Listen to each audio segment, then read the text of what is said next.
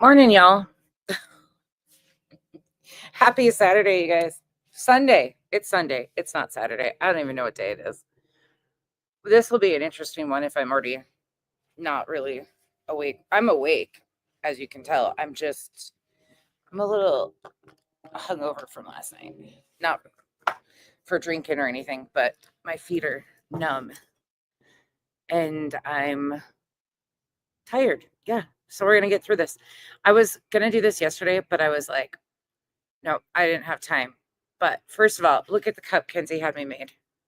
She had this made for me months ago for Christmas, and then it didn't come in time for Christmas. So she gave it to me for my birthday, but it just got here yesterday. So it's heavy as hell, though. Like, it is crazy. Oh, Terry last night was amazing. Happy birthday to Chico. Happy birthday to Chico. Happy birthday, dear Chico.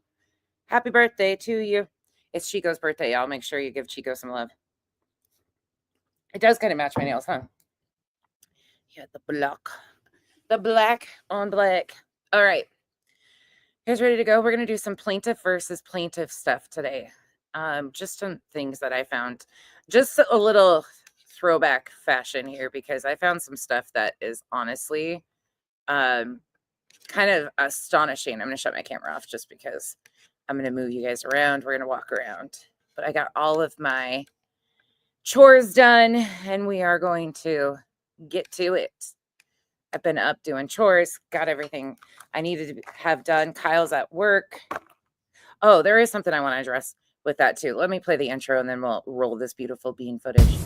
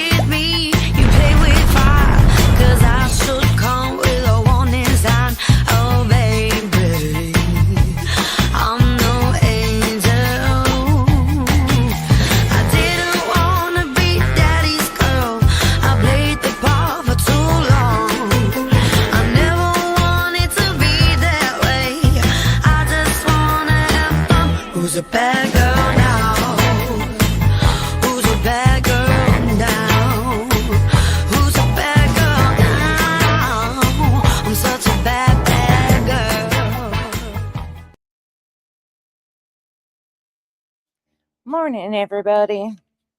It's Sunday, not Saturday. Oh, hey, Pika. Hey, OG Shorty. Donna. Amethyst. PJ Second Chance. Petunia. Thank you guys for holding it down while you guys were in the chat chatting away. Hey, baby. Yes. The date says it's tomorrow. Huh? Isn't today the 2nd? Baby, I think we're in the same. I think we're in the same category of what day are we? Where are we at? Somebody thought it was the 3rd earlier. You guys are cracking me up. Hey, Michigan Wifey. Hey, Avy. Taylor with Stitchin' Bitchin' and more.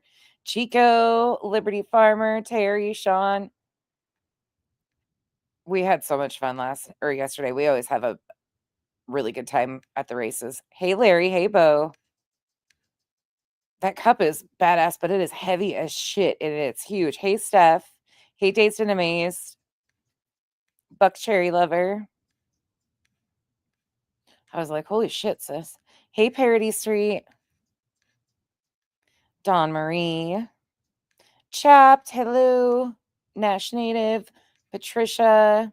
Daddy's baby girl. It's good to see you. I haven't seen you in a while. L. Webby. It always makes you happy. Georgia girl stuck in Cali. First of all, that has to be, depending on what part of Cali, that has to be a real change from one coast to the other. Hey, Miss Liverbird, whatever we want to. Miss L. All right, we ready to roll. Hey, Sadie Beth. So first and foremost, you guys know, like, there's been a lot of shit talking recently. Hey, Lisa, and just random stupid shit. You saw people come in here recently and say that something about my tattoos, paying for my tattoos. It starts, of course, anytime like I'm out living life, disconnected from this app. It's always some like bullshit that's communicated or started or something over my tattoo. The appointment was scheduled like 8 months previous to that, but people don't want to talk about the actual facts. So anyways, I don't give a fuck. Let him say whatever. But Kyle busts his ass, and you're never going to take away from the fact that I have a partner who, although he was out of work with pneumonia in the hospital, as soon as he could, before he should have even went back to work to provide for his family. So when we go to the races and things of that nature, sometimes it's even a gift from my in-laws for Christmas. We've had that happen. But you will never discredit that man and the fact that he provides for our family. And we are damn sure going to continue to live our lives. If you want to continue to watch through the lens of sitting there bitter and nasty and trying to say something otherwise, please keep on. Do all that.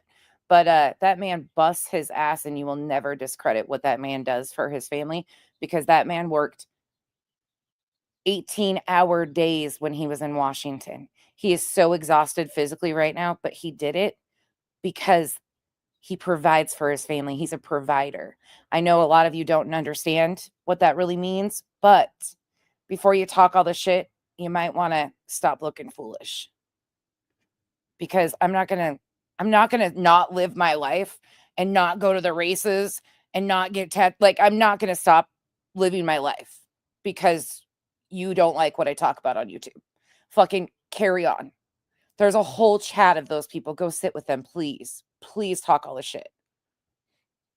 Hey, JC. Hey, Passion for Victims. Cynthia Beck. Jake Hells.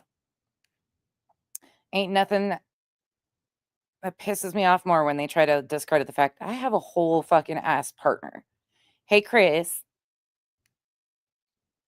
Oh, Daddy's baby girl. I'm loving that you've had the babies. Hey, Cranky Catherine. I don't care. They can ask all the questions. Ask all the questions they want. But that man will never, you will never, ever discredit what that man does for his family. And I have a whole fucking job. So while most of you can't say the same, it is what it is. Hey, Nisi.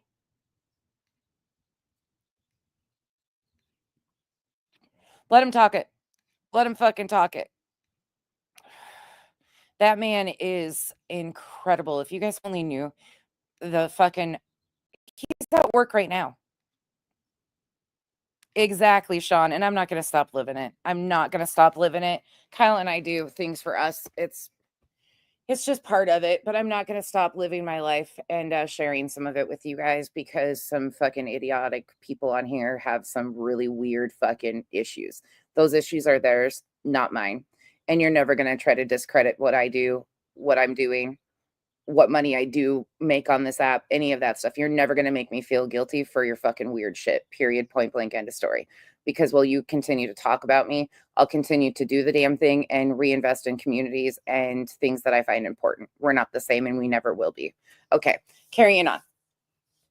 But I don't care. You can come at me all day long, but you will never discredit the man who fucking busts his ass and takes care of 3 children that aren't even his own. Fucking weirdos is all I have to say. You want to see me pop up and pop off? Come for that man. Come for that man and try to discredit what he does, because he is one of the hardest working men I've ever met. So, okay, back to business. Today, we are going to do a little reminder, because it's important with these filings to remind people what is going on. It is insane to see how the plaintiffs have maneuvered. So again, we're talking about the RICO filing, the filings in Pennsylvania, but I want to show you guys some things that I found. And we're going to start with a random clip because I found a random clip in that video. For some reason, it was still playing and I was listening to it and I was like, holy shit, I forgot that these things were said. So in the filing, it states that people called Seth Rogers names and things like that. Again, it's not attributed to an exact one person, but I want to remind you, in the filing, it's saying that people called him a P-file. Okay, well, shocking. Shocking is the day that you'll find a plaintiff calling somebody else who is now green team a P-file. Let's listen. And then we're going to get into the filing and move it along. Mustache Man, he also tried to sue Kayla. This is a clip from my horse and pony show. But this was from the TikTokers. This is when Tony's crew was doxing JLR. But pay attention, it gets really interesting coming up. I'm sorry, what? Was that the Mustache Man he tried to sue? Yeah. All survivors of the Holocaust, the Lincoln Memorial, Eiffel Tower, the USS Cole, the book, whatever that says, the Garden of Eden, the Roman Empire. Notice the same team members on screen. Tony might not be present, but his team members are as they're going through JLR's problematic past. Can you give us an abbreviation for what platform that is, ESL? She said what? YT. Yeah, but she's meaning like who? Channel. Oh. I'm sorry, I wasn't very clear on that. I'll send it to KJ. Listen up. Oh, okay. No wonder. Well, never mind. Yeah. Oh, that says it all right there. Yeah. If you're on there watching that, ask him how his PEDO brother's doing. And need I remind anybody that this is the spokesperson for the parent of a missing child. And Dolly Vision now has Nick the Hat as, I think, one of his buddies or something. Isn't it ironic how things transition around here?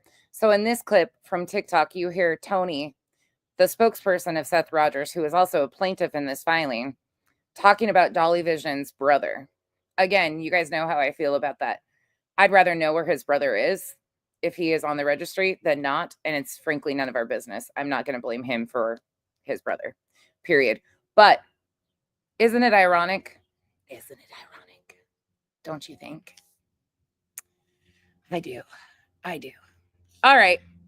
Oh, before I do that, before I do that, before I go here, I want to go here. Before I start reading some of the exhibits again, I want to remind you some of this. We played some of this the other day, but I listened a little bit further to this live stream too. And I think that was, I think it is ironic. So this is BJ's Everyone is a Suspect Part 2 of Sebastian Rogers' case discussion. Now, the date of this, just so everybody knows, is June 7th. We played a little bit of this the other day. I'm just going to bump it through a little bit. But I want you to remember, this is the person who is now a plaintiff in a filing in Pennsylvania claiming that there's a RICO and a racketeering organization. But then she says, all I want is to be left alone. Well, this wasn't quite the way to go about it. But it's amazing how things transition. So let's listen to this for a second, and then I'm going to bump it to the timestamp that I want. And then we're going to roll into chaos, even more chaos. This, I was playing a game. No, I don't. Give me just a second. Hold on. Yeah, no, I don't. I absolutely do not. And that is the one thing that I said today to like the mods, I think, and on my live. When it comes to allegations that like Seth is a predator or he groomed Katie and thing, I have a problem with that. That's horrible. Because we don't know that. And But you just heard Tony call somebody else out. The things that make you just scratch your fucking head on this app. let's say that was even true and that was documented. How does that have anything to do with Sebastian missing? It's kind of, it would, if that was even true, it would be a back burner thing for me until Sebastian's found, much like the whole saga with Summer. There's certain things I feel like, yes, it's important to have out there, but should they have been out there when they were out there? You know what I mean? I don't know.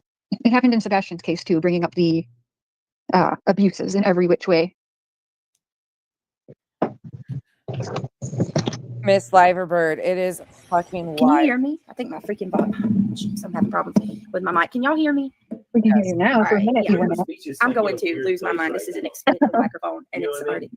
already. Because there's so many platforms, you know what I mean? Yeah, Some hold on. companies Let bring me the see. speeches like in a really I'm weird sorry, y'all. place. Hang on one moment. I'm sorry. No problem. I don't think I can see the chat. Okay. I'm being pretty cool. So I think the way, basically, from what I've heard of you say, me and you pretty much are probably on the same page with all of this. Well, at least this particular thing. There was someone who went live today. Okay. And me and this person and the people in this person's court do not agree with one another on most cases. And we don't actually, I mean, I'm not going to say we don't like each other. I just don't, it's not my crowd, I guess. I feel like to say I dislike is a bridge too far. But there was a person that went live today and was actually speaking out about the hypocrisy in the community. And they made a really good point. Some of the people that are up in arms now about Seth, giving people these cease and desist are actually people like a month ago that were championing victims' families to basically go to the courts. Is it about the cause or is it So- about your money? I'm like, And again, I'll say it once again. I am all for parents of missing children to do whatever they need to protect themselves against the exploitation that is done by creators. However, the filing in Pennsylvania is not that at all. It is not in Seth Rogers' best benefit. And by the way, yes, I am very, very much aware of what Nancy Grace did with Spanky, Tony, and Seth. I'm very aware of that whole situation. I am choosing to not give it any airtime at this point because Nancy Grace is one of the OG tragedy pimps, in my opinion. And I don't even like that term because we're all discussing tragedies. So at the end of the day, she has kind of set the bar of profiting off of people's pain for decades. And what I have chosen to do instead is I'm going to do a little bit of a reminder of who Nancy Grace is and how many families and victims she's actually impacted over the years. Because she's no different than the creators on this app. She's just got a larger platform and was seen as an expert because of her time as working in the courthouse. well, how grand is that now? Isn't that special? You know? That's crazy. But he has from jump. Every interview that he's done, they've lied on, in my opinion. So same with Vinnie Politan when they said all sorts of stuff on there. It's the same thing. I don't know. That's just something I thought I'd bring up. What does everybody in chat think? How do y'all feel about this this whole situation? And here is something, one of my my fears, Sharon. I'd like to know what you think, because I got to give a shout out to my mod Brandy. She mentioned this, and I didn't even consider this. What if this sets a precedence and Chris and Katie starts handing down cease and desist to people too, and like we just have this whole shit show where even creators like myself that won't intentionally spew, defamation, but they will still give you a cease and desist just to keep you from talking about it. Well, that itself is crazy. She's been sued a couple of times, Miss L. And cease and desist on a case that's very public. You got Nancy Grace, Court TV, Law and Crime. Like, this is a very high profile public case. Dare I say a little more high profile than Those are independent companies that are distributing Nancy Grace, Court TV, all of that stuff. This is not national media attention. This is not your CBS, NBC, Fox, any of that stuff. The only people that have really gotten it on anything outside of that are Chris and Katie. When she went on what's that show? Oh, it's going to slip my head right now. It's the guy from, I think he's from South Carolina. Oh, I'll have to go look. Hold on. It slipped my mind. What's the name of that program? Summers.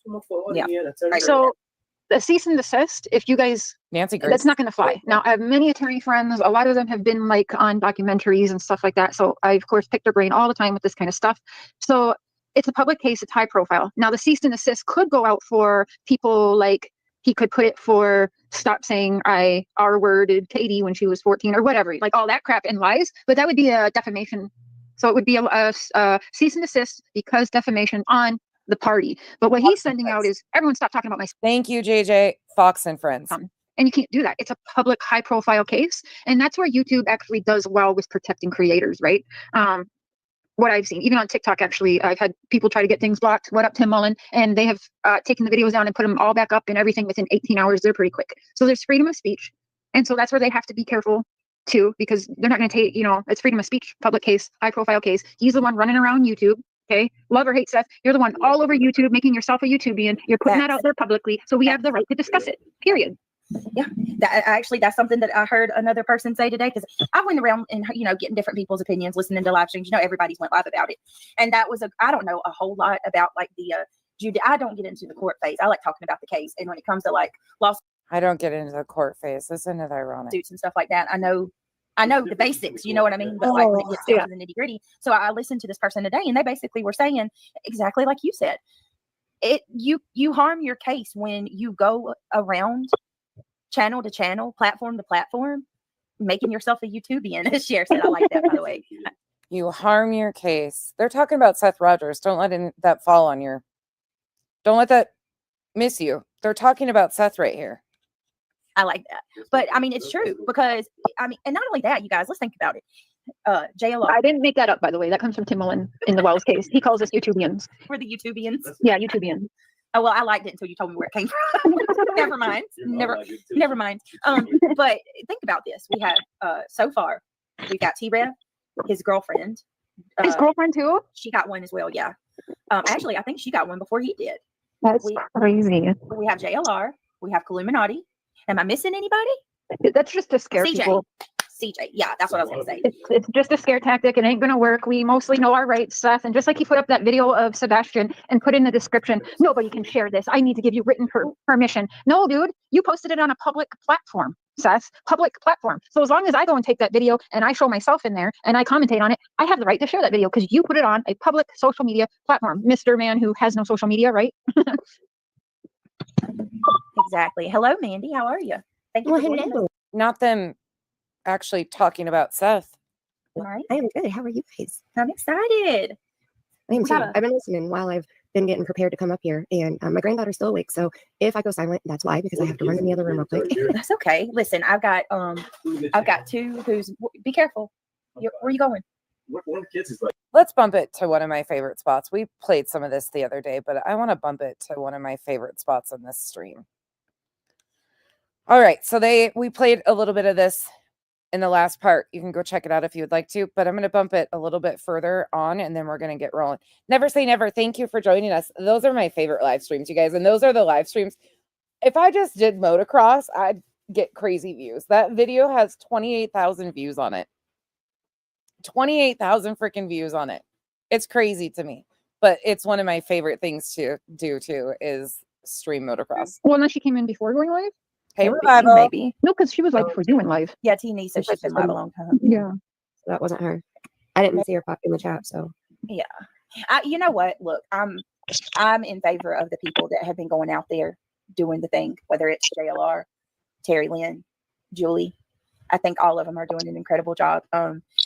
She thinks they're all doing an incredible job. Keep that in the back of your head right quick. And she mentioned Julie, the dog handler. Keep that in the back of your brain for a moment. This cannot be compared to, this is one thing I will say, I don't think it's comparable to Summer Wells. There's nobody that's going over there causing a scene. Like the Proudfoots said that you're right, yeah. Threatening them, they've never showed proof of it. And we've seen CJ, JLR, Dolly, because they document everything they're doing while they're there. And the most that they've done is actually ride by the house. You know what I mean? Like nobody's, I haven't seen anybody shouting or out there with signs or causing a scene anywhere. This was also in timeline before Betty got to Tennessee. So there's that. But have things changed? Yeah, it definitely is not that like they did to Billy Joe. Thank the Lord. your mom checked and said it was her. Thank you, Apple Crescent. And I'm glad that you know. I wanted her to know that she's got a stupid cloned account. Let her know that I got clones too, because I hate that. YouTube needs to do something about that. Brittany. Let me see. Boston supports Lana. and Megan both checked and said it was hers, that it wasn't. I think it was her. It was, yeah, I do think, because I saw her comment a while back. So I do think it was her. The mods checked and it went to her channel. So it was her. Yes, Justin. I don't. Hold on. One more thing about the Nancy Grace thing. Do you guys realize that that person, that lady, Freedom's Raw Narratives, I've been telling people this and people won't listen to me. Do you guys realize where she came from?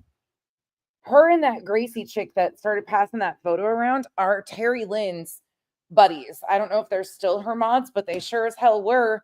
Not long ago, they were all buddied up with Terry Lynn. That's where they came in from, was Terry Lynn. Like, connect the pieces. Oh no. Oh, did it, Boston? Okay. I don't know. All right. I support Seth, not a Tony fan. I don't agree with everything that he's done, but I know that Seth had nothing to do with Sebastian missing. The only thing I care about is finding Sebastian in person. Not Spanky saying he's not a Tony fan, and then he appears on Nancy Grace with Tony Mathis. Oh, I guess it must be a different personality because it was on his Justin for All channel and not his Clutch Those Pearls channel. By the way, Justin's name's been out there for the longest time. It was out there when I came onto YouTube, and the reason I know that is because his Cash App and PayPal that he used to scroll had his real name attached to it. Just FYI. Involved. Exactly. It's not about that's what I've been saying too. It's like, what I'm getting at is Nancy Grace didn't dox him by saying his name. His name's been out there for years. It's not even about I support the Proudfoots or I support Seth. It's about Sebastian. And Right. and I think that's where we all need to center focus. I agree. And FYI, something linked to Justin. And it also has and I've said the same thing too, Justin. Like we know that Seth didn't do anything. I mean, for God's sake, I don't know that. Well, I'm not gonna say I know that. let me take that back. Let me say it better. I got to give Cher a little credit here. Cher was willing to push back. Cher is not my cup of tea, as you guys know, but at least she pushed back a little bit on some of these things. And BJ quickly falls in line, but pay attention to what's going to be said. He was at the jail that night. Yeah, he was. Yeah. But I know how prisons work. That's true. And I know favors can still be done. And just because he's seen on camera, that's New Leaf, thanks for going along with us last night. Thank you all for hanging out with us last night. It was a blast. Something we love to do, and we love to take you guys with us to do it. It's truly like, I don't know, it's one of my favorite times. good alibi. Doesn't mean he didn't have no planning parts in whatever is going on. I'm just to be fair. No, that I mean you're right. And I know how prison works too, so I have a lot that I don't Granny, ding, ding, ding. say because I don't, it wouldn't really add much, but make people worried or whatever, right? So there's, I mean, just and good you should always keep an open mind, right? Yeah, That's exactly. the safe thing to say. Because I know, and I'm being fair, like so fair. I feel like in this case, I'm looking at everybody the exact same, and I think that's fair to do right now. But when I do ask myself who has benefited the most from Sebastian missing, I'm sorry, but my answer is Seth, because he's got tens of thousands of dollars from all of this, and it has not gone. Tony went live on TikTok and said he does his work for free, so he's not paying Tony. The PIs all said that they were pro bono, so he's not paying the PIs unless all of them are lying, and he hasn't set up a reward fund. Now, just what we know that we could see with our again, this was in June, but what has changed from here? What has changed? This is why, like, after that 7-hour stream, you guys, I'm sorry. I will try to not do that to you guys again. That was really long, but there's just so much to cover when you start going one, and like it just goes and goes and goes. There's just so many things to pull from of examples of what this whole thing has turned into. It's crazy, but I'll try not to do that to you again. But there was so much that I wanted to like add in. As soon as I was done, I was like, oh, wait, they went here, they went there. This is one of those. our own eyes. That's not even including his personal cash apps and all that. He got damn near 30 just on GoFundMe, $30,000. How much do you think he got privately that we'll never freaking know? We have, I mean, You know what I mean? Grant. Easily, I'm going to guess he probably got around 50K by now. I was talking to my mods about that privately like yesterday. If we're being fair. Yeah, and to be fair, I do have some questions about the money because it's like Cher said, and I know. Wait, BJ was questioning the money that Seth was pulling in. And then somehow she, months later, end of September, beginning of October, she becomes a co-plaintiff with Seth Rogers on a filing in Pennsylvania. That makes a lot of sense, doesn't it?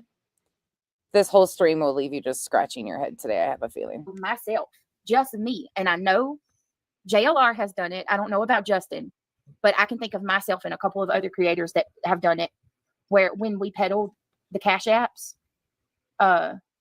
we would say it would be better for you to send the money to to the Cash App versus GoFundMe, because GoFundMe keeps a percentage. Right. So yeah, and I did. I mean, I still got it on my ticker. I scrolled his Cash App for well over a month. Oh, yeah. So, you know, but I will say this, but to be fair, he, as far as I know, and somebody can correct me if I'm wrong, because I don't know everything. I don't recall ever seeing him push those though either. Like when he was on, interviews and stuff, I've never once that I can think of heard him say, donate to my Cash App or donate. So how did we even get his Cash App? How did we get his Cash App done? Because you don't have to ask it. You can come on and be as sympathetic to know that at least the Proudfoots was watching the Watts case. Do you guys remember a long time ago, the beginning of Summer's case? I said, I feel like we've all been watched by these suspects. And we were, because Jody Sue said she was around us all during Chris Watts days. And that's crazy. And what's his name? Chris Happy Feet brought up also following Chris Watts. So were they also mingling amongst us all and we don't know? Probably. So I don't know to say like, well, he didn't ask. You don't really have to. You come on and you play the opposite of what the asshole Happy Feet's playing, and people are going to share that. Going on with the creators, if we're being fair, we're going to share the Cash Apps, right? If we think it's actually to help Sebastian. Like I shared his links until recently, but I'm not going to share it anymore because he took 2 polygraphs with Nancy Grace, and the law still won't clear that man. Yeah. Oh, things that just make me scratch my head. You guys are incredible for dealing with me with the long streams. I actually feel hungover after I'm done doing that. Like it is like, don't talk to me for an hour and I have to go usually right into like cooking dinner or something. And I'm just standing there like in a haze. It's just a lot. So I'll try not to do as long like that. Well, but then we'll get talking and here we will end up again. So I'm not going to apologize, but thank you for hanging out with me while I do these long streams. I'm not sharing it anymore because I got Tony phony baloney with you, and I got questions. And oh wait, not Tony phony baloney. Your co-plaintiff. Let's hear that at normal speed. Actually, wait. We're gonna share the Cash Apps, right? If we think it's actually to help Sebastian. Like I shared his links until recently, but I'm not going to share it anymore because he took 2 polygraphs with Nancy Grace and the law still won't clear that man. Yeah. Well, I'm not sharing it anymore because I got Tony phony baloney with you, and I got questions. And real quick, Serenity, thank you so much. She says, every time I try to keep an open mind, I go back to no break-in and no scent leaving the house. Tony phony baloney, your co-plaintiff. Imagine that. If Seth was involved, I do not think that he would try so hard to get FBI involved. Miss in L, my right? opinion. Now, yeah, well, that's true. That's true. I'll say it again, and my mind has actually not wavered whatsoever in this. I think all of the adults failed, just like in Summer's case. Yep. And my number one suspect above Seth is the one man that was 3 hours away. Even though Katie was alone in the house with him, my number one suspect is still the guy who's 3 hours and 20 minutes away. Okay, I want to respond. Okay, so is it possible that, there was a hitman theory? Absolutely. I can name 2 different cases. Name them because, it was a while back, but there was the one girl that was working out when her boyfriend, she hired a police officer, an undercover police officer, to take out her boyfriend while she was working out at the gym. And they set her up and told her that he was deceased. And so you tell me right here, because Cher on BJ's panel said that her number one suspect outside of Seth. How is that different than what you've seen Granny say? How is any of this different? This is why I'm trying to understand how people became plaintiffs. And well, I know how it happened, but you see the irony here, and you see how their theories, what's being accused of Granny, wouldn't that fit here? Like, isn't this damaging to Seth? Wouldn't this be damaging to his reputation? Them having questions about the money he's raised, his behavior, saying that he's a suspect. she fake cried and all of that, and then they arrested her. Yes, it is possible. It could definitely be a theory, but is it probable? I say no, in my opinion, because like one of your main focuses is the money. Yes, he's gotten a lot of money, but he got the money after the fact. He didn't ask for it himself. The first place that I saw his Cash App was on JLR's stream while he was out searching with Seth. That's, and I agree with Brittany, like every time he's been asked, what can we do to help? Share my son's face. That's true. Yep. That's true. Why I'm so shocked and taken back by these C&Ds, because I don't understand why you would want to shut people down. Stop talking about you. I don't believe that's Seth doing that. I don't either. I think it's Tony. I wish it would have just said Seth's name and not Sebastian's. If it's real, I wish it would have been just Seth's name. Like, don't talk about me. You don't need to talk about me to share my son's information, So something like that would have been more understandable. And even something like, and just stick to like the facts on Sebastian. Don't talk about him at all. Just don't make up. Like, I can understand he's pissed because there's a lot of wild stuff going around. Like, there's times I even understand Don Wells being pissed. Okay. But I mean, I get it, but at the same time. Donna, same. But I have to say this. If you think that these people are not extremists with that same cult type mentality in their own types of cults, it might not be in your face, and they might not be using a cult as their forefront, but they are extremists on the political side of things, the religious side of things. They have the same workings as what we've seen with other cases. For me, and I know I don't have a missing child and I am not in those shoes and not experienced it, but I have always, with myself anyway, have thought, like, as long as people are talking, good, right? Right. So I don't know. But I do see where he would be pissed, but that cease and desist is worded so wrong that because you're right, Mandy. I don't see Seth wanting that, because that's the whole reason he's on YouTube, he says. So it's very contradictory. Right, exactly. And I have to say it again, you guys, it doesn't matter if that was Terry Lynn in the chat or not. Okay, if it was her, great. If it wasn't, great. Yes, it does.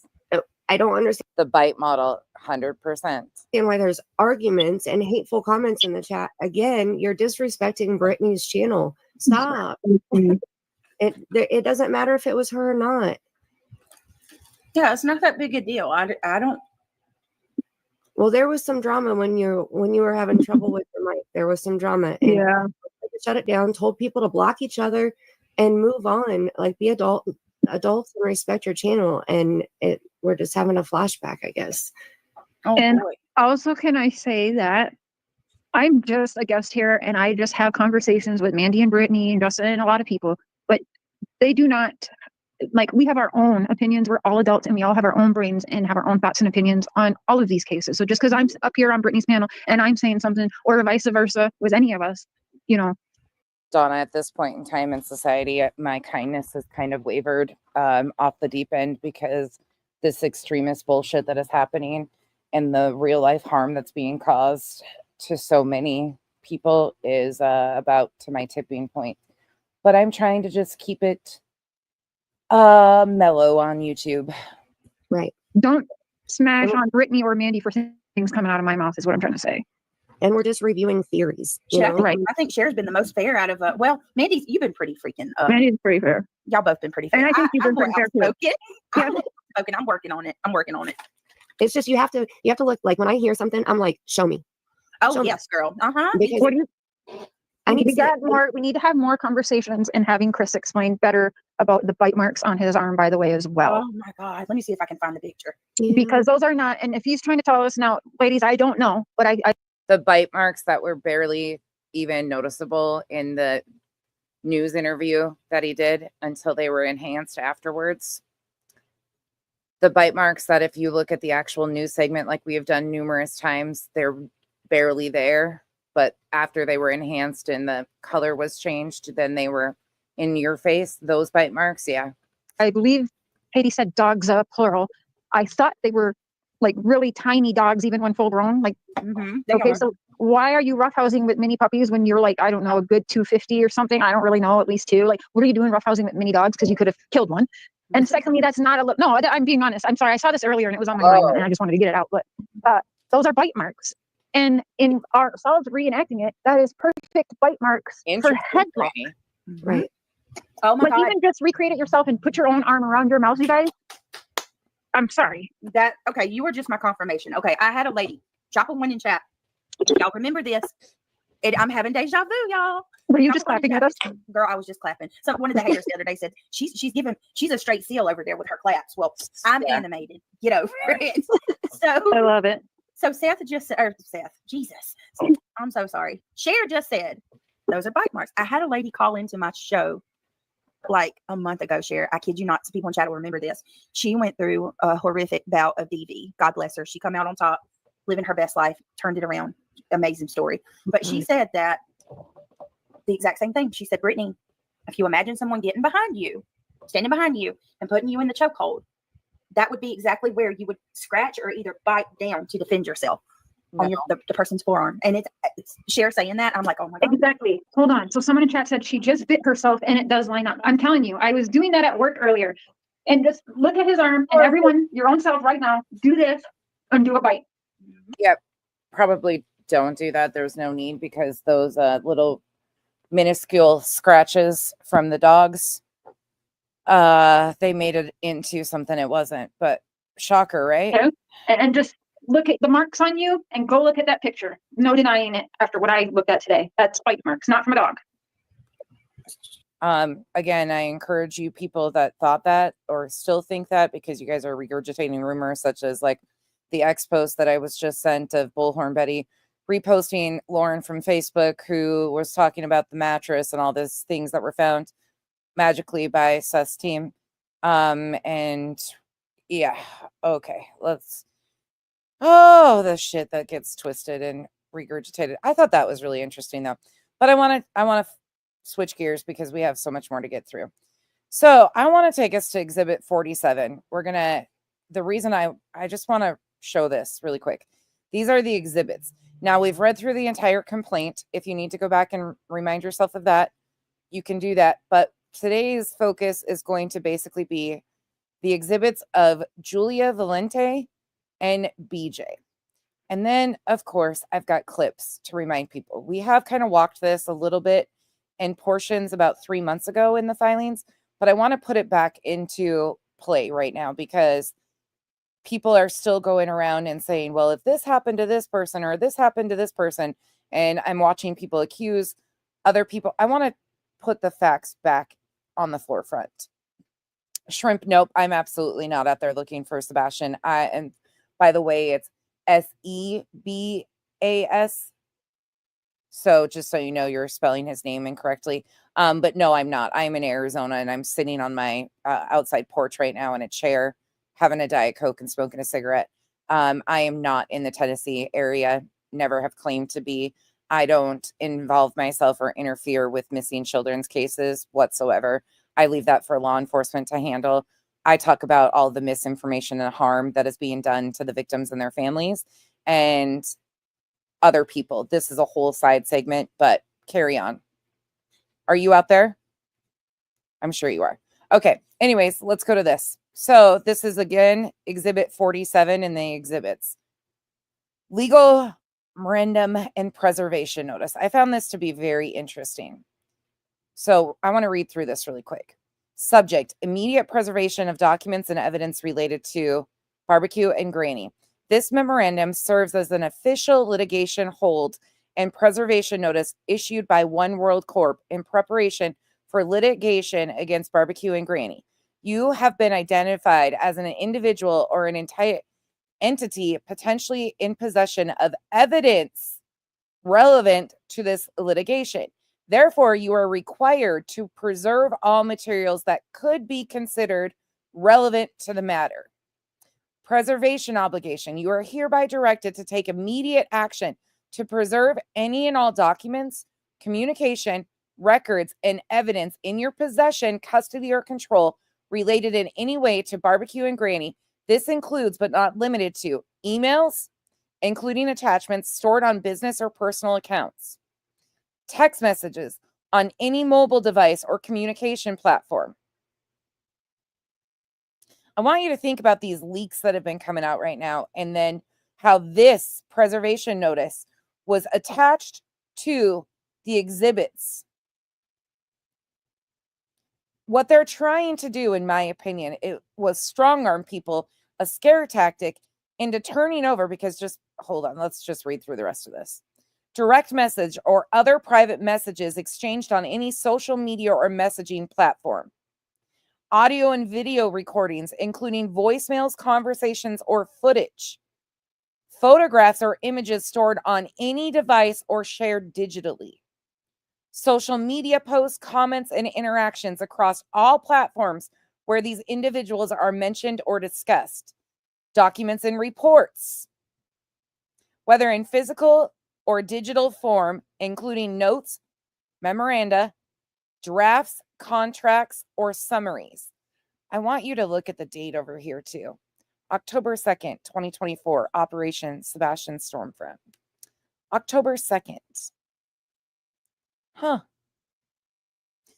Documents and reports, whether in physical or digital form, including notes, memoranda, drafts, contracts, or summaries. This preservation obligation applies to all devices and storage mediums, including but not limited to computers, mobile phones, tablets, cloud storage, backup servers, and external drives.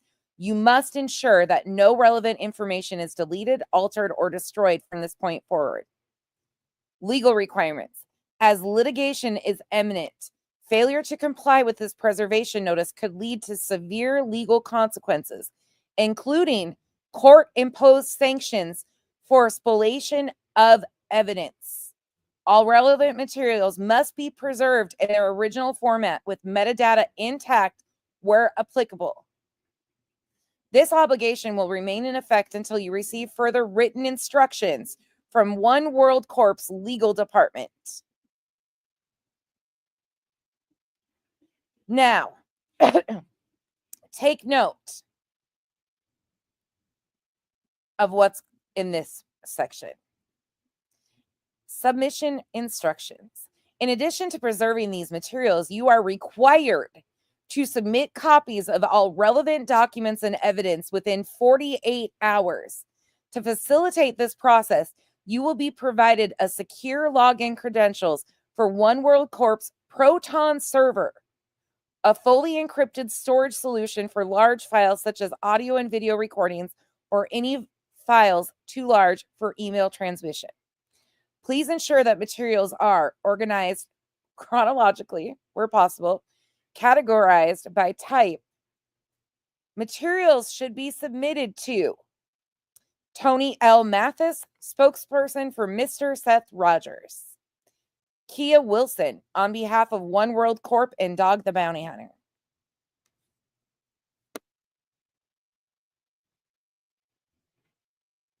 Granny, did you ever get this preservation notice in your email, by the way? Just a quick question. What? Who? What? What? Every time I look back at this, I'm just like, there's more and more shit that just... The preservation demand will remain in effect until you receive written notice from the legal department of One World Corp that the hold is lifted. Until that time, you are legally required to continue preserving all relevant materials without alteration or destruction. If you have any questions regarding the scope of this preservation demand, require clarification, or need assistance with submitting materials, please contact Kia Wilson or Tony Mathis. Non-compliance with this notice may result in legal penalties and significant prejudice with the forthcoming litigation. We expect immediate compliance with this preservation directive. Thank you for your cooperation. Hung. And it's signed ACS, Managing Partner and Director of Human and Equal Rights Compliance, Joseph Lesniak, Attorney for At Night, Josh Perez, Mid-Atlantic Bureau Chief and Director of North American Syndication, Kia Wilson, Partner, At Night on behalf of Dog the Bounty Hunter, At Night Media Litigation Research, At Night Media Group Division of Private Intelligence and Research, Nick Hatzenfatzow, North American Director of Public Information Requests and Litigation, Tony L. Mathis, National Spokesperson and Representative for Seth Rogers' client. No.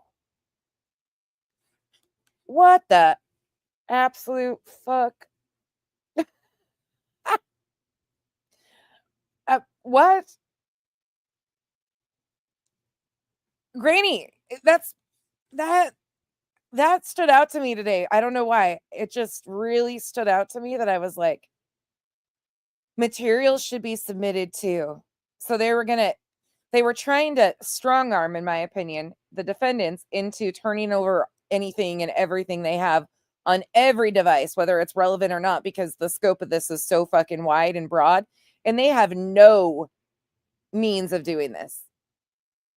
Yeah, why would a spokesperson, and who's this random Kia Wilson?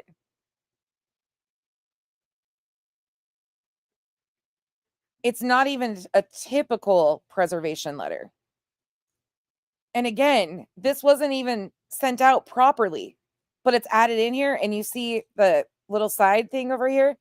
October 2nd, 2024, Operation Sebastian Stormfront. Right, Roberta, they have zero power to do that. Nope. Yeah, you would think so, PJ Second Chance. I would think they would have to have, or court ordered, like it would have to be. You usually, when you go into litigation, you preserve everything, but you don't turn it over, like until you're required to turn it over. Yes. Scooter, this is an exhibit. Yep. This is exhibit 47. There is Uncle Taco's right before it, but this is exhibit 47. Isn't that fucking insane? And then this is exhibit 51. But look at how they're out of order too. Anybody else notice this? We were talking about some of the, just like the minor points of some of these. Right, Revival. 0. Tony has 0.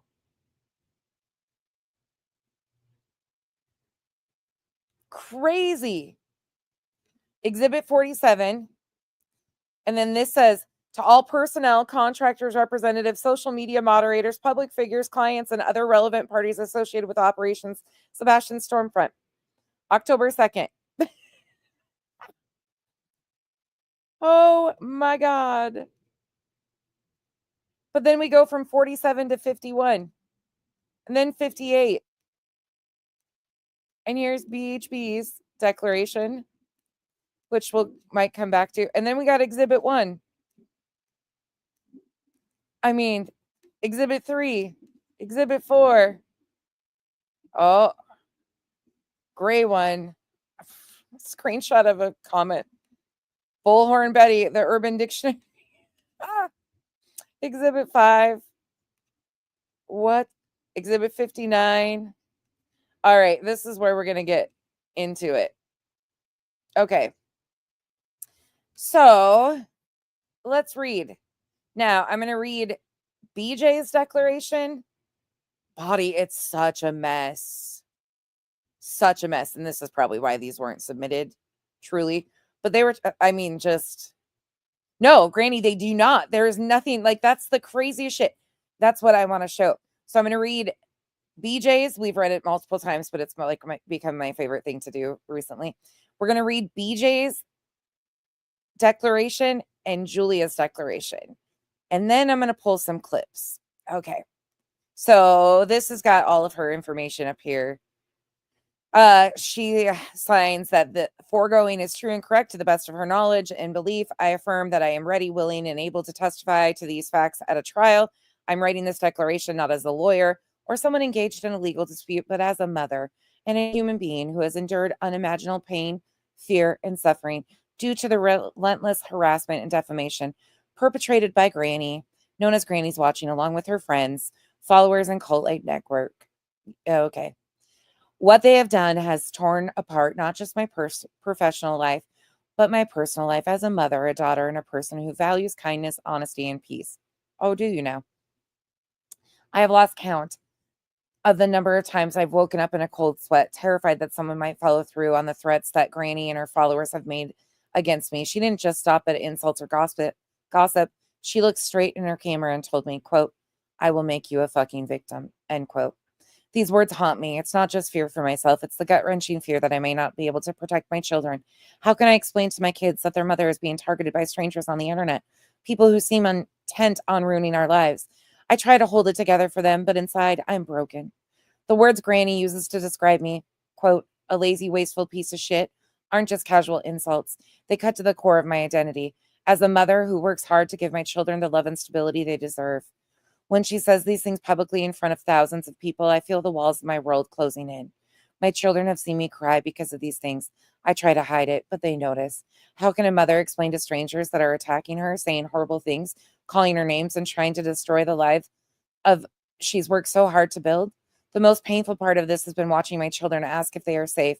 Granny and her associates even implied that I neglect or harm my children, saying things like, quote, "You won't ever catch me driving with my children unbuckled, standing up," end quote. These comments go beyond personal. They attack my ability to be a good mother. You won't ever catch me driving with my children unbuckled, standing up is an attack on her ability to be a good mother. Okay, right on. I have spent sleepless nights wondering if someone might actually believe those lies and come after me, or worse, my children. As a mother, there is no greater terror than the thought of your children being hurt because of the lies and hate spread by strangers. Did you get your cameras, by the way? Just asking for me, side note. Did you get your cameras that people donated to you and you needed to have a whole, setup? Just wondering. The campaign of hate has also impacted me financially. Before this started, I was proud of the work I did and I was able to support my family. Now people who once trusted me no longer want to work with me. The lies, the accusations, the threats, they've destroyed the professional relationships I've worked with years to build. And the worst part is, I'm not just losing business, I'm losing the ability to provide for my children. How am I supposed to rebuild my career when my reputation has been torn apart by people who don't even know me? My mental health has been shattered by this. Every day I wake up with a knot in my stomach, wondering what new attack will come. I'm exhausted, not just physically, but emotionally. I feel like I'm constantly walking on eggshells, afraid that one wrong move will lead to more lies, more harassment, more attacks. This anxiety doesn't just affect me, it affects my family. My children have seen me cry more in the past year than I care to admit. I've had to cancel family outings, miss important moments, and withdraw from the people I love because I'm so consumed by the fear and stress of what might happen next. At times, I've broken down completely. I've sat in my car in the driveway of my own home and just cried because I don't know how to protect myself or my family from this kind of hate. I'm a mother, just trying to raise my children and do my best for them. I've had to tell my kids, why are they saying horrible things about their mom online?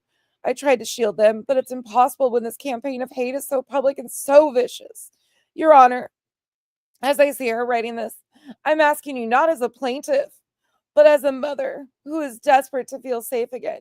I want to wake up one morning without the fear of what might be said about me, or worse, what might be done to me or my family. I just want to live my life, raise my children, and provide for them without this cloud of fear and hatred hanging over me. I am asking for justice, not just for me, but for my children who have seen their mother's spirit broken by the relentless cruelty of strangers. I, BJ, am not just fighting to clear my name, but to protect my family from the very real and ongoing threats that this coordinated campaign of harassment has caused. The psychological, emotional, and financial damage has left scars that may never fully heal. I am pleading with this court to recognize the very real harm that these actions have inflicted on me and my children, and to hold those responsible accountable for the destruction they have caused. I, BJ, swear and affirm and verify under penalty of perjury, under the laws of the United States of America, the Commonwealth of Pennsylvania, the state of Tennessee, the state of New York, the state of Florida, and every other fucking state they could throw in here, that the foregoing is true and correct. I understand that false statements herein are made subject to the penalties of perjury and other applicable laws. Signed yours truly on October 16th, BJ. Huh. Can we have a moment of silence? In the arms of the angel, fly away. Why did I feel like we just went to the ASPCA, Sarah McLaughlin? Yep, that Michelle. Yeah, that Michelle, get out of my head.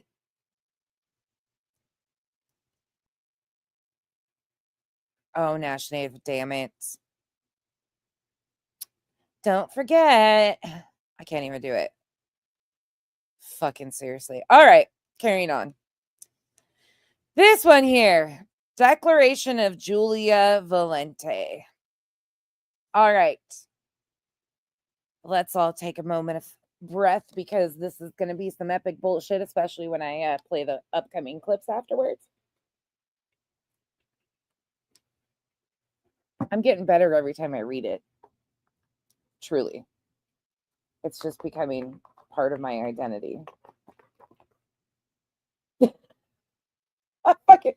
says that shit in public document? Like, did she not know this was going to be made public? What did they tell her? They won't be able to see this? Like, can you... What? What is happening here? All right, here we go.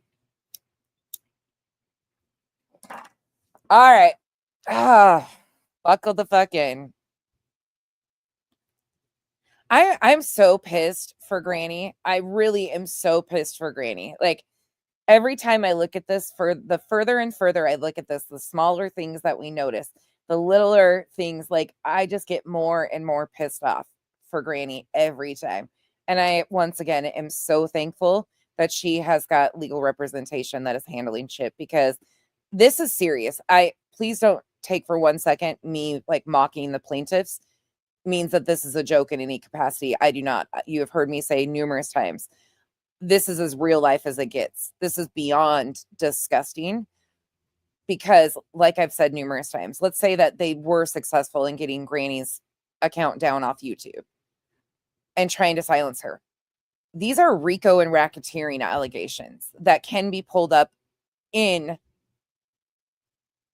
any type of background search. If she was to go out and try to get a typical 9-to-5 job and they did a background check, these will pull up. And how are you going to explain to a potential employer or anything? Let's just say, think about that for a second, people. This is as real life as it gets. Yeah, body, exactly. This is very serious. It's ridiculous, but very serious. Oh, revival. I will talk to you later about that one. Yeah, there's going to be some things. So this is Julia's declaration. I, Julia Valente, CPT, being duly sworn according to law, hereby, I'm going to scratch over that. The foregoing is true and correct to the best of my knowledge and belief. I am a captain in the United States Army and a resident of Pennsylvania. I live in Mooresville with my family and have committed my career to serving my country with honor and integrity. In March 2024, I was enlisted as a canine handler due to my national certification through several police-affiliated organizations and academies to assist in the search for missing 15-year-old autistic boy, Sebastian Wayne Drake Rogers. I was contacted by Seth Rogers, Sebastian's biological father, as well as Todd Terrell from the United Cajun Navy. My credentials were forwarded to the Tennessee Bureau of Investigation and the Shelby County Sheriff's Office to validate my qualifications and authorize my involvement. You notice it says Shelby County, not Sumner County. Just keep note of some of these little things. My work on the ground alongside K9 Gator was officially documented using the PackTrack application, which is utilized by law enforcement and military agencies to document canine training and exercises via GPS. The PackTrack app cannot be altered and ensures that accurate records of canine operations are maintained. A true and correct copy of K9 Gator search report showing our work in Tennessee is attached here too as Exhibit 1. This document confirms my presence and participation in the search. Despite this documented evidence, the confirmation of my credentials by the TBI and Shelby County Sheriff's Office, because it's not Sumner, Granny, also known as Granny's Watching, used her YouTube platform to spread defamatory, slanderous, and libelous accusations against me, stating falsely that I was a fraudulent canine handler and I was planting evidence in the search. One specific YouTube thumbnail currently attached hereto as Exhibit 2 features a photograph of me taken by a licensed photographer, Wise Canine Photography. This photo was used without permission from either the photographer or myself. Both the photographer and I have confirmed that neither of us granted Granny permission to use this copyrighted photo. Granny used this image to misrepresent and defame me, knowing full well that I did not plant evidence nor commit any wrongdoing. Enter Julia's messages to me. Hold on really quick. Give me 1 second. Just because I can. But I really do fully own up if I messed up. Anyway, so my parents are down here visiting me and Howie, so I'm heading to them right now to have like a late brunch type of deal. Early brunch, late breakfast, whatever you want to call it. When I get back to Howie's house, I want to fix up this PDF for you because I know you like the facts and they like concrete stuff. I just share in your concerns that somebody's going to do something, whether it's Betty or Terry or whoever, they're going to do something to try to frame Chris and Katie. And I really want to present proof to you more so than anything because I know you mentioned in her live you were worried about that. And I did send this stuff to TBI also. I just have some concerns and I'm not really sure what to do about it. And it's been really bothering me. So she sends me a voicemail. Remember, she's claiming in this document here that Granny did all these things, planting evidence. Okay, but you hear her on that voice memo directly from her that she is concerned about them trying to frame Chris and Katie. She speaks specifically about BHB, who is a co-plaintiff of hers in this filing. Interesting. Let's carry on. The false accusations Granny made in this video have had serious and far-reaching consequences for my career.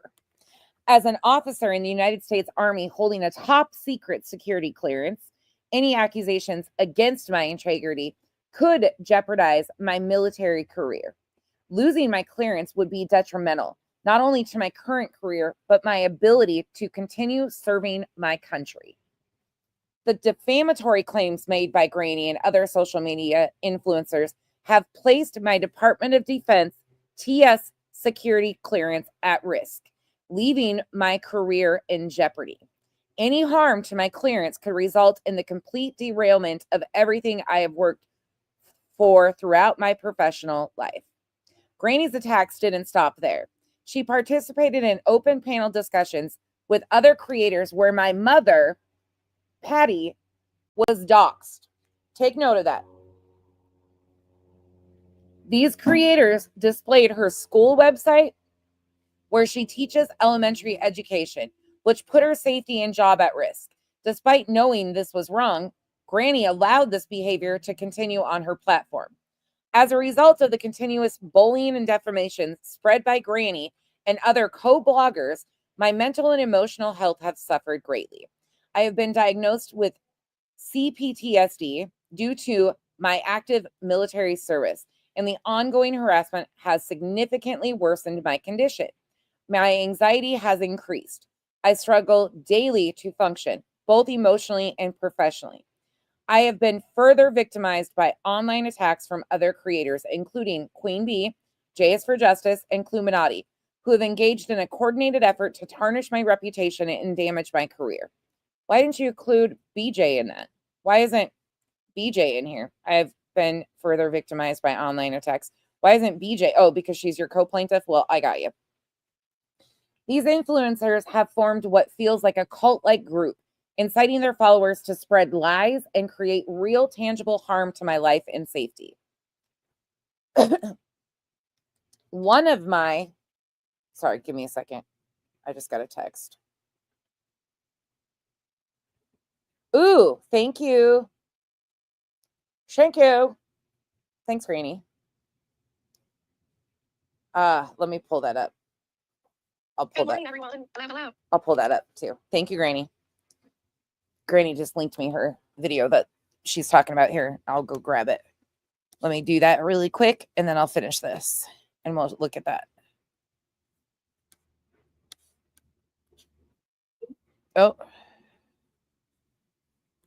Oh, shit. It takes that out. Okay, hold on. I can read you what the thumbnail says, though. I don't know why it does it like that. One of my employers that works canine requested that I remove them from my LinkedIn profile due to the negative attention from these YouTube creators. Since these attacks began, I have not received any work assignments from them, which has had significant financial impact on me, especially after purchasing a home in August of 2023. I mean, really? The financial strain caused by the loss of income has been overwhelming, as I have been unable to secure canine-related work due to the damage done to my reputation. Attached here, too, as Exhibit 3 is another YouTube thumbnail from Granny's video where she falsely attributes a quote to me stating that I tricked YouTube. Actually, what it fully states, let me tell you what it states here. It says, how I tricked YouTube through the disappearance of Sebastian Rogers. Julia Valente. Let me show you guys what. I had to put my little smoking jacket on, so don't mind me. That is Granny's thumbnail that she's talking about. But interestingly enough, I got something else coming. Interestingly enough, I got something else. Okay, back to this. We've got all sorts of stuff to insert. Okay, that I tricked YouTube. That statement, and again, that is not even the full quote, tricked YouTube. That's not what it fully states. The statement is entirely untrue and it has caused significant emotional harm and reputational damage, giving future clients a false impression of my professionalism and ethics. The actions of Granny and by extension, her cult-like network have gone beyond ordinary disputes. Their coordinated and deliberate efforts have caused severe emotional, professional, and financial harm. These actions demonstrate a well-planned and sustained campaign to destroy my reputation and livelihood.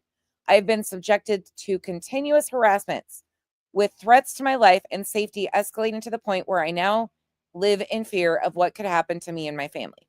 Granny and her network, including Queen Bee and other influencers, have used their platforms to incite their followers to take action against me, causing real, measurable harm. I believe their actions exhibit a pattern of organized behavior that goes beyond individual disagreements or online bullying. This is part of a broader, coordinated effort to destroy my reputation, my career, and my well-being. These attacks have not only interfered with my ability to continue my work as a canine handler, but have also left me with a sense of ongoing and imminent danger to my personal safety and professional future. I am fully prepared to testify under oath and provide detailed accounts of the organized and sustained attacks I have endured, including the incitement of harassment, the threats to my life and safety, the emotional and professional harm that I have experienced as a direct result of their actions. Your Honor, I ask for your understanding of the damage that has been done to my career and my family's safety. I hope the court will see the severity of these actions and hold the individuals accountable for the harm they have caused. I, Julia Valente, swear and affirm and verify under penalty of perjury under the laws of the United States, the Commonwealth of PA, the state of Tennessee, the state of New York, the state of Florida. The foregoing is true and correct. I understand that false statements made herein false statements herein are made subject to the penalties of perjury and other applicable laws. Signed, Julia Valente, October 17th, 2024. All right. So I want to throw us back for a moment to a quick part in time. Let me remove that and this. So the same day, so Granny does this live stream. Let me show you. On July 8th, 2024. Okay? Please go watch Granny if you would like to. But I want to take you back to the co-plaintiff because we all know that Granny is the defendant. And these things are being accused about Granny. But what is not being talked about in her complaint or her declaration by Julia is where a lot of this started and things that were happening outside of Granny, such as her co-plaintiff, Brittany J. Iva, thank you so much for the $20. Thank you for the super chat. Much appreciated. All right, let's roll. Did I miss something? Hold on. Sorry, I'm on the other screen. Yeah. Granny, that's a very good question there. Okay, so this again, same date as Granny's video. I want to make sure you guys realize that. Let me flip-flop here again. You should see the dates on the bottom of your screen. So the very same day Granny did this live stream on July 8th, planted evidence, in quotes, in framing creators, canine handler, or drama stirrer. Now, again, the message sent to me, let me just give you a time frame here, is June 23rd. I'm going to play this once again so you can hear the chaos. My message that I got from Julia, this voice message, is from June 23rd. These streams are from July 8th. But I really do fully own up. I messed up. Anyway, so my parents are down here visiting me and Howie, so I'm heading to them right now to have like a late brunch type of deal. Early brunch, late breakfast, whatever you want to call it.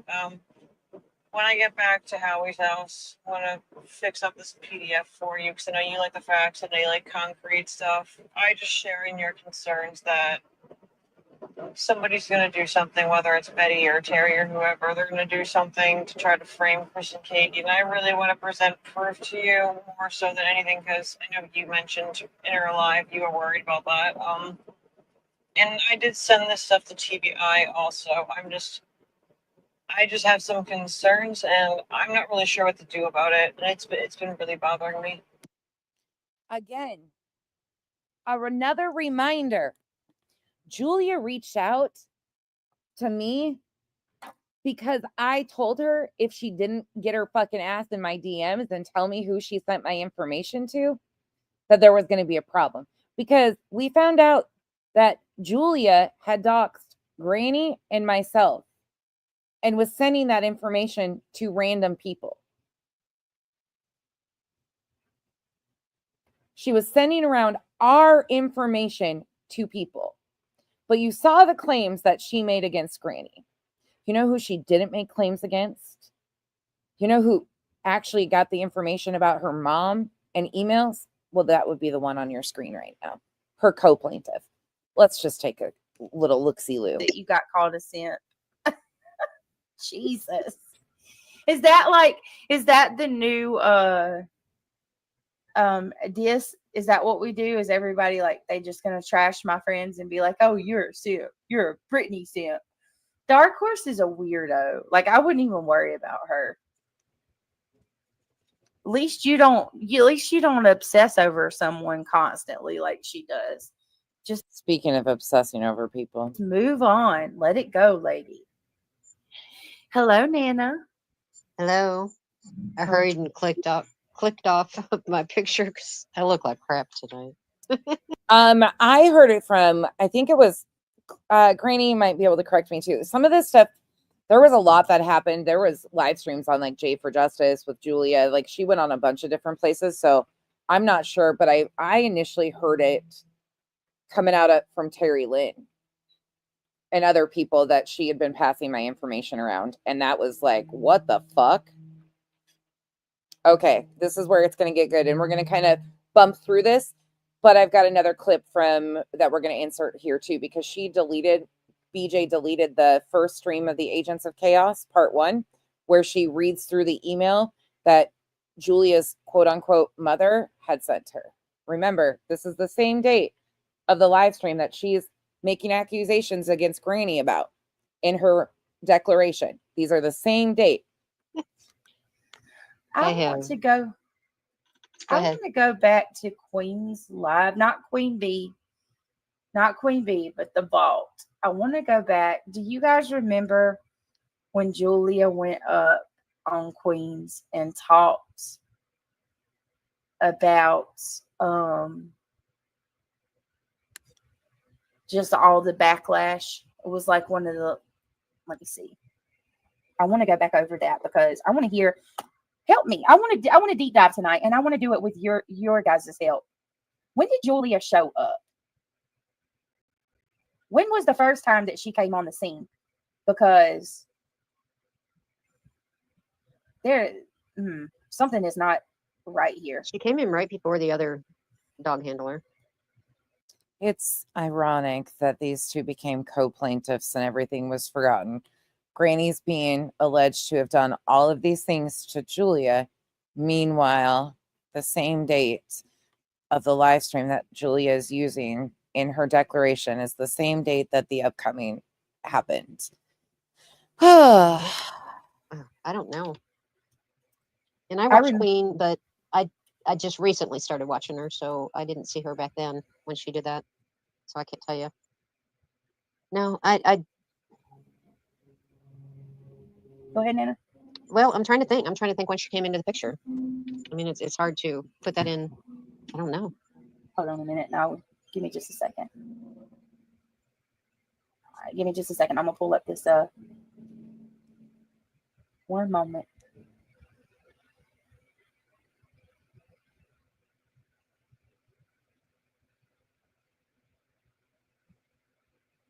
Give me a minute. According to her declaration, she said March 2024, as we all know. Revival, they can't. They can't. Give me just a second. I think this is the one we're gonna go over when Julia went on the Vault, because that is like the one time that she really addressed, or she tried to address. If you get motion sickness too, she will slow down her background moving in a few upcoming minutes. So if you need to look away, I totally understand what I was going on. And that was around the time that she got backlash. People were actually starting to call her out and question her. I really want to. I hope she still got it up. You guys will understand. You guys will understand why I'm wanting to bring this back to the forefront again, because you have two co-plaintiffs going against Granny, BJ and Julia, making claims against Granny, and what you're about to hear is astonishing. And I want to make sure that people are aware of what actually transpired. Here it is. I'm going to tell y'all my theory, and I want to know what you guys think. And I'm going to drop the link if anybody else wants to come up with me and Anna. Ben, do you want to join us? You're welcome to join us. It's been a long time, Sarah. I wish you'd come up. Yeah, Sarah. You want to come up, Sarah? Miss her. I'd love to hear what your thoughts are on this, Sarah, because this is some bull. You know what? Let me change that background too for my motion sick guest. I don't want anybody to get nauseous watching. I'm sorry, y'all. I didn't realize it was still. Let me see. There you go. That's there. That's only got a little bit of motion. Much better. Does it bother you too, Nana? Well, a customer of mine bought me a bottle of wine last week, so I'm enjoying tonight. So yeah, that was bothering me. But I'm not drunk. I'm not drunk. I promise you. I'm just enjoying. I'm having a nice, relaxing day off. That's all right. Okay, Ben, that's fine. Just let me know if you change your mind. And anybody else, if you want to. So I'm telling y'all, I want to just kind of point a couple things out. I've been thinking about this all day today.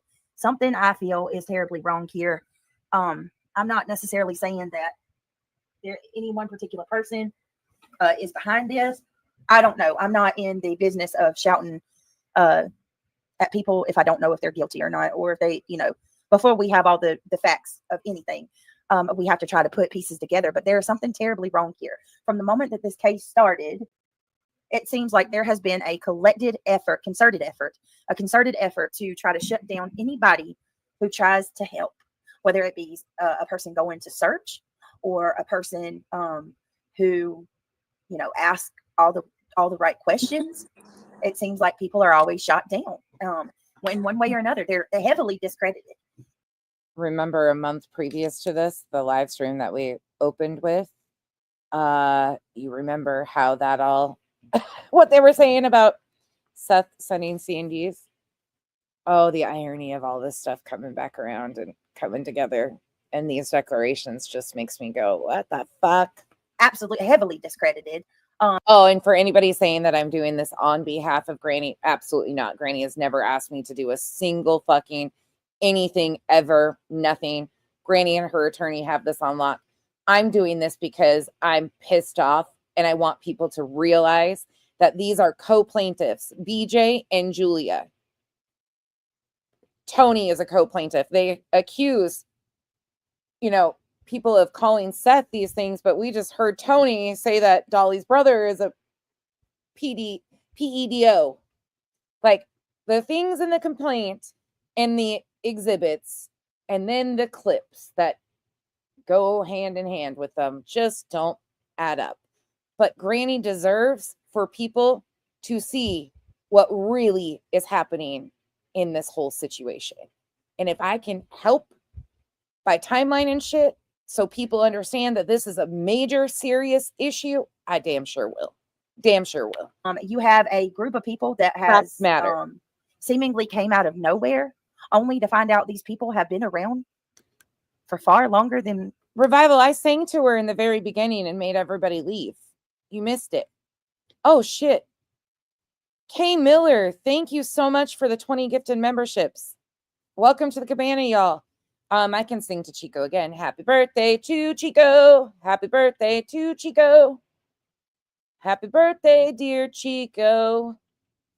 Happy birthday to you. I will not sing no more because I sound like a dumb whore. Okay, anyways, carry on. The day that Sebastian went missing. They've been amongst us in the true crime community for quite some time, and we had no idea. It's weird. What the hell is happening? Hey, Muscles. Sunshine. Lord have mercy. I need my glasses. Sunshine Ministries has been a member for 4 months. Been over 3 years. Love, hugs, and respect. Thank you for being with me from the very beginning. I appreciate that so much. Thank you for your support, love. That means a lot to me, more than you know. Hey, Sarah. Hello. Can you hear me? Stranger. Sarah. Are you feeling better, girl? Not really. The heat and my thyroid is. Sarah. We need to talk. Sorry. We really need to talk. We'll We've get got some. Yeah, I mean, CJ's not going to give you my information without your permission, and I respect that. No, so. I'll tell him to give you mine. I'll give him. Yeah. I can give or that. Yeah, or Brady. I can give Sarah your information, or your information to Sarah. Yeah, because I've got some information. I mean, I've been through it. So. Oh, and I thought I missed you becoming a member too. Thank you for becoming a member and welcome to the cabana. Sorry, guys. You know, thank you, mods. When I'm on the other screens, I miss a lot of stuff that's coming through. So again, Iva and Kay, thank you so much for the gifted memberships and joining the cabana. You guys are amazing. Okay. Thank you guys. You know, Sarah, I just don't want you to suffer. I know. Gigi. Hey, Gigi. Hey, Brittany. How are you? Welcome. Welcome to the panel. Thank you. Thank you. So good to be on the panel with you. Yay. I love it. I love when we have a good group of people up here because I don't have to just hear myself talk. Well, as long as you keep it real. Cough, cough. I try. I'm going to be just hunky. Cough, cough. Sometimes I might try to keep it a little too real and get myself in trouble, but that's okay. That's okay. We're big girls. Right. We pull up our big girl panties and proceed, right? That's it. We'll keep it going. Keep it moving. Let me ask. Oh, go ahead. Sorry. I just said absolutely. Let me ask you guys, now that we have you and Sarah, and then of course we have Nana. Thank you, Am. Do you guys think that there's something weird going on with this case that sets it apart from others that we've looked into? Like, oh yes, most definitely. I was in the chat that day. Do you remember me being there? Yes. And I was so thrilled. I was like, Terry's here, Jules is here, Brittany's here, all my favorite people. Remember that? Yes, ma'am. And then all hell broke loose. You know what I noticed, Britt? That Julia is the one who first went on a panel and said, what was the fake dog handler's name? Stephanie, right? Okay. Stephanie. She's like, yeah, I'm talking and working with this lady, Stephanie. We're going to work together. We're going to go out there. She brought Stephanie in. Think about that. And she gave validity to Steph. Tell me I'm wrong. She absolutely gave validity to Steph, who was ultimately, and by the way, let me correct this too, because BJ the other night was yapping her fucking running her mouth saying that I was getting ready to go after Jay for justice. First and foremost, I've never gone after Jay for justice. I was irritated and called out the misinformation about Steph, the dog handler. That is long over. That was done and over with. Jay comes in here. I go over there occasionally, pop it. Like, I was never going after Jay. The misinformation was harmful. She corrected that, edited the video out, and realized there was never a point that I was getting ready to like go after fucking Jay for justice. I don't do that. I'm not going after even BJ. I'm using your own words and your own public shit to talk about your behavior, but don't act all fucking weird because I never ever. And how would you know what I was up to anyways? You have nobody that overlaps in my circle of people that would know a fucking thing about what I am doing. There are like 3 people that usually even have any indication of what I might be talking about, and chances are not even that. But carry on trying to stir up shit. That's what I was trying to figure out today. I knew something told me It to bothered message me. you. It bothered me when she blatantly was like, "Oh, I didn't know." Okay, and I appreciated. Oh, sorry, guys. The neighbor's dog's barking. That dog's huge, like bigger than a horse. That dog is so massive. But yeah, Kate, like not Granny. Jay is one of the only ones that will walk things back and go back and listen to stuff and make corrections. I will give Jay that every day. Jay will go back. I've watched her watch some of her previous stuff and sit and cringe and be like, oh my God, I was hard on that. I was hard on that. I was hard on that. She is a huge creator. And the fact that she's willing to do that is huge to me. She ain't doing it for me. She ain't doing it because anything else besides she wants to. And I will always stand on, I appreciate anybody that's willing to do some of that. That is something that is so important. And she did. Oh, she was saying, "How do you not know? Like, you're pro at this, right? You didn't catch on." So Exactly. I'm like, they were working together, like not in a good way. You know? Exactly. Granny, a lot of people have. Something right there. That's the key. She brought And the it fake bothered one me. in. When she went on Queen's panel that day, and it was all about her getting sympathy. Yes. Poor She said that children. Steph contacted her, but I mean, we don't know that. We don't know how they're connected. Exactly. Because just as someone contacts you and you're in the field and they say they are, you should be able to get the red flags that people who don't know that field got. You know? Well, my question is, why contact Terry Lynn and all these texts? Why contact Jay for justice and all these texts? We're going to get an Airbnb. What is all that? That's weird to me. Yeah. Why were they seeking out Terry Lynn? And why was Especially she if she had to involved? get approval from her commander to even go there and work with law enforcement. Why is she seeking out Terry Lynn? Exactly. And she. Why isn't this panel listed in her declaration? Why isn't this panel? It says right here in the declaration of Julia. Let me remind you again. She says that only, it's only grannies. It's only grannies used her YouTube platform to spread defamatory, slanderous, and libelous accusations against her, stating falsely, I was a fraudulent canine handler and I was planting evidence in the search. Okay. Why was this the only one? As you will see coming up, there's a lot of, but the defamatory claims made by Granny and other social media influencers, why wasn't Brittany mentioned? Why isn't Brittany mentioned in this? Because this is her panel and they're all talking about you. We haven't got to the good part yet where they really start calling you out, but we're coming across that. Again, co-plaintiffs in a filing in Pennsylvania, things that don't make sense. She was involved in going into these chats and knew about this case before she ever got any approval.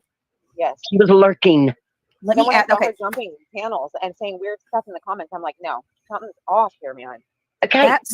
And if you listen to her now when she does a live, y'all, I can't even watch her because. Okay, one more thing I got to say in regards to Jay for Justice, just because I see the chat and you guys are still, I appreciate, the thing is like, Jay is a self-admitted conspiracy theorist. You guys know that I can't follow a lot of those rabbit holes, but doesn't mean I fucking hate her. Like, or was gonna attack her on shit. Like, that's so fucking weird. Jay is one of the only ones, again, that has gone back and like watched her stuff and been like, God, I was harsh. God, I was a little, and has kept an open mind about even seeing that. I can't say that for really anybody else. But another thing, when BJ tried to pull the stunt the other day and try to make Jay look out to be like some buffoon, because when she went to Colorado with Lana, all she wanted to do was go to dispensaries.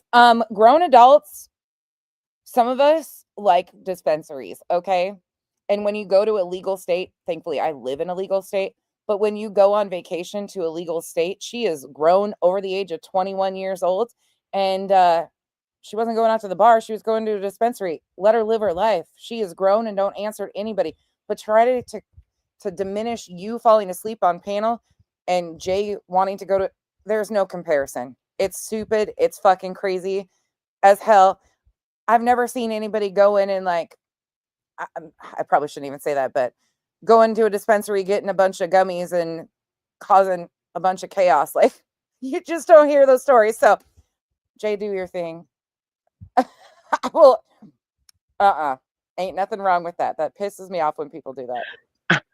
Live your life. Live your life.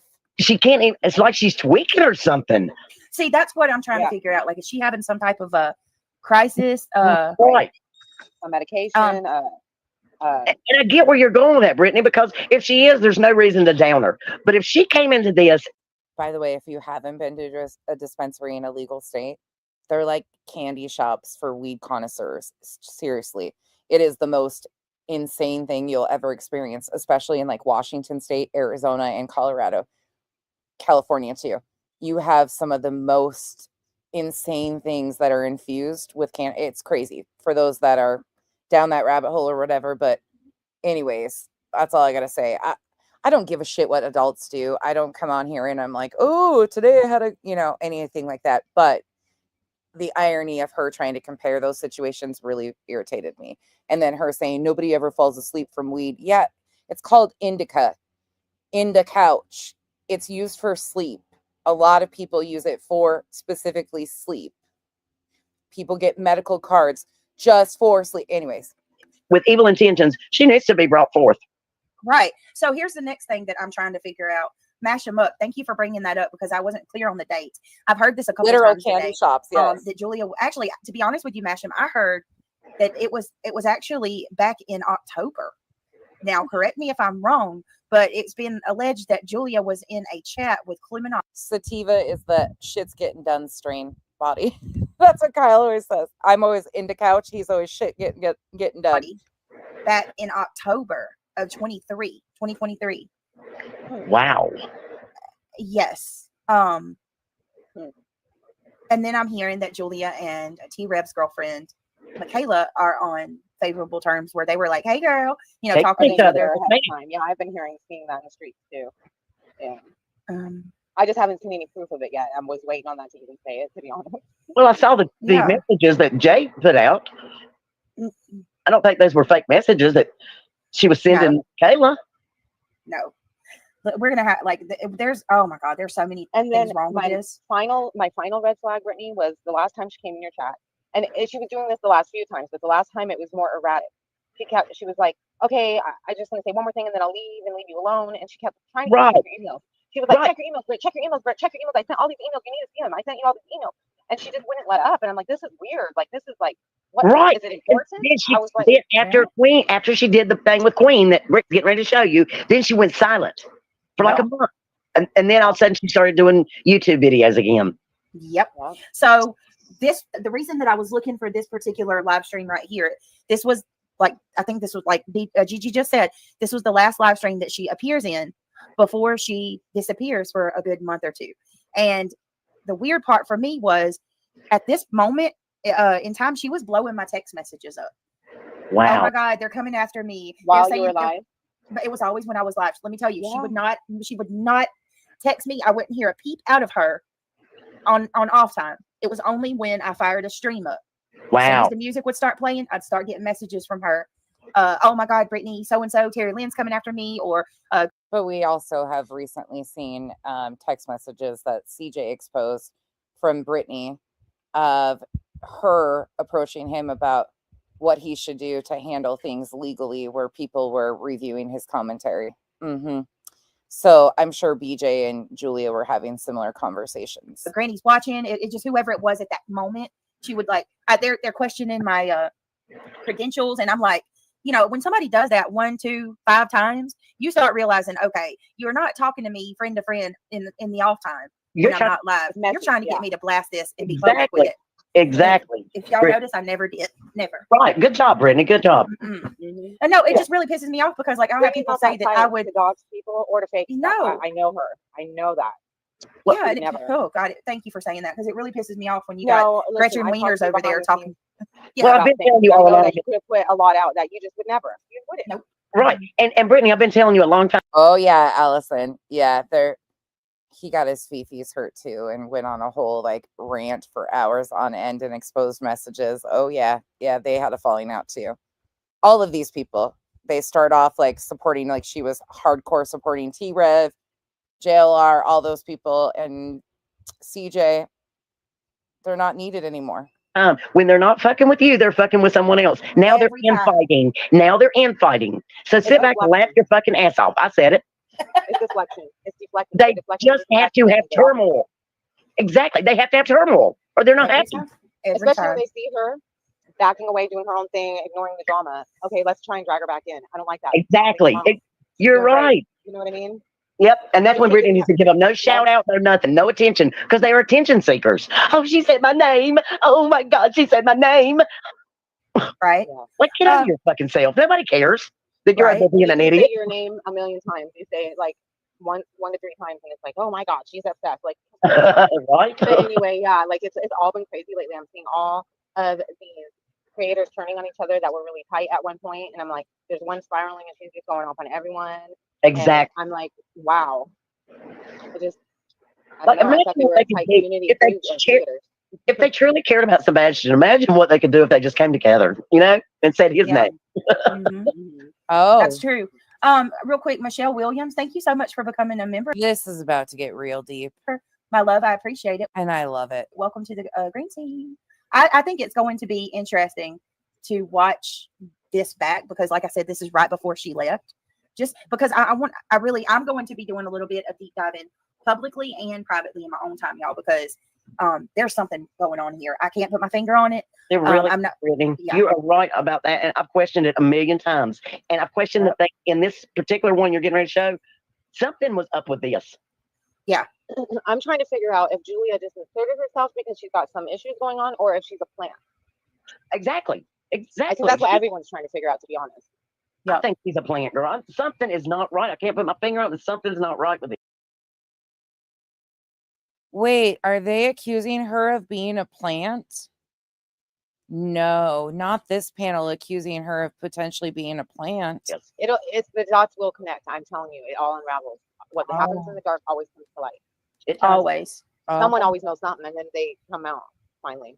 Yeah, and say something. They let it slip, or they intentionally deliver the message. Like, for instance, Smoke.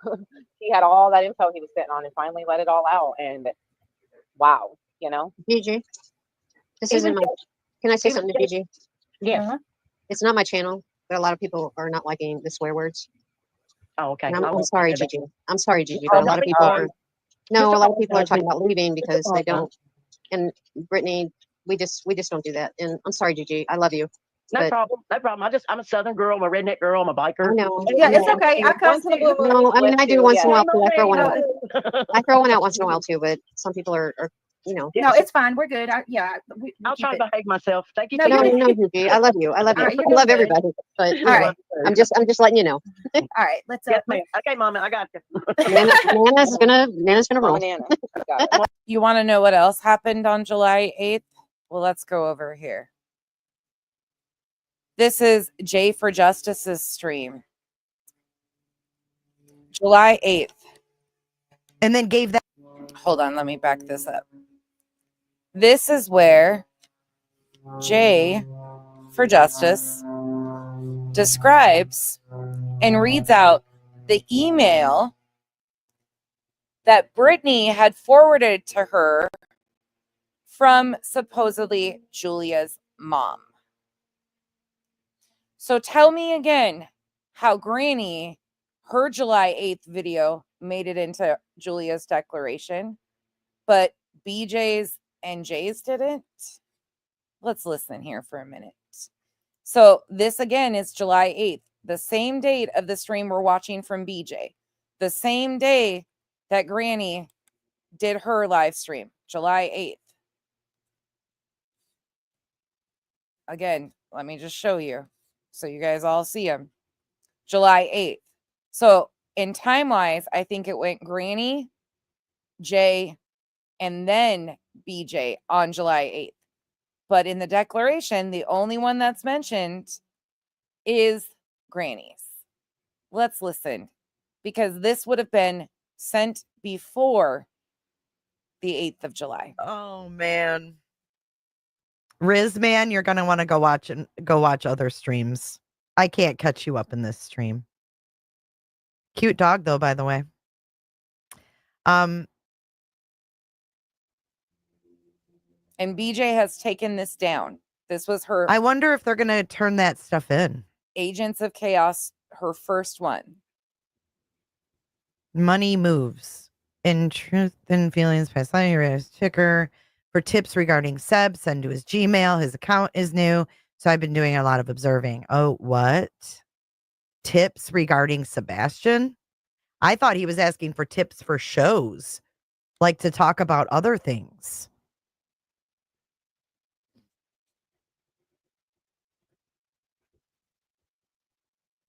Granny's genuine. Granny's been drug around the block a time or two, too. I was behind. I just caught up. Everybody says I don't add the ing to words, but of course I can't tellin'.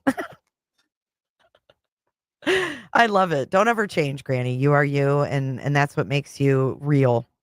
Let me drop this. Okay, so this is Brittany. Again, she got this in early June, right around the time that I got the last text from Julia, before 2 weeks later in June, receiving a text that she had checked herself into a hospital.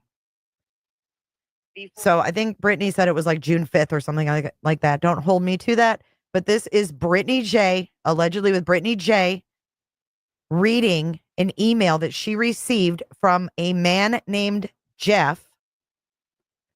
And he forwarded an email from Julia's mom. Okay. So mom. Jeff forwards email from Julia's mother to Brittany J. And while you're listening to this, I want you to picture if Brittany J would have accepted this as real and would have reacted like they wanted her to react, where this could have gone. Yes, Granny. And not only that, BJ sent this to Jay herself, which she will admit. And when we go back to her stream, but she sent this, she was still cordial with Jay at this point in time. All the fucking things, all the things are thinking. Where this could have gone, what kind of grift that could have produced. Listen carefully, guys. Listen carefully. If you have to set your phone down, this is important because these kinds of things are going on. And thank God Brittany was smart enough to not do it because they wanted her to go live with this information in the beginning of June. I don't know what was going on in the beginning of June that they wanted to put some focus on something else, but there's shit that's just dirty here. Dirty, dirty, dirty. I love you, Mama. I love you, puppies. She basically told me that. Here we go. Listen to this. I found it. Listen to this, guys. It says, hello. This was on June the 8th, you guys. June 8th. June the 8th. Hello, Brittany. I'm a very close family friend of Julia's, the canine handler. And I promised her mother, I'm not going to say her mother's name. It says her mother's name. I promised her mother, blank, that I would reach out to you. Her mother has not been up to communicating today, especially you can't even verify this information. You can even verify this information with her if you need to. Her Facebook name is, and obviously I'm not going to say that. It gives me her mother's full name, you guys.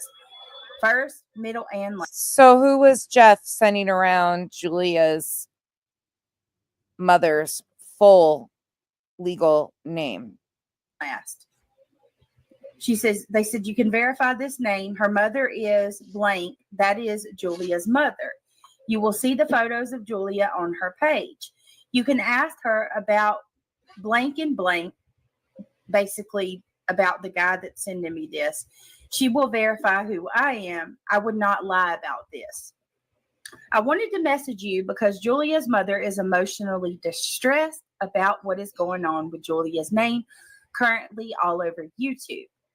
I said I would forward this message below from her. You can read this on your live if need be. And it says her email in parentheses. So this is, again, just to set the stage here, supposedly an email from Julia's mom that was sent to some person by the name of Jeff, who then forwarded Julia's mom's email on to Brittany J with all of her mom's information. And they say, you can read this out loud publicly.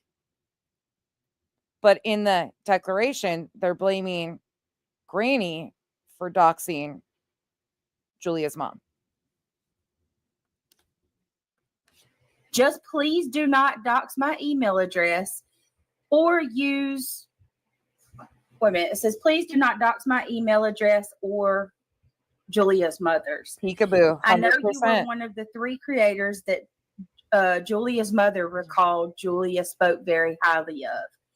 Thank you, and her friend blank. All right, here's the email that was allegedly forwarded to me from Julia's mother, you guys. Thank God we don't have to be in the building anymore. This is literally supposed to come from Julia's mother.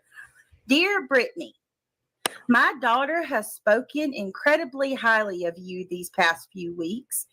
It is seen that you and Jay for Justice and T-Rev have been very kind to her and have showed unwavering support. I know that I can trust you to get out this information. So they wanted me to go live with this, y'all.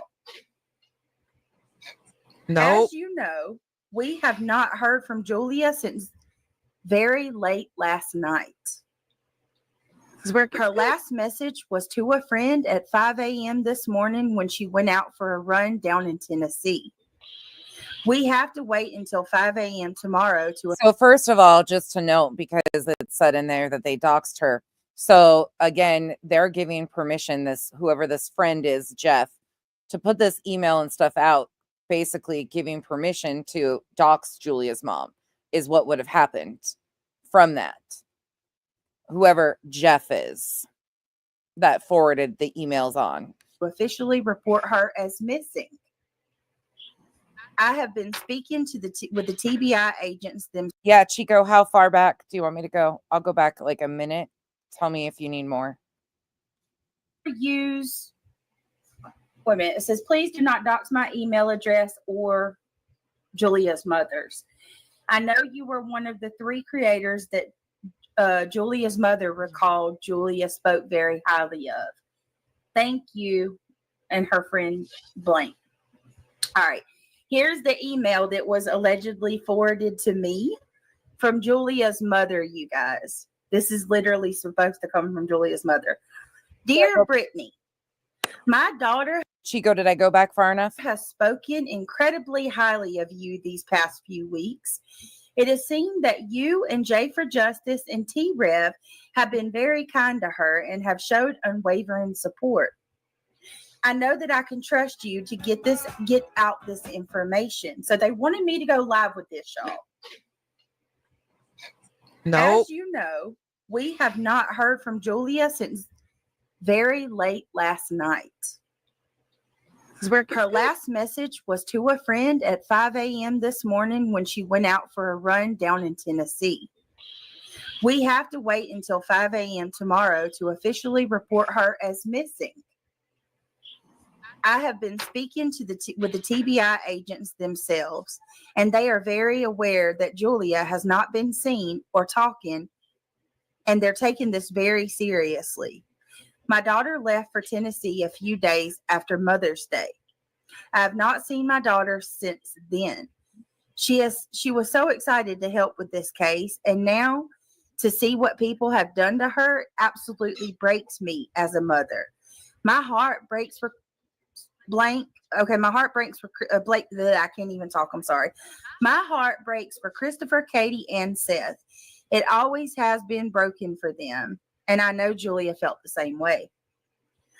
I have had to sit here and endure video after video of people absolutely trashing my daughter's name. I saw a video title with the name. I saw a video title with the channel with the name B in it, and I liked the channel creator. She was very nice in regards to Julia. However, one of her guests named Voices.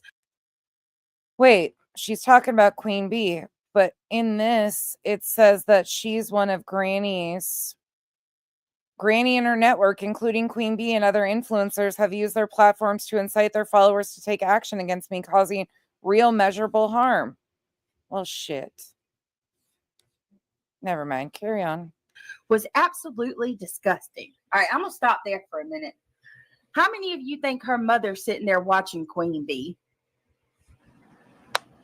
I'm just going to leave that there for a second and finish this.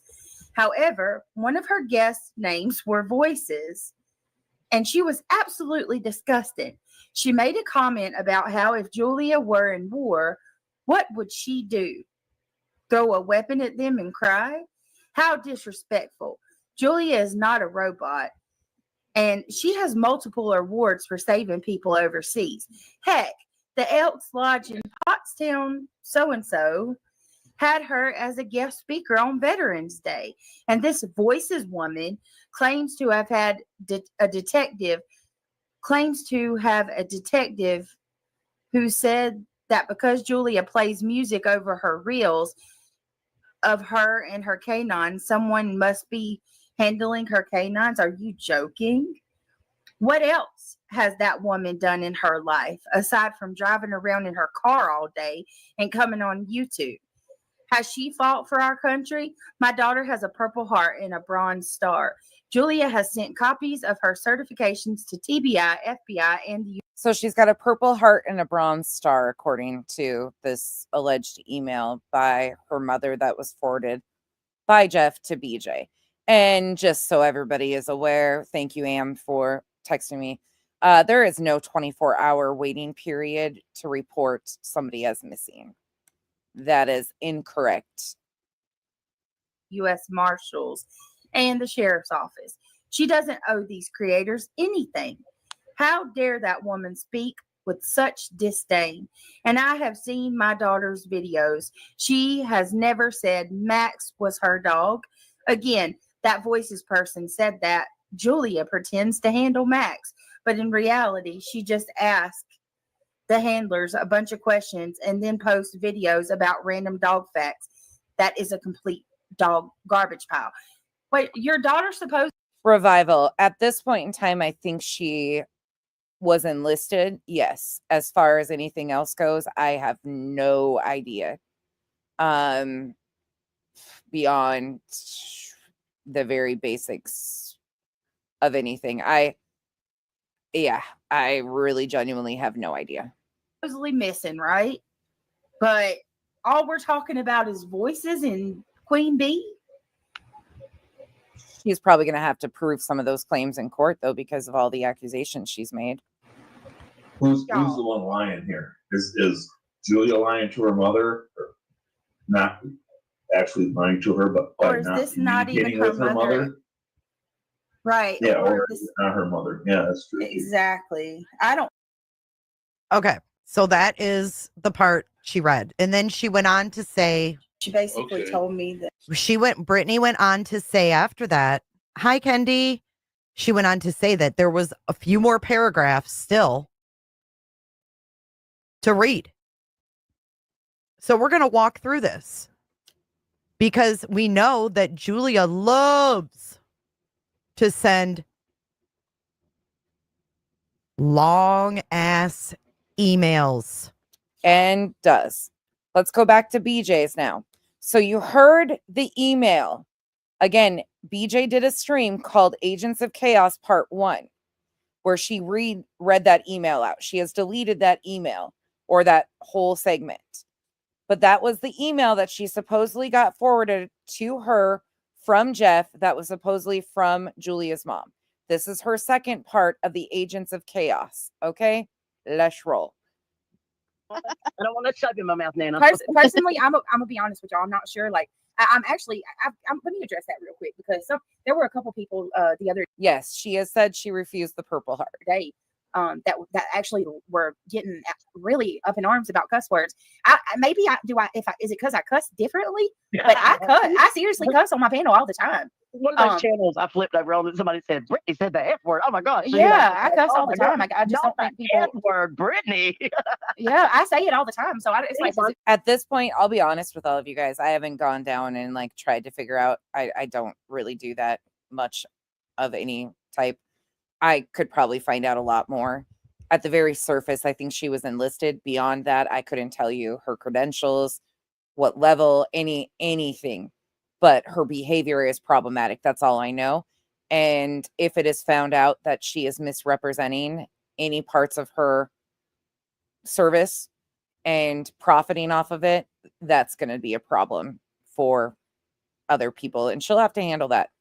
So baseline, I mean, she's going to have to prove a lot of her claims. Fired up about something. I do too a lot. These people have got me fired up, girl. I'm telling you.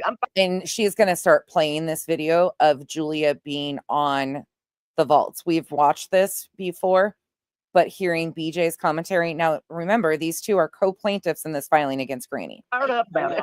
I don't know. I just don't use that word. I may use the S word, but I don't use the F word. I do want to clarify something, y'all, though. It's an anything. Real quick, let me clarify something coming from my channel, though. Like, and I want to say this. I love all of you in chat and everybody, but I love all of you. Quick question. Any of my previous service members or spouses of service members, can you decline a Purple Heart? How does that even go? I don't have like a no cussing policy here. And why would you decline a Purple Heart? I'm not sure where. I mean, we're not going to be over here talking about nasty things like Clue was. I'm kind of hoping we put the kids to bed, y'all. Yeah, I mean, but I do cuss. You know what I mean? Like, it ain't going to be raunchy. We do keep it classy, but Brittany, I didn't mean that disrespectful. I just saw a lot of people say they were going to leave. And stolen valor can be somebody that did enlist or serve, but is misrepresenting their qualifications or their active service or anything like that for profit or anything like that. So stolen valor can be something that is said against somebody that was enlisted if they are misrepresenting parts of their service and things of that nature. Would I go that far as of right now? No, because I just don't have enough. I haven't given enough to back up or to like dig into this truthfully. And I just didn't want them no, to leave. but I do just, I want to make have to leave. Bless their little hearts. No, Dragonfly Dreamer, thank you for becoming a member. Welcome to the cabana. But someone that it's may just have time for me to experienced it in a bad way. So Absolutely. I just wanted to come on and tell Brittany how proud I am. Yeah, stay here, DJ. Stay here. You know, you're good. You're good. And how much I appreciate you, Brittany. I do. I love you, girl. Oh, I love you too. Stay with me. You're good. Yeah, stay here, DJ. I'll be glad to tune in. I don't want to offend anybody. No, you're No, fine. you didn't offend anybody. It's just some people are sensitive. No, but still, Nano, it's okay because honestly, like I said, I wanted to go. That gave me a chance to actually address it. You know, we are going to cuss on here. I cuss, y'all. It's so. I like I said, I'm not sure where it came from. That I'm not a cussing channel. Maybe it's because I don't do it a lot, but I cuss. I do. Like I'm Maybe not. we could do a swear jar for Sebastian, and every time we cuss, we could throw a quarter in there. You know, right? And then he'll go to Sebastian. I couldn't just. That's a good idea. No, I'm just That's kidding. a good idea. Yeah, I don't mind it at all. All right, but I want to watch this, and then I want to try to. There's a couple of other things regarding the Proudfoots. I'm trying to tie all this together, and there's 800 people here, and I think y'all can help me do this because I've been pondering this all day. So let's go ahead. Shout out to Queen. I'm going to drop her link. This is the Vault XL. Let's see what date this was. Julia went up on her panel exactly 1 month ago. You guys, this was, oh my God, y'all, you're not going to believe this. This was exactly 1 day before that email was sent to me. I'm not going to say, I don't know who sent the email. The email was sent to me on June the 8th. So June the 8th, she gets that email from Jeff that was supposedly forwarding over the message from Julia's mom. June 8th. So this is a month later. Oh, wow, girl. Wow. June the 8th, y'all, was the email. This was June the 7th. And I'm telling y'all, I said this on, in Jay's chat today. My humble opinion, that email was sent because at this point in time, everybody was questioning Julia, including Terry Lynn. At this point, they were demanding. To all of our veterans and service members, thank you for your service. Zero ICU, thank you so much for your service. Once again, to everybody that has served, I don't take this stuff even remotely. Like, this is serious shit for me. Like, serious shit, in the way it's done just makes a mockery out of our service members, and that's bullshit. Straight up bullshit. Sorry, got to get my charger. We're plugging back in. We're hanging outside. It's beautiful weather here today. Yes, they were demanding that she shows proof that she was in Tennessee. I don't think she was ever there, y'all. I don't. Not with anything in me. I think she lied about going. Also, Did another we thing ask I Chris? noticed that was a red flag that for me was every time she was supposed to come up on your panel, she's like, "Oh, well, I have to take Gator out first to the bathroom." And then So BJ says very publicly that she doesn't even believe Julia was ever in Tennessee. How did these two go from this to co-plaintiffs in a filing, and all of the accusations are made directed at Granny? Can anybody enlighten me? Because I'm confused. and it would be like 20 minutes later, and she's like, sorry, he's still looking for a spot to go. He's really picky. And like, oh, wow. It would take her 20 to 30 minutes to get up on the panel, and she'd stay for a few minutes and leave. You know, and it was weird. Because she went on your panel, and she stayed on forever, talking. And then toward the last few times she pulled that, I got to take the dog out for, first thing. And then it would take like forever. And I'm like, what? Oh, wow. Like, She said that Chris asked her to leave the property, so maybe we could ask Chris if she was really there. That's a good point, y'all. That really Yeah, is. that Maybe she wasn't there at all. I don't think she was. I really don't. Jen Trex, I can show the email, but I need a second to clean it up because there are first and last names in that email. And the last thing that I'm doing is doxing anybody. So, but I will gladly show the email. I have nothing to hide. If anybody wants a copy of it, I'll send it to them. If anybody wants to do, pull up the metadata on it, I would actually thoroughly appreciate that. So that you can go tell Gretchen Wieners over there, aka Titanium Built's old freaking thirsty for attention self, that I didn't fake that email. I can't stand her. All right. And I feel like Gretchen Wieners is giving her too much. She's always Reagan on Titanium Built. All right, here we go. Then you're not really, being in the know. What I keep telling people is obvious. It's somebody's version. You'll find out. Exactly. And I'm going to do a post on this too. So, whether I want to believe it or not, it's still somebody's version. So I'll let that sit there. Welcome everybody to Miss Jules. What would you like to clarify? You can tell me why you came in this live stream too. Yeah. So the first, I know you did a live the other day asking about like what happened because I posted on Jay's wall, and I'm going to be 100% truthful and honest with you about what that was about. No stuff that don't hit on me. Nothing weird like that happened. That's not what it was about. Okay. That's why I was saying. I'm going to slow this down because I think she's got it sped up, so I'll slow it down. I want to understand it because when we don't just say exactly what a person said or did, it leaves stuff up for interpretation. And I think that's why a lot of people are taking it. Okay, just to clarify too, for anybody coming in, we are watching Brittany, who is a co-plaintiff with Julia, the dog handler, reviewing the Vault XL from June 8th, June 9th, whatever the date is. Anyways, she's reviewing that, but her stream was on July 8th.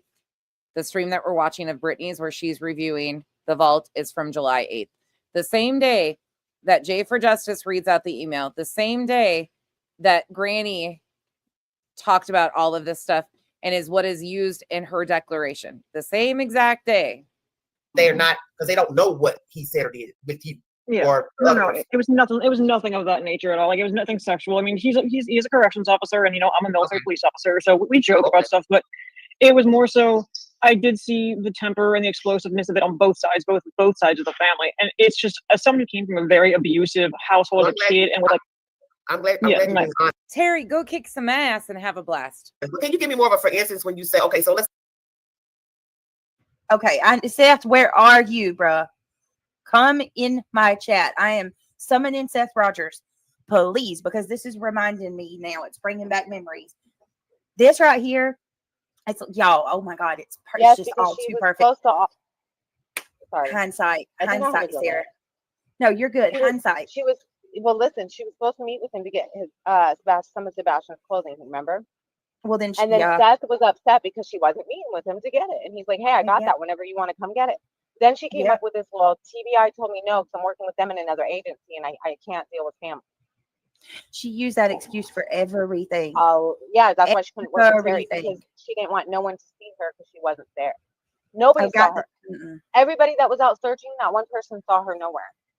No, and I got the text messages where she tells me I can't do this because TBI. I can't meet her because TBI. I can't meet him because TBI. It was just like Chris Proudfoot's excuse. TBI, TBI, TBI. But I was gonna say, like, y'all, this right here it's like hindsight's 2020. I'm looking back and I'm seeing what she's doing right here, even now. At this point, Terry Lynn is tired of dealing with her because at this point. So where's the hindsight coming up of now that she's your co-plaintiff in a filing, and you know for flat out that she's not being honest? But where's the hindsight coming in on this one? Wait, Terry Lynn she'd been giving her excuse after excuse. She would tell Terry Lynn, I'm going to meet up with you. And she would put her off constantly over and over. She would put her off and give her some, excuse of why she couldn't do it at that moment. So Terry Lynn kept just, all right, well, maybe later. Well, at this point, Terry Lynn she's over it. She's tired of she's getting weird emails. She's getting weird text messages. She's, Julia is like setting her up and saying that TBI ain't going to let her do it. So Terry Lynn starts calling her out and calling her on the things that don't make sense. And at this point, I'm not really saying anything to her. And Julia goes on the vault. And now she's starting to talk about Seth Rogers. To me, this is Julia making her attempt to turn on Seth so that the channels that are anti-Seth will accept her, because the ones that have been in support of Seth, like myself, Terry Lynn, T-Rev, and all the others, are kind of pulling back. So, and I'm gonna be real with you. I don't even really quite remember T-Rev saying much about her. I was actually a little shocked to hear that she was talking to Michaela. No, Queen is not anti-Seth. So what? No, I'm saying. Oh, go ahead. Go ahead. No, you go ahead. Nana. I'm just saying. The only thing I was going to say is if she was legit, why would she? Wait, I forgot what I was going to say. Never mind. Oh yeah, no, I got it. Hold on. Why would she dox people and send multiple other creators, personal info? I'd love to know who all she did that to. Because I wonder if she doxed you. She might have. I mean, that's what I'm wondering. No sense called her out, and I don't blame her. She said, "You better message me a list of people you sent my info to, or I'm going the legal route." And she contacted her, I guess. But what I was going to say was, sure did. And Julia lied when she contacted me about it too. Why did she contact Queen? Because she is not anti-Seth. At this point, Nana, she wasn't fully against Seth. She had only just started saying little things. Okay. Right. At like this in point, this, she just said that she's seeing toxicity from both parts of the family. Right. At this point, she's not dragging Seth for filth yet. She's only starting to say little things that she's saying Seth said things that were weird to her. Like at this point, she's starting to kind of like dip her toes in the water of working her way around talking about Seth.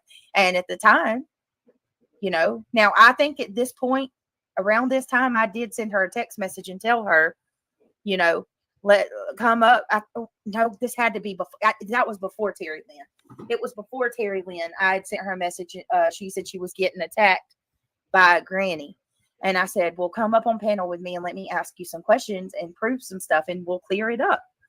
Oh, not them admitting that they were talking about Granny and texting about Granny. I'll try to help you.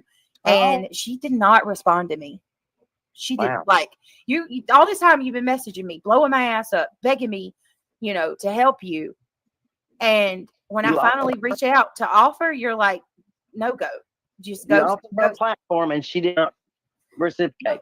At that point, she was not interested, I guess. I don't know. And then that the next thing I know, she resurfaces and I find out that she's a mod for Cotton Candy of all people. And when somebody told me, somebody told me she was modding for Cotton Candy, I said, "Damn, she's at the bottom now." Like That says the it all to me. yeah, when the only people that is taking you in as cotton candy, you're done. Like, Yeah, absolutely. Bottom of the barrel. sorry, not sorry. Just saying. No, I'm not sorry either. She did that to Uncle Taco. Oh my God, she did that to Uncle Taco. She sent his info out. Yes, she did talk to Uncle Taco. Out. Ben says she's grabbing attention. She's an attention hoe. Oh my God, Ben. I think Ben's right. I love Ben. I do too. I think Ben's right. Ben says The accurate statement would be you love Ben's money. she's an attention hoe that wants to look important. Preach, Ben. All eyes on me. Don't look at me. She was. That's my problem. Because I know, like, I think Elizabeth said Jasunki likes her. Jasunki, if you're here, I love you. You know I do. You're a good friend of mine. And I know that you like her, Jasunki, but she has done some dirty things, honey. She really has. And in time, you'll see it. And I'm sorry. Julia has done some dirty things. How would you magically end up as co-plaintiffs in a filing if she's done dirty things? Sorry for anybody that does. I'm so sorry for anybody that gets deceived. And you think these people are good. YouTube is absolutely a deceptive. It's a platform full of deception, unfortunately. I hate it. But I honestly think that Julia's motives were nothing more than attention. Let's say, set it up for me. You were holding a conversation. Can you say the context of the conversation where you saw this response? I can talk about one. The other one, Okay, that's fine. I don't feel comfortable. So so everyone knows I'm a handler, but I'm also a military police officer. So everyone thinks, oh, she's just a reservist. No. I'm active guard reserve. And what that means is Monday through Friday, I'm active duty status at Army Reserve Station, unless I get permission to work remote, which is what I'm doing now. But my certifications go from, I've been an MP for almost 15 years now.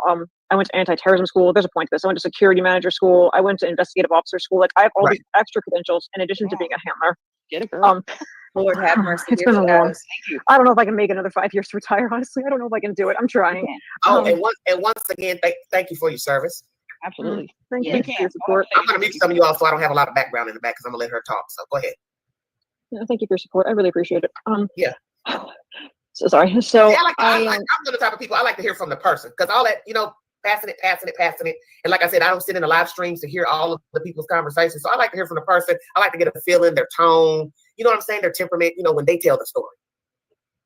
Right. So I appreciate that. And during all this stuff, like, I'm a security manager for the Army also. And I told Seth, hey, in addition to being a handler, this is before I came to Tennessee. This is before, like, I left Pennsylvania and got permission to go.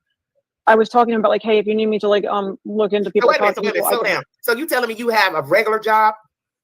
I do Monday through Friday. I'm an AGR, which is active guard reserve. That means I'm active duty status, but I work at an Army Reserve Station. So like a standalone reserve centers, they have people there full time. I'm one of those officers that's there. So they expect you to be at that job, correct? Because I want you to be clear what you're saying, right? Yeah, unless I have permission to work remote, which I do. I have permission to work remote, and the only thing my commanding officer said is, as long as you're sending in everything you need to, that's fine. You're utilizing your skills as a handler.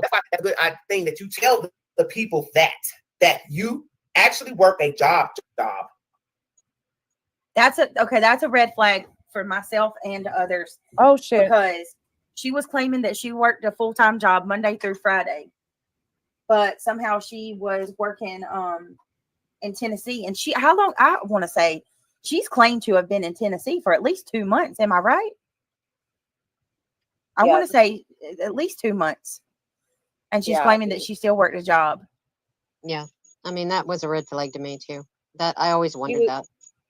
She was about to say she told Seth she can look people, and then Queenie asked her a question. I was like, oh, I want to hear what she was going to say. I hope she still says it. I haven't seen this one. Yeah. Oh my God, y'all keep just listening. I agree. I think so. I think so too, Kelly. There's so many things wrong here. Yeah. So many things. And listen, if y'all hear something before I do, tell me and I'll pause it. This isn't very long, y'all, but I do think it helps to go back and hear what's said around those times. Maybe you should have went back and reminded yourself of what you said about her before agreeing to be a co-plaintiff in a filing against Granny in Pennsylvania. Maybe, because this whole co-plaintiff thing, there really isn't anybody that you guys haven't talked shit on or been a part of what they're claiming Granny did to them. now that we're guarded with the information we have now.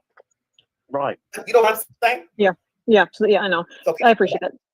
Yeah. Yeah. So he doesn't care as long as I'm sending him my paperwork. He doesn't care where I'm at. He's like, you've been doing this a long time. You're a handler. He loves dogs. His dad was a handler in Vietnam, my commanding officer. His father was in Vietnam, so he gets it. So during the day, so during the day, I'm doing this stuff. So I'm either searching super early in the morning or super late at night. But you know, the Middle East, it's a crisis right now. So I'm in Microsoft Teams meetings all the time, like throughout the day. And if he calls me and says, Julia, I need you to come back and do this, guess what I have to do? He's an 06. He's a full bird colonel. I've got to do what he's telling me to do. Where was I going with this? Okay, so yeah, so I sent Seth a text message because he was asking me about, Chris and Katie's military service. He knew they were legit because obviously he was with Katie when she was in the military. Seth was asking her about Chris and Katie's military service. Why would he need that information? But he was asking stuff in regards to do you happen to know how long like health insurance goes on for once you're like retired or once you're this? And I was answering questions for him. So after I disclosed I don't want to say something private to him, all of a sudden there's an anonymous Facebook post with exactly what I told him saying, we heard that Chris and Katie, blah, blah, blah, medical insurance with the military. And I'm not an anonymous Facebook post in a Facebook discussion group after the conversation that Julia and Seth had. Just like, whoa, that only came from one person. So let me ask you because I see where this is going. Do you feel like the questions that were asked to you by Seth was for some type of spite, or he was just milking you on something that's really, it wasn't for just like curiosity? You understand where I'm going? I think the response he gave me was because when I sent him a screenshot of it and I said, what's this about? He said, you should have spoken with me first, because he called me like 4 times that morning, but I was busy. And all of a sudden there was a Facebook post. So his response was, well, you should have spoken to me. I was like, that's not nice. Like they're like, what the heck? And then he would call I'm confused. He said you should have spoken to him about what? So the information I said that I gave him that I only gave to him, there was an anonymous Facebook post randomly. Like there was an anonymous user and it was saying like, and that's why I was just like, he's the only person I told, unless like he had me on speaker and somebody else was in the room with him. I don't know. You know what I mean? So that's why I was just like, and at that point, it's just like, I was disclosing private information to you. And I'm not going to say what the information was specifically, but it was private. It was only meant for him to know about because, he had a right to know. So she's digging up information on Chris and Katie and giving it to Seth. Private information on Chris and Katie to hand over to Seth about their military service. But that set me up initially. So I was like, what the heck? And it hurt. I'm just like, and then. How does she know what their benefits are? Right. How does anybody in the military know what anybody else's benefits are? Sorry. I struggle with that one too. I don't and believe it. I'm gonna be honest with you, like that one never stuck out to me. When she started going around telling everybody how Seth asked her what Chris and Katie, like information about their retirements and stuff. And I'm just going to be real with y'all. Even if that situation did happen, that never stuck out as odd to me, because if his kid's missing, and maybe he's trying to figure out if there was a financial incentive for his child missing. You know what I mean? And he's seeing how much these people are going to sit on. You would think he'd go to law enforcement, not to some random dog handler, right? I would like to know if Seth really said that from Seth. I mean, how does she know? No military person knows what other people's benefits are. No, that's private information. And to be honest, if she's disclosing it even to a father of a missing child, that's illegal. If she was able Absolutely. to get her hands on that information. That's Absolutely. like crossing Yeah. the line. I mean, that's like HIPAA, but it's not really HIPAA. I'm just saying you Oh, can't, yeah, you it can't, is, because well, she's it not is. family It's or not between a nothing. doctor and a patient, but I'm telling you, Yeah. it's private information, but there's no way she would know this information. I'm sorry, I had to stop you, Britt. I can't. Oh, was she brought in for a dog handler, or because she could access systems within the military to get information about Chris and Katie? You tell me. No, you're good. She cannot know that information. And how did she end up in a filing? Again, I'm going to continue to say it like a broken record. How did she end up in a filing with BJ and Seth Rogers as co-plaintiffs? She's going to go on to say a lot more, though. I'm scratching my chin trying to figure out why she would disclose that. Why? Yeah. Why is that even a big? Once again, Why would she between that? I think she's trying to make the ears perk up on the anti-Seth channels. See, Julia is not dumb, y'all. You're right. Julia's not dumb. She You're knew. just playing victim. Yeah. Yes, she knew. No matter whose channel she went on, she was going to spark the interest of people that were against Seth by saying some of the things she said on Queen's channel. I think you're right. I truly believe, because at this point, everybody was questioning her. I got that weird ass email 24 hours after this, and we didn't see her after that. I'm still trying to figure out what exactly the goal was for me to announce that she's been missing for 24 hours. You know, like Right. was she gonna stage a big disappearance? Like, what are you do? What's the point of me making that public? Are you trying to you know, get sympathy so much? If anything, that would have took away from Sebastian. Right. Right. Are you trying to I refused. I read it. I showed my mods and I was like, I'm not gonna announce this publicly. Like it, and I want to answer the question, because I've seen a couple people today say, why didn't you put it out? Why did you hold it until now? Because it was weird. And I had 1,000 red flags when I read that. And something told me that either I was being set up, or this right here was going to cause a circus show. Absolutely, Brittany. So absolutely. I left it alone. Sometimes you just let things be. That's right. You know, and if they You were smart, Brittany. You were very smart. And if something surfaces later, then you bring it up. And something surfaced later, I found out other people got weird stuff, and then I spoke out. You're like me. You're not opening Pandora's box now. If somebody Hell no. Oh, really? Did you say hell no? Yep, I did. Hell no. No, I ain't either, girl. I'm not either. I'm gonna leave that box alone. Yep. And I just want to say to all those creators that say that, you know, I would turn on my mother for some views and money. Whatever. Yeah, I hope you remember this, because you know. Don't worry, we haven't forgot that you said all this. Went along with she might be a plant, saying that she's lying, that things are sketchy about Julia, and then became co-plaintiffs with her in a filing against Granny. We won't forget. You know, not everything is. Not Everybody wants to make money, but I not for the sake of my whole dignity. You know what I mean? I right. You have I got morals. morals and boundaries too. Absolutely. Absolutely. Where did the morals and boundaries As I don't attention know. I just, only. value? red flags were there. I mean, she was panel hopping, and then if they liked her, she would be there every day. If they didn't, she would go to the next person and talk crap about the other person, stir the pot, and then do this victim deflection thing. And I don't know. Bingo. Bingo. It's an attention thing. I really do hope she's all right, and I hope she gets some help if this is what's really going on. Yeah, because that thought crossed my mind too. Yeah, I can't remember. I do not feel like she's here for Sebastian. Oh no, not at all. I can't remember who said it, but someone said they contacted her commander. So I don't know. I heard that was happening. Yeah, I don't know who said it, but yeah, I heard I it through the remember hearing grapevine. Yeah. I heard it through the grapevine. She's getting all kinds of calls made on her. Oh, there's been so much going on in my head. Oh, you guys, this panel, why didn't this panel make it into the declaration? Why didn't this panel make this into the declaration? Why did not? As a result of the continuous bullying and defamation spread by Granny and other co-bloggers, my mental and emotional health have suffered greatly. I've been diagnosed with CPTSD due to my active military service, and the ongoing harassment has significantly worsened my condition. My anxiety has increased. I struggle daily to function, both emotionally and professionally. I have been further victimized by online attacks from other creators, including Queen Bee, Jays for Justice, and Cluminati, who have engaged in a coordinated effort to tarnish my reputation and damage my career.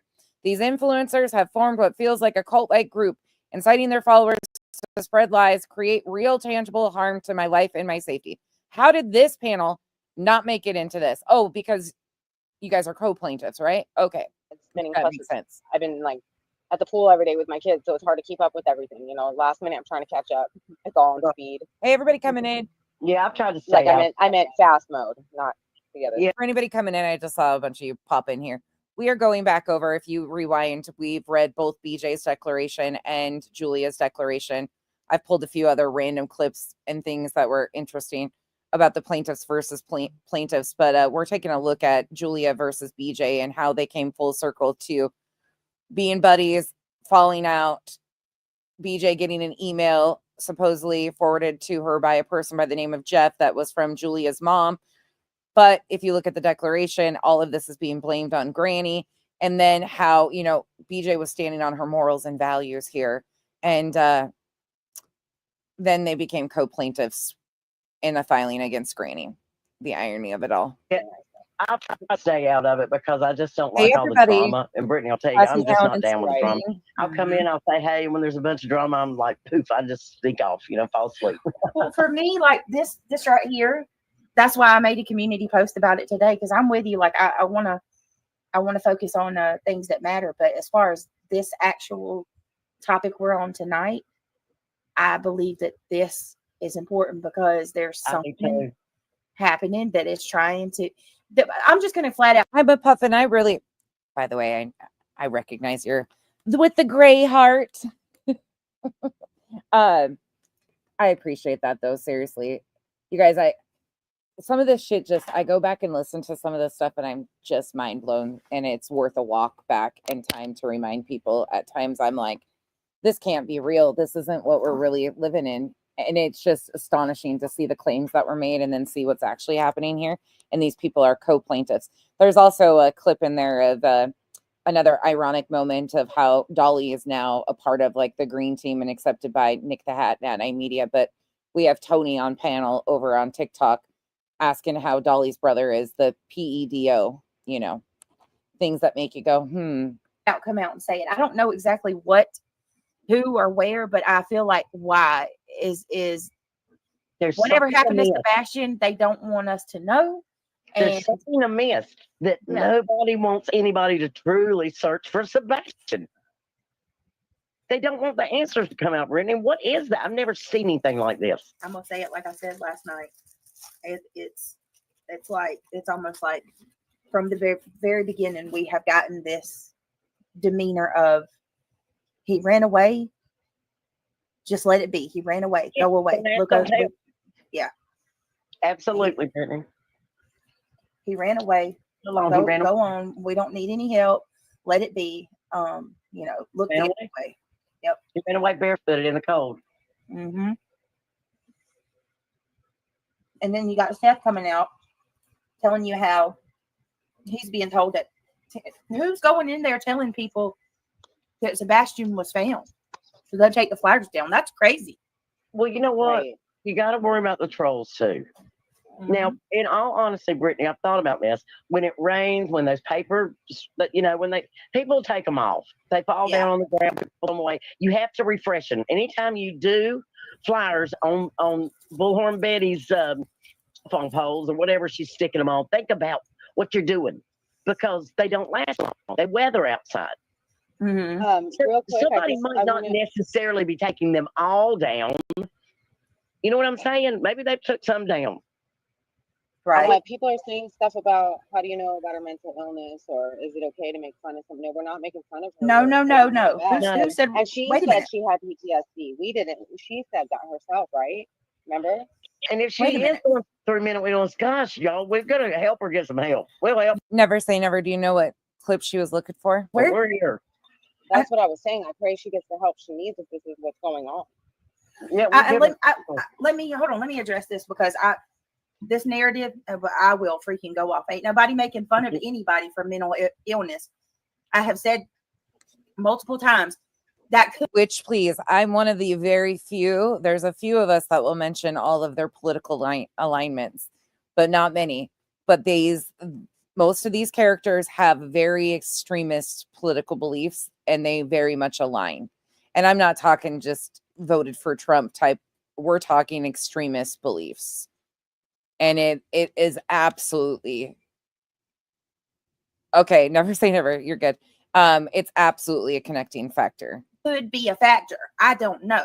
I don't know if anything's wrong with the girl. I'm just telling you, there's some weird stuff happening. I've got some weird email.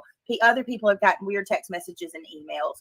And if she has some type of mental illness, I really hope that she can get the help that she needs. That's all. Nothing Me else. too. Amen, sister. Nothing Amen. else. Period. So don't go telling nobody that we're over here bashing mental illness or making fun. If No Sense is live tomorrow, I'm gonna be pissed because none of that happened. Well, No sense. No sense makes a fucking walk in the park out of you. This bitch over here called Nonsense that has no sense has more sense than most of you combined. I mean, it's not very hard, but again, let me step right back down from my pedestal of thinking I'm so much better than you guys when you make it so fucking easy to be better than you guys. Truly, it's not that hard. All I have to do is wake up, put my feet on the ground, and I'm magically better than you guys because I don't do this type of shit and I don't flip flop like a fucking. Oh, let me just a seal on the beach. Never mind. Johnson said the fact of the matter is, I'm sorry. Go ahead.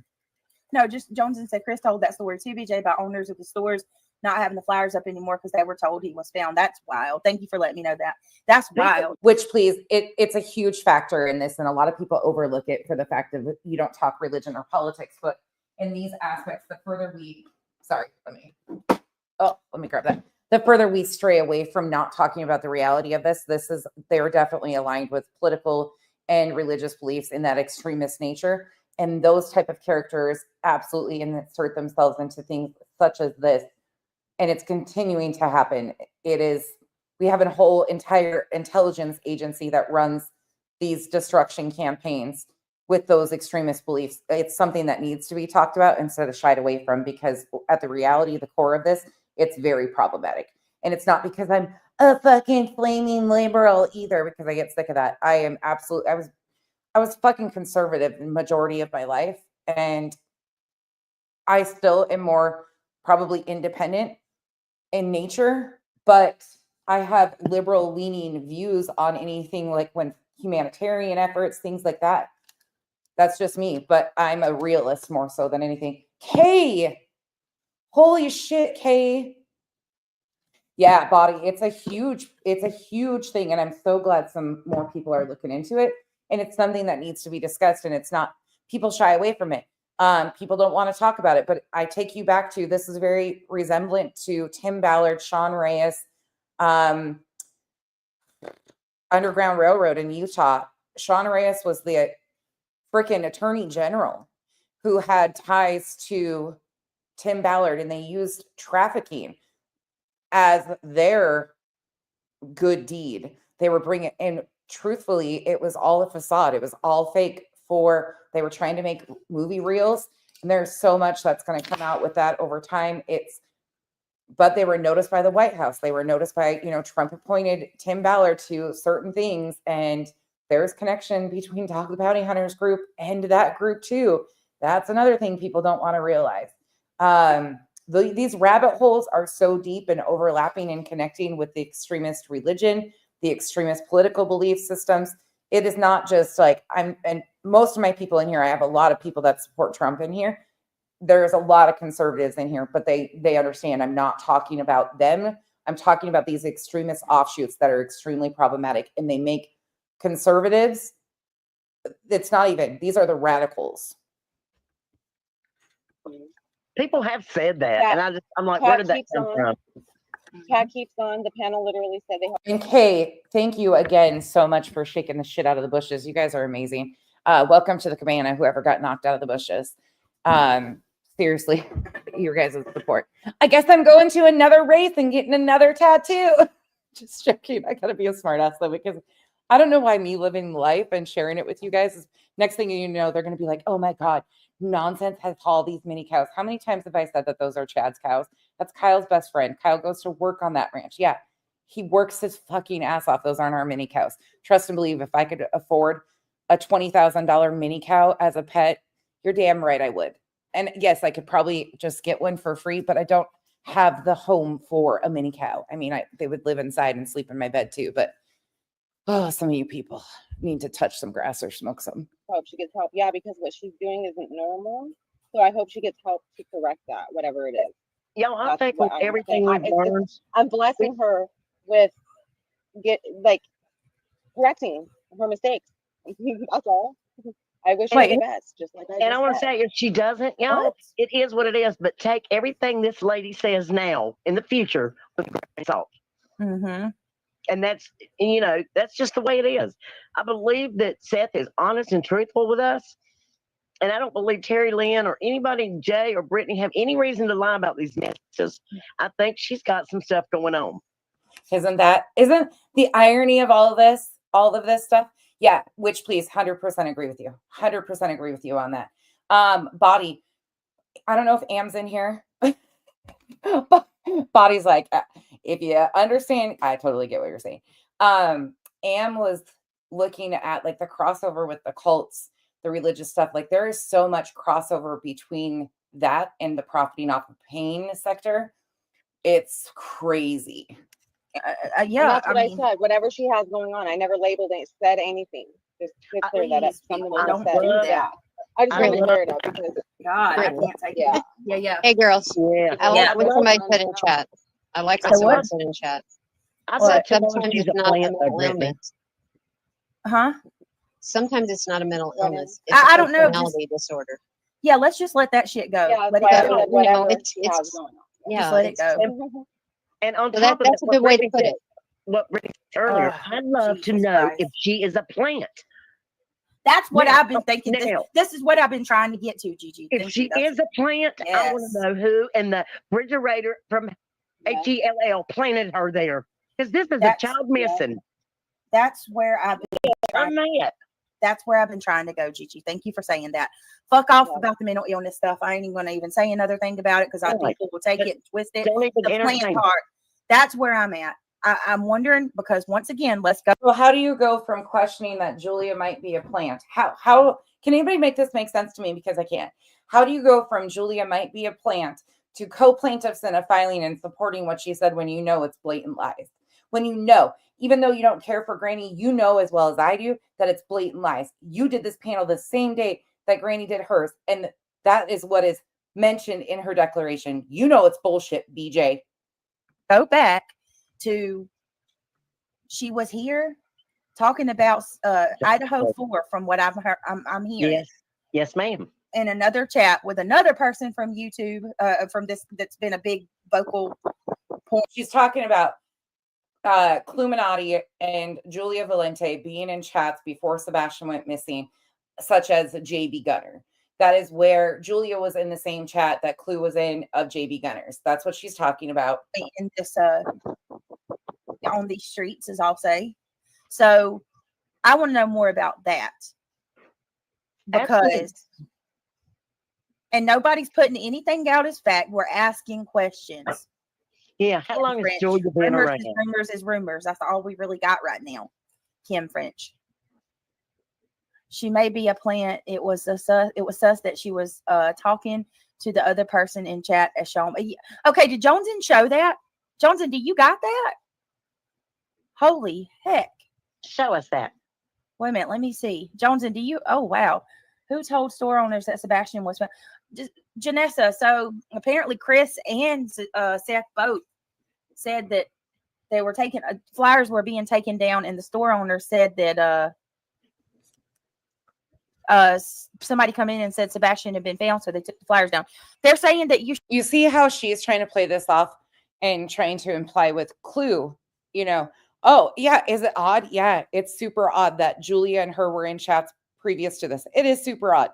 But you notice who's not a co-plaintiff alongside BJ? Clue. You know who is? Julia. The irony of how all of this shit. Again, I'm with you, Body. I don't think they even knew. I think they thought, oh, this one little part is my piece. Because she said that numerous times. No, you're a part of the whole fucking thing. You showed on your live, Joneson, that I guess Clue and Julie were in a chat talking a few months ago. I don't know, y'all. This case is. I think the flyers came down when they found what was his name that was missing? Riley. Mm-hmm. Yeah. Riley. What was his name? Riley. That was Riley missing. Strain. Yeah. I think that people got confused and thought that Sebastian had been found a lot because they didn't know the story, y'all. because it took locals a while to learn about who Sebastian Rogers was. They were so focused on the Raleigh strike case, you know? Yeah, Melissa White Cotton. Y'all, I hear like there's a weird background noise. It's like, I don't know what it is. It's like, I think it was me. Is it done? Yeah. I'll mute and I see had if my it's hand me. fan. Oh, no, you're okay. Myself while it's hot. You're I'm good. talking to you. Okay, you're good. I was like, am I losing my mind? What the hell is that noise? All right, let's see. Can you send me that Melissa White Cotton? Can you email me that screenshot, please? Let's not forget Chris Prophet said she was legit. Well, here's the thing, like, and y'all know I don't care for Chris Prophet at all. But I can't hate on the man for saying that, because so did I, and so did Jay, and so did a whole lot of other people, because she showed credentials. Look, I'm not questioning this chick's credentials. I'm still not even questioning her credentials. I just question if she's come to Tennessee, if she really went there and has been there, because I've known multiple people ask her to meet up or show. I see some of your comments in the chat. All I can say is if you don't live in a border state, you might not even have the clue how significant shit is getting right now. Proof that she was there, and she won't do it. And she always blames it on the TBI. Yeah, that Allie, she's in the military. That's about it. Right. The rest and I kind of went, is my audio bad? Is it breaking up? KB says my audio's bad. I don't think it is. All right, KB, go out and come back in. I don't think it is. Yeah, try to go out and come back in, KB. It's only you love. KW10, thank you so much for the super chat. She says this case feels like Summer Wells all over again. I was actually going to say it feels a little worse if you ask me. No, absolutely. It's 10 times worse. Yeah, I have never seen creators act like this. Can you guys do me a favor and click that thumbs up if you don't mind? And I'm not saying that as far as like you just don't know. You're seeing a glimpse of it. We're just seeing things happening here that are like people are afraid to leave their homes. And again, I'm not for open borders, like just careless stuff, but federal law has to change. And the whole asylum seeking stuff what's happening now is going to tank our economy even further. The tariffs that between Canada and Mexico, Trudeau, and like it's a mess, and it's going to get worse. So please, it doesn't matter. Like it doesn't matter. It's just going to get worse. And if you want to become a member, we'd love to have you on part of the green team.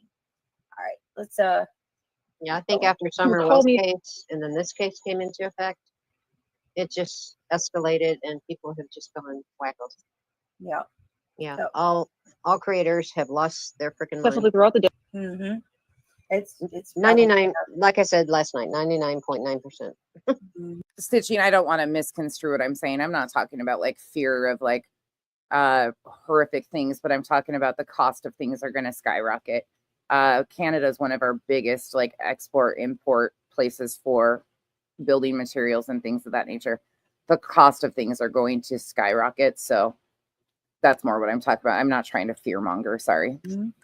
Yeah. He knew I had a day job, still had stuff going on. And just then the whole Trevor Lee interview happened, and I saw how explosive that was when he Let me ask flying you back this, and all this other stuff. Let me ask you this. When he was calling you during the day, did he tell you what he See, Angela Luster, that's what you get for assuming. I did respond.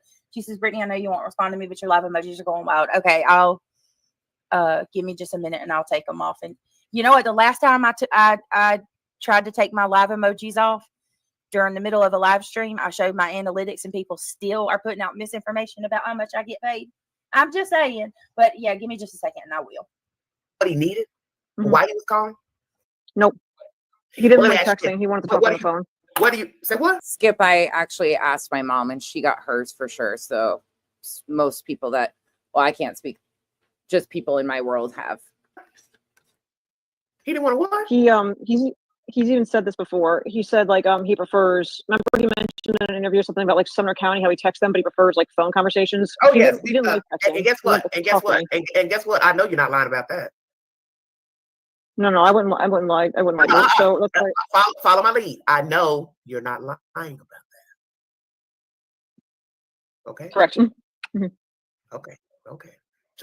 This was. I'm just telling you in a roundabout way. That's been confirmed. So I know you're not lying about that. I appreciate you doing that. So that was this whole thing is so weird. But again, explain to me how they became co-plaintiffs. It's free. As I do with everything, I consult my superior officer because he's following this. He had a son who passed away years ago, so he's been following this. He understands. So he's my mentor. He's my reader. I called him. I said, "This is what's going on with everything. I don't know what to do." And he was like, "Julia," he's like, "you need to be a handler. You need to be a military officer. You need to distance yourself from the sides of both sides of the family and be professional. Don't be a friend. Be a professional. That's your job." And I was just like, "I understand, sir."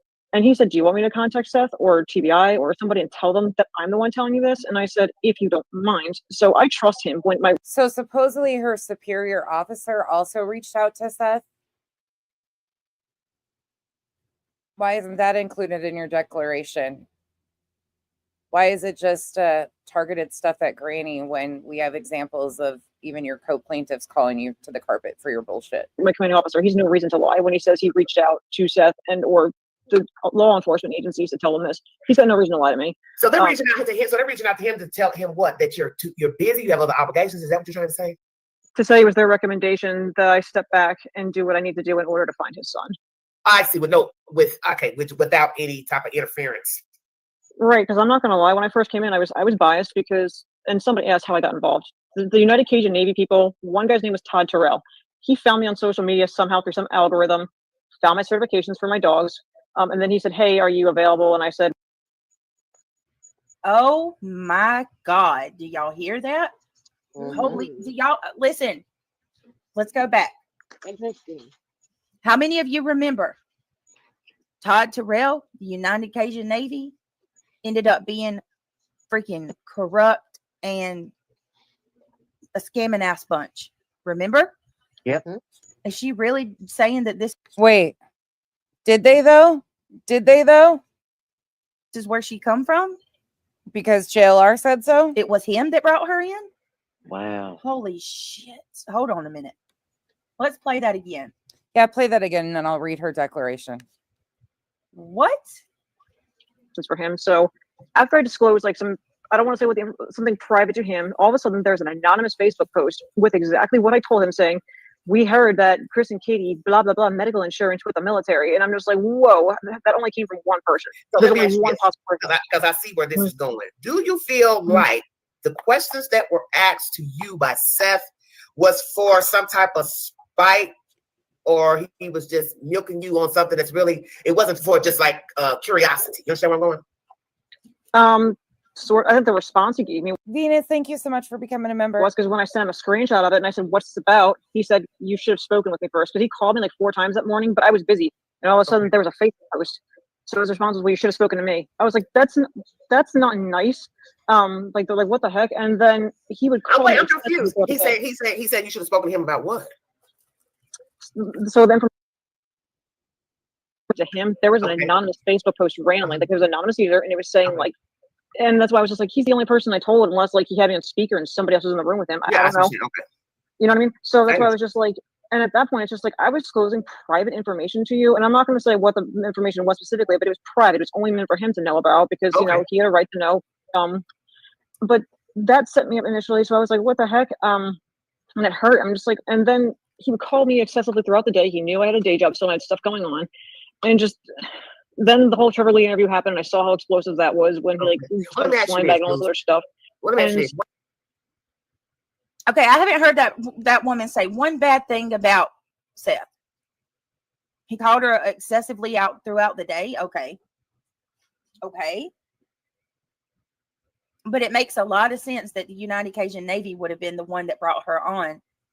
I mean, her declaration right here on page 2 says, "I'm a captain in the United States Army and resident of PA. I live in Mooresville with my family and committed my career to serving my country with honor and integrity. In March 2024, I was enlisted as a canine handler due to my national certification through several police-affiliated organizations and academies to assist in the search for a missing 15-year-old autistic boy, Sebastian Wayne Drake Rogers. I was contacted by Seth Rogers, Sebastian's biological father, as well as Todd Terrell from the United Cajun Navy. My credentials were forwarded to the TBI and the Shelby County Sheriff's Office to validate my qualifications and authorize my involvement. And that would be how Seth had contacted her, because remember, in the beginning, that was who Seth was searching with. Janessa says, but who was telling the store owners that Sebastian was found? Who? So Seth said last night that he asked, and I don't even remember. What did they say, guys? Do y'all remember? I had asked, and He said he went in and he noticed that the flyers were down. Yeah. And he said, why are these flyers not up here? I'd like to put some up. And he said, well, we've been told that he's been found. So we took them down. Right, but he said that because we had asked him, did you ask for the footage? Like somebody in chat was like, I would have asked for the footage to see who came in and said that. Seth said he asked for the footage and they gave him some kind of like bunk excuse about how they didn't have it, I think.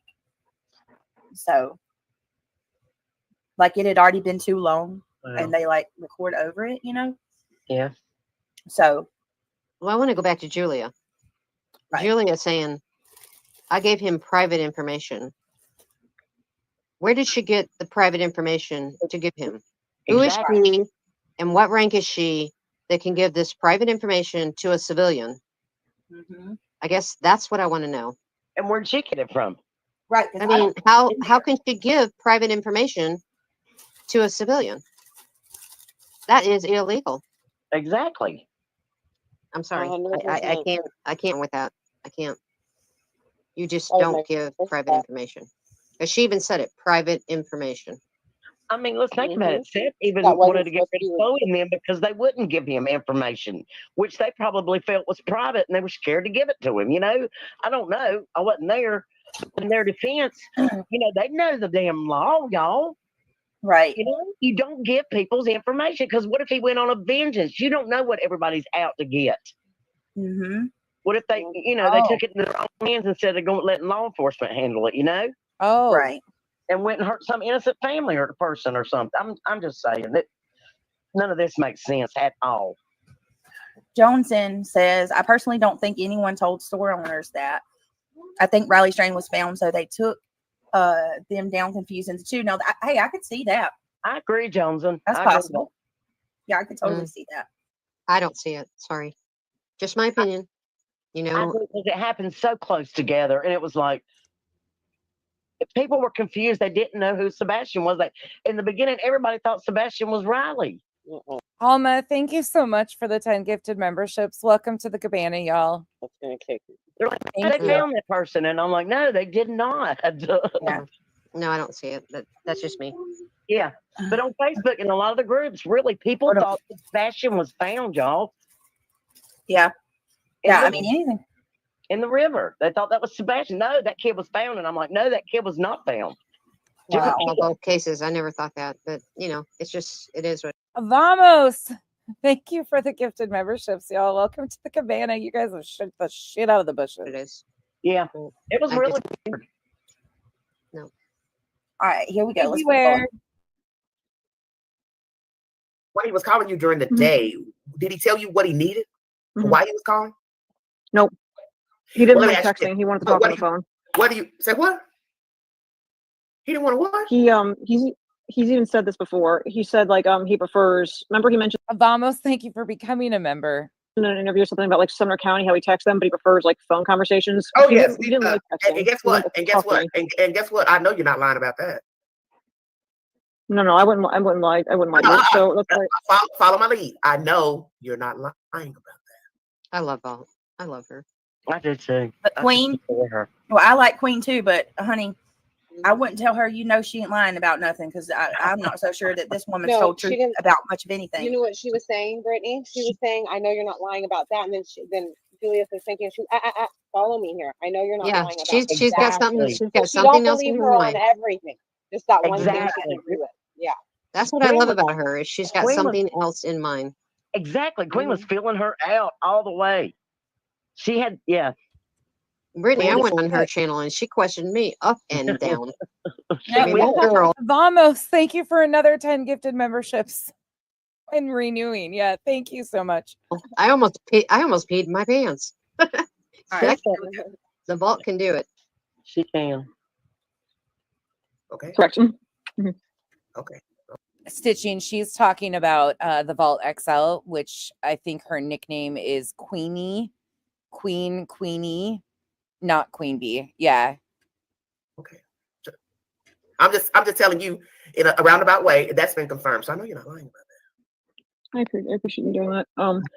So that was, as I do with everything, I consult my superior officer because he's following this. He had a son who passed away years ago, so he's been following this. He understands. So he's my mentor. He's my reader. I called him. I said, "This is what's going on with everything. I don't know what to do." And Alma, thank you for renewing. he was like, "Julia," he's like, "You need to be a handler. You need to be a military officer. You need to distance yourself from the sides of both sides of the family." All right, real quick. Oh my gosh. I like your name. I'm retired. Don't expect nothing out of me. You guys, Alma and Vamos and all of you guys today are just causing a ruckus again. Alma, thank you so much for the gifted memberships, y'all. Nobody can get away. You're all getting knocked out of the bushes. Thank you. I'm retired. Don't expect nothing out of me. You can't say nothing. You got to say nothing. Don't expect nothing out of me. Hey, the Sassy Sleuth. Thank you so much. I'm retired. Don't expect nothing out of me. Holy shit. Kyle just texted me and said, babe, our motocross video hit 29,000 views. Sure did. Thank you for joining the green team. I appreciate you. Thank you for joining the family. Welcome, welcome. How's it going, Sassy? What's up, a fatal paper cut? Good to see you, Detroit Rock City. What's that? Nimsky Rainbow. I don't think she would have time to sleep, right? I'm telling you, right? Right? Nobody's questioning that either about how like she's talking about working 7 days a week, and then she's out here looking for Sebastian in the early morning and late at night. Holy shit. Okay. Thank you so much. Okay, hold on. Y'all are doing too much today. Thank you so much for the gifted memberships. Welcome to the cabana. Welcome to the jungle. We got fun and games. We should just say we have fun and games, or we have truth in your own words. Basically, I should rewrite that. We've got truth in your own words. Okay. Thank you guys, seriously, for the support. I feel bad for the people getting knocked out of the bushes. Welcome to the shit show. Okay. And be professional. Don't be a friend. Don't feel be bad a professional. That's your job. And I was just like, I understand, sir. And he said, do you want me to contact Seth or TBI or somebody and tell them that I'm the one telling you this? And I said, if you don't mind. So I trust him. When my commanding officer, he's no reason to lie when he says he reached out to Seth and or the law enforcement agencies to tell them this. He's got no reason to lie to me. So they're reaching out to him. So they're reaching out to him to tell him what? That you're busy. You have other obligations. Is that what you're trying to say? Kathy, I have a huge membership group. Yeah, you're right. We have over 1,200 members now. With today, we have over 1,200 members. To say it was their recommendation that and that's all you guys. I can't thank you guys enough. We have over 1,200 members. Step back and do what I need to do in order to find his son. I feel like Julia uses the terms, quote, my commanding officer, unquote, as a way to legitimize herself to people like myself and others that are ignorant about the military and the inner workings. You know what I mean? Like if she comes at you and she's like, my commanding officer's been in touch with TBI, the Proudfoots, Seth, my commanding officer's telling me to step back. I'm going by the orders of TBI. Like if I could show you guys my text messages, like it's now looking at it where I actually feel a little foolish that I didn't see through this earlier, but looking at it now, it's like manipulation 101. I'm not even lying. Yes. Mm-hmm. And then being that she's in the military, I don't know about y'all, but I love my country. I'm patriotic. So when it comes to people who serve, I respect it. I appreciate you. Except if you're Chris and Katie. All credit goes to you. You know what I'm saying? Like I think we all should appreciate our men and women and who have stepped up and paid the ultimate sacrifice. So unless if you're Chris and Katie. When it comes to somebody who's serving, that's you give them a little bit more leniency and what's the word, grace, because she's, you know what I mean? Like she's a soldier. So you want to, but all the spicy side takes me out. Yvette, don't forget to screenshot this. You guys are too much. Thank you guys. Seriously, thank you. this right here, if and if I find out, like Jay said earlier, somebody else looked in the database and that Julie, like her name wasn't there for Purple Heart. So is she really out here saying that she's got medals and awards that she really hasn't been, that she hasn't earned? Isn't that like stolen valor? It is stolen valor. Is it stolen valor to say that you're a Purple Heart when you're not? Stitching, that's awesome. I think it is. Sweet Tea said absolutely. Yeah, I think other military frown way upon people that do that, girl. Am, were you in here just a few minutes ago? You might have just been listening and dinging around, but we were just talking about like the cult crossover. Body is digging into it too. Like, you guys, if we could accurately articulate the crossover and the connection between the extremism and the cult type mentality between all, it's so intense. Am's been in that rabbit hole and the connecting factors going decades. Like, it's so wild. If we had time, if I had all the time, I wish I had all the time in the world, because I could do nonstop like crossover type content. Body, I hope you cover some of that too, because you are very good with laying things out. I mean, the karma you get from that. Ooh, I hope she's not doing that, man. I hope she's not either. Anais, I'll look in just a second. Yeah, I'm pretty sure. Thank you, Melissa Whitecott, and I'll get it in just a second. This is so crazy to me. All right, let's keep going. I see. Without any type of interference. Right, because I'm not going to lie. When I first came in, I was biased because, and somebody asked how I got involved. The United Cajun Navy people. One guy's name was Todd Terrell. He found me on social media somehow through some algorithm. Found my certifications for my dogs. And then he said, "Hey, are you available?" And I said, "Well, I could come down, but I need permission to work remotely to do volunteer handler work." And he's like, "That's cool." So Todd Terrell introduced me to Seth, and that's how I got involved. Seth was the first. But that's not what it says here. It doesn't say that. It says I was contacted by Seth Rogers, Sebastian's biological father, as well as Todd Terrell from the United Cajun Navy. That's not what it says here. Just pointing out your declaration in this filing in Pennsylvania. It says Seth contacted you. Person I met. I didn't meet Chris and Katie first initially. I had no idea who they really were. I didn't know about the drama. Had I known, I can't say whether. So what are you saying right now? Had you known about all this, he said, she said, you would have never taken this on? I would have gone directly to law enforcement instead of going through a father, because I saw a father who was grieving. I saw a father who was grieving, and I felt bad because, I've had a miscarriage before. I've lost a kid. So I was just like, I understand. I get it. I'm going to come down. Oh, and to whoever said that I put that out there publicly when I played her voice messages, checkmate, bitch. She had already done that herself publicly way before I ever played the voice messages that she sent to me. So once again, go fuck yourselves. And I still didn't even put it out there in the full concept because it was uncomfortable and unnecessary information. But here, she stated it publicly back in June. You're welcome. I'm going to help out. Okay. So that's how I initially. I'm sorry, this has just been like a whirlwind. That's Lauren. Thank you for being a member for 11 months. Initially, how I got. You put up with me a long time. Started. Just listen. I got time. I'm already 4 hours in, so obviously I'm not going anywhere. You just take your time. That way you can think about clearly with everything you want. Body, advertise all you want. I'm super interested in that shit. Super interested in those rabbit holes. So, in fact, I'll go drop your link. Thank you. Say the message you want to get out during this live stream.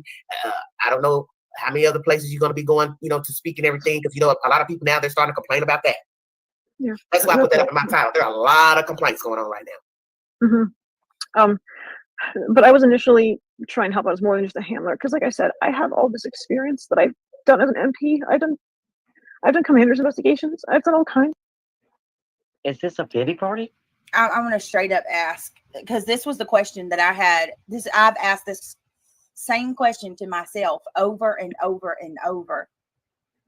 Girl, you are a soldier. You are in the freaking, is she a Marine, y'all? Or what is she? I can't even remember. Is she in the, does she even say which sector of military? Is she in the army? In the I think Army, I thought Marines, she was the Army. She don't act like a Marine. I'm married to a Marine. Army. Okay, because I was going to say, like, even if you're in the Army, man, I've always kind of just been blown away with how You guys are too much today. Zena with fire, thank you for becoming a member. Welcome to the cabana. Amy, thank you for putting up with me for 4 months. You guys, I can't even keep up. Stitching, thank you for putting up with me. 60, you've been here longer than that, but thank you for putting up with me for that long too. You guys all deserve medals today. Just don't give them back. Thank you. she cannot handle the pressure of YouTube at all, regardless of what her motives are, how she got here. Like, it don't even matter who she is at this point. She cannot, y'all. It's bad. Like, to the point where she's one of those people that will try to, sue everybody to shut them down from talking about her. She's willing to have somebody send me an email and tell me she's disappeared. Like, I genuinely. Holy shit. Let's listen to that again. What was this? It don't even matter who she is at this point. She cannot, y'all. It's bad. Like, to the point where she's one of those people that will try to, sue everybody to shut them down from talking about her. She Sue everybody to shut them down from talking about her. Not her being your co-plaintiff in a lawsuit using a missing child's name. Could that be what we're looking at? That's sure what we're looking at. Not that. Oh God, the things that don't age well. Avamos, PJ second chance. Thank you for doing that for PJ Avamos. And PJ, thank you so much for the gifted memberships. You guys are amazing. Thank you so much.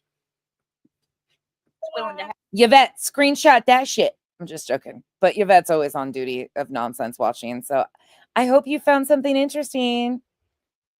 have somebody send me an email and tell me she's disappeared. Like, I genuinely believe that email I got, she wanted me to put out about her saying that she was, her mom was going to go file a missing persons the next day. Like, the drama was getting so hot on YouTube. So many people were questioning her. I believe a part of that was to pull people back from looking into her. If for their anger to turn more sympathetic because she was quote unquote missing. Oh, the freaking irony of this shit. Y'all, I just am so flustered with this. That was fun. You guys are amazing. PJ, thank you again. What the hell how did we get from this? How? July 8th, again, I remind you that, let me just walk this really quick. Okay, so we read in the beginning, if you just came in late, we read the declarations of BJ and Julia. Plus, we also read another part about litigation holds, which are fucking insane. I encourage you to back it up or go read them yourself in the exhibits. It's absolutely mind-boggling what they said and tried to get the defendants to do. Anyways, but so that's how we started off. This stream, again, is July 8th. BJ, we are watching July 8th. But in the declaration, she is talking about Granny's watching. She's talking about this planting evidence stream. Well, lo and behold, Granny's stream is the same date on July 8th. She is targeting Granny in her declaration. Meanwhile, BJ talked about all of this stuff on the exact same day. Not only that, but so did Jay for Justice. Jay for Justice talked about it and played where BJ reads the email that she had gotten from Jeff that was supposedly forwarded from Julia's mom with all of Julia's mom's information attached. And then in her declaration, she's claiming that people were trying to dox her mother. Meanwhile, that was forwarded from Jeff and told to BJ that she could read it out loud. She didn't. She didn't put all that information out there. But now Granny is being blamed for doxing. Oh, come on. Make this make sense. You can't. You can't. This is where I just bang my head. Desperate times call for desperate measures kind of thing. Nothing else makes sense to me as to why they would. I say they because Well, it's a guy just named. so weird you received that email. There's parts of this that I actually agree with BJ on. Like, it doesn't make sense. But tell me again how you sold out your morals and values that you were telling us about here a little while ago. How did you sell out those morals and values that were non-existent to end up in a filing as a co-plaintiff with this woman in October? Explain that to me, BJ. Explain it to me. Because it was free. You were awakened long enough to say, ooh, it's free. Sign me up. It only involves me in this one little spot. Joke's on you, bitch. I would be getting a consultation with an attorney. I mean, I'm not a legal anything. I'm not an advocate. I'm just an asshole with a YouTube channel and a lot of fucking opinions. But ma'am, I would suggest that you finally actually seek out an attorney instead of that little consultation you claim that you had with the sub that who knows if it's even an attorney.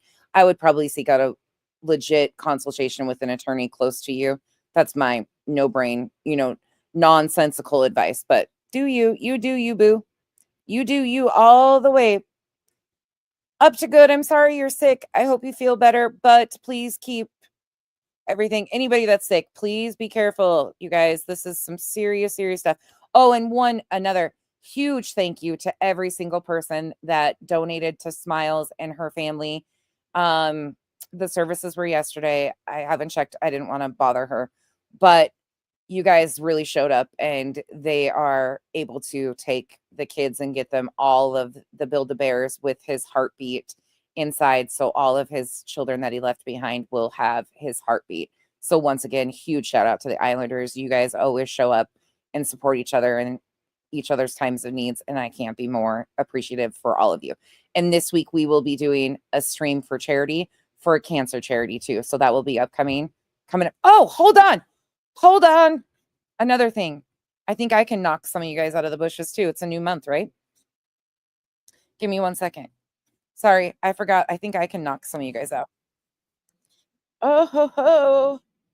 Hold up. Oh, I can. Ta-da!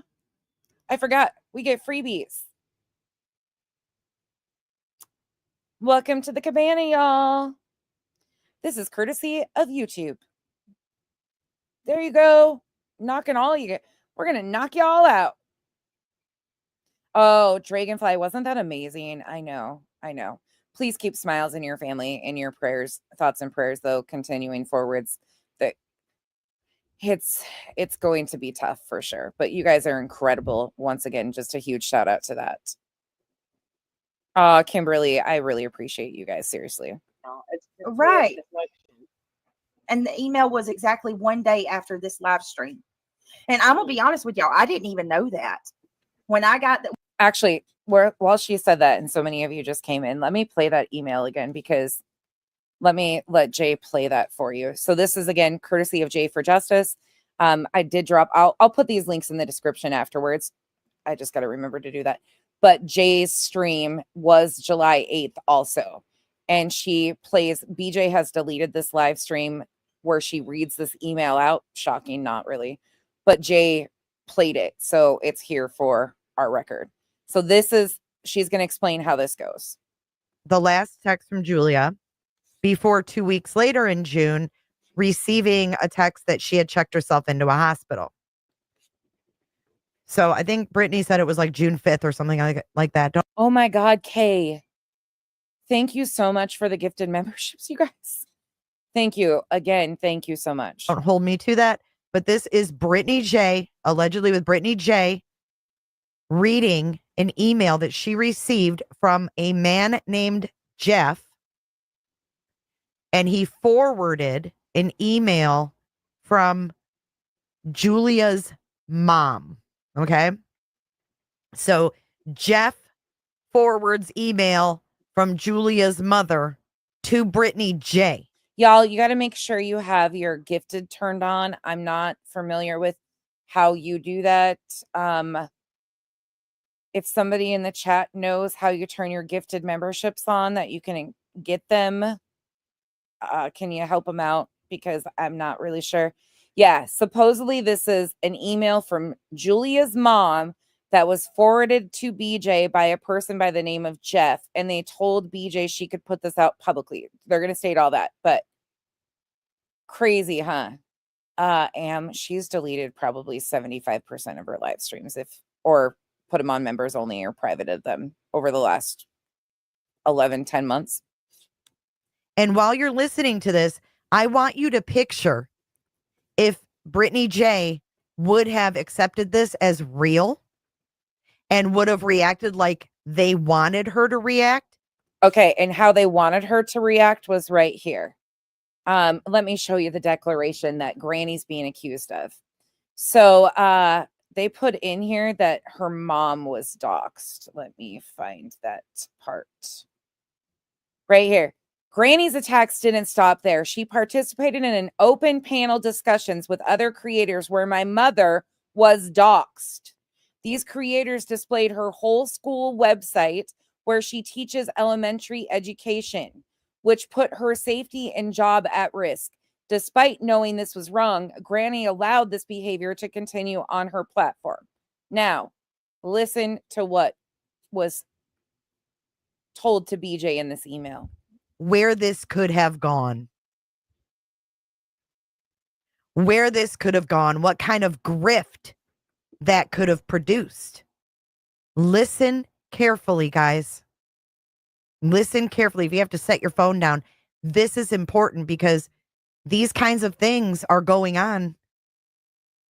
And thank God Brittany was smart enough to not do it because they wanted her to go live with this information in the beginning of June.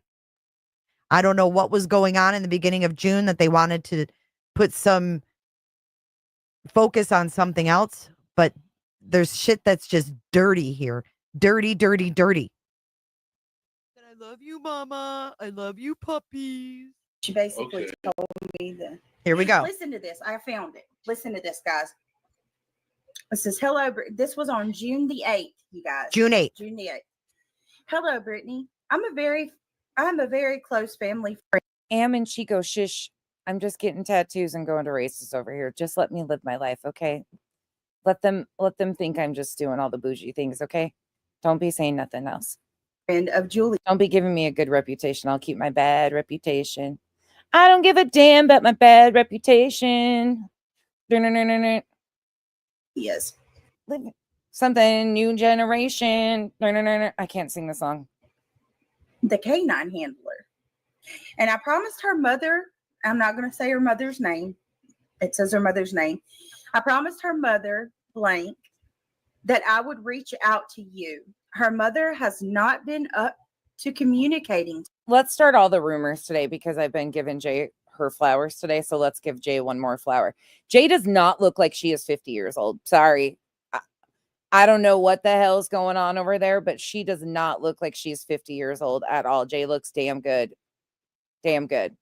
Her skin is like, yeah, sorry. I've always said that though. She's a beautiful woman. Today, especially, you can't even verify this information. You can even verify this information with her if you need to. Her Facebook name is, and obviously I'm not going to say that. It gives me her mother's full name, you guys. First, middle, and last. She says, they said, you can verify this name. Her mother is blank. That is Julia's mother. You will see the photos of Julia on her page. You can ask her about blank and blank, basically about the guy that's sending me this. She will verify who I am. I would not lie about this. I wanted to message you because Julia's mother is emotionally distressed about what is going on with Julia's name currently all over YouTube. I said I would forward this message below from her. You can right, Kate. Yes. She is 50. Can you guys believe that? Kimberly, thank you so much for the gifted memberships. Thank you guys so much. Listen to this email though. Okay. Again, supposedly this was from Julia's mother, who is now, it's in a declaration that Granny and associates were doing all this shit. But this email didn't go to Granny. Let me remind you, Granny was in here earlier and flat out said this email did not go to Granny. It went to Jeff and then was forwarded to BJ. Fucking wild shit. can read this on your live if need be. And it says her email in parentheses. Just please do not dox my email address or use. Oh, wait, hold up. Can I be a real big smartass? Sorry, I'm distracted by the chat today. Totally distracted. I'm enjoying the chat today. Can we put some umbrellas in the chat? Probably more like helmets so you guys don't get hit with the membership. We won't use her umbrellas. It's raining men. Oh, I mean memberships. Probably stick to helmets. It's probably safer over here. Wait a minute. It says, please do not dox my email address or Julia's mother's. I know you were one of the 3 creators that Julia's mother recalled Julia spoke very highly of. Thank you. Ooh, and her yes. friend Blank. All right. Hell yeah, Pika, do that. Thank you. If you guys want to give Chico a cookie or anything too, it's her birthday. Feel free. Here's the email that was allegedly forwarded to me from Julia's mother, you guys. This is literally supposed to come from Julia's mother. Dear Brittany, my daughter has spoken incredibly highly of you these past few weeks. It is seen that you and Jay for Justice and T-Rev have been very kind to her and have showed unwavering support. I know that I can trust you to get out this information. So they wanted me to go live with this, y'all. No. As you know, we have not heard from Julia since very late last night. Her last message was to a friend at 5 a.m. this morning when she went out for a run down in Tennessee. We have to wait until 5 a.m. tomorrow to officially report her as missing. I have been speaking to with the TBI agents themselves, and they are very aware that Julia has not been seen or talking, and they're taking this very seriously.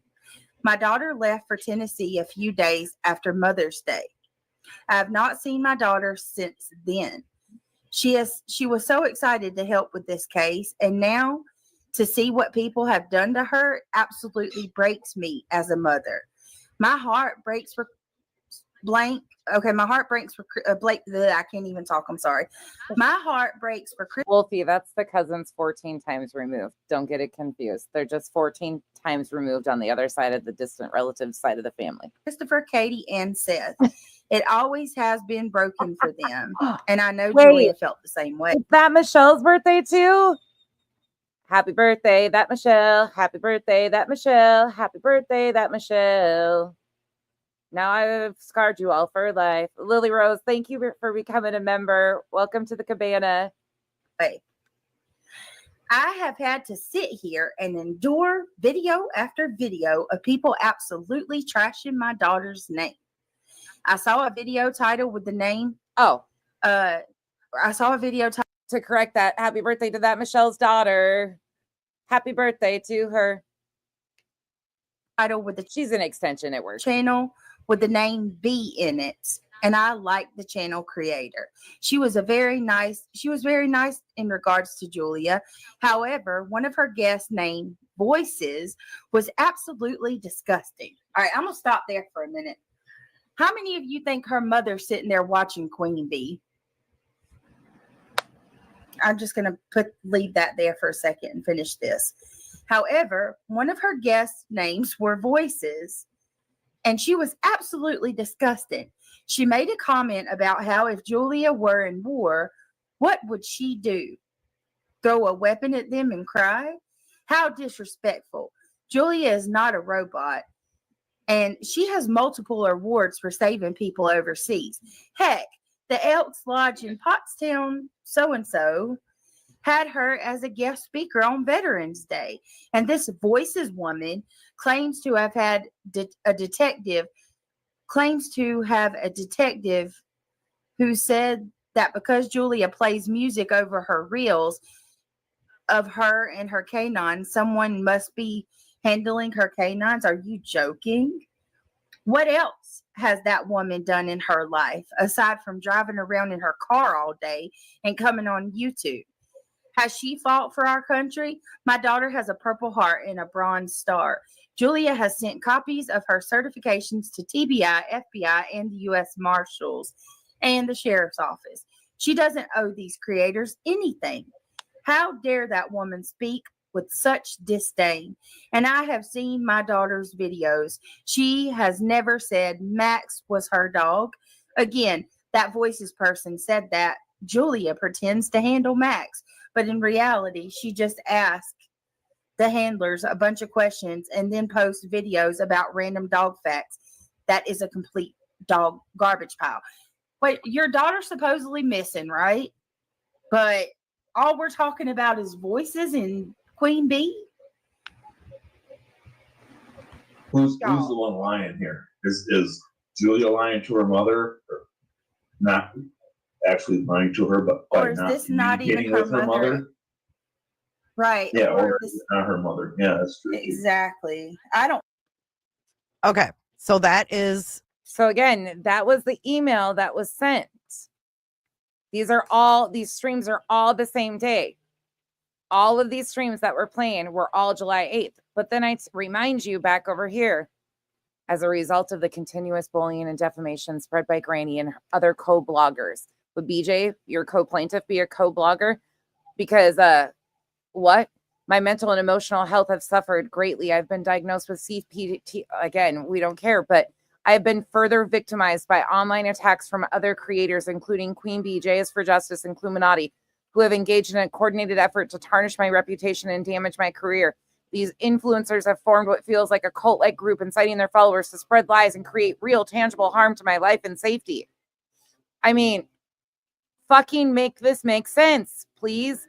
Anybody add it up? Because I can't. When I went live and pulled this up, I had no idea the date on this live stream. It's ironic how it happened like that.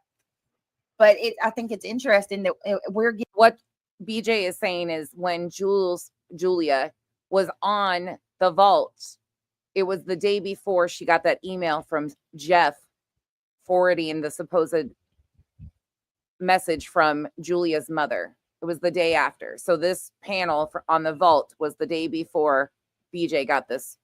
Julia's missing. Getting to see Julia at the time of that email. You see what I mean? Like her mind frame. Yeah, that is, yeah.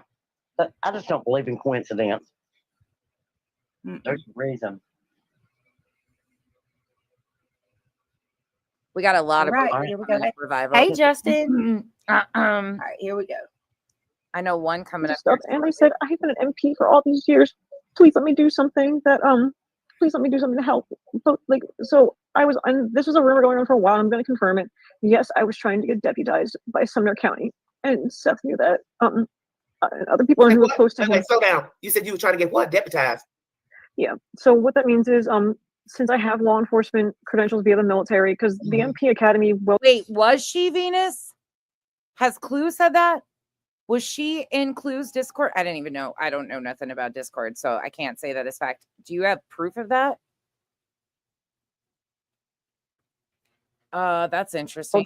We know they were in a chat together in JB Gunners before Sebastian went missing, Clue and Julia, but I didn't know anything about the Discord. I don't know nothing about Discords like that, but for the most part, I still have to take a post test, which is the peace officer's test you have to take to be a police officer.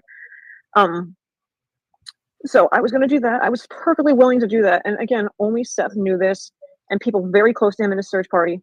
Someone leaked that to some reporter named Burton Skaggs, whatever his name is, in Tennessee, and he was grilling me about it on Twitter. I'm like, this is supposed to be private information. Why is this out there? And I couldn't figure out. I'm like, it's like, what's going on? How is this getting out there? Obviously now I know. So what was? Yeah. All right, y'all. So hold on a minute. Hold the front door. Yeah, hold the front door. Exactly. Am I losing my mind? I thought she said she got deputized. Did she just admitted that she wasn't deputized? Right, Justin. I think you're thinking the same thing as me. The what? Didn't Julia tell us that she was deputized? Where she did. I could have swore like that was actually one of the things that she kind of gloated about. What? Yeah, she did. Oh boy. Drop a 1 in chat if you remember Julia saying she was deputized.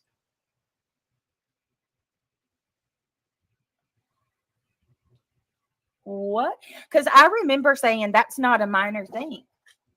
You know, like, why would they do that if she's not who she says she is? I will never. You hear me? Y'all hold my feet to the fire. I am not going to vouch for another person. I'm done. I am Never. done. No, period. You better come armed to the teeth with receipts to prove you are who you say you are, or I'm Yeah. going to disbelieve it. Stick a fork in you, you're done. Right. I did too, Justin. I'm really Nana, I promise. Yeah. Right. So I know I'm not crazy. There's a bunch of you in chat that think that too, that she said that. Y'all, thank you for the thumbs up. We're doing good tonight. Can we keep it going? Please. I appreciate it. Oh my God, Sassy, can we get to 1,000? yeah, like one time if we could get to 1,000 thumbs up. Justin did it today. We can do it. Let's go, guys. Come on, guys. Hey, Brittany, at one time she was trying to get Terry Lynn to help her get deputized. Oh yeah, I do remember like Terry Lynn Yeah. saying she tried to get her local law enforcement to do it, but I guess I just don't understand. Huh. Uh-uh.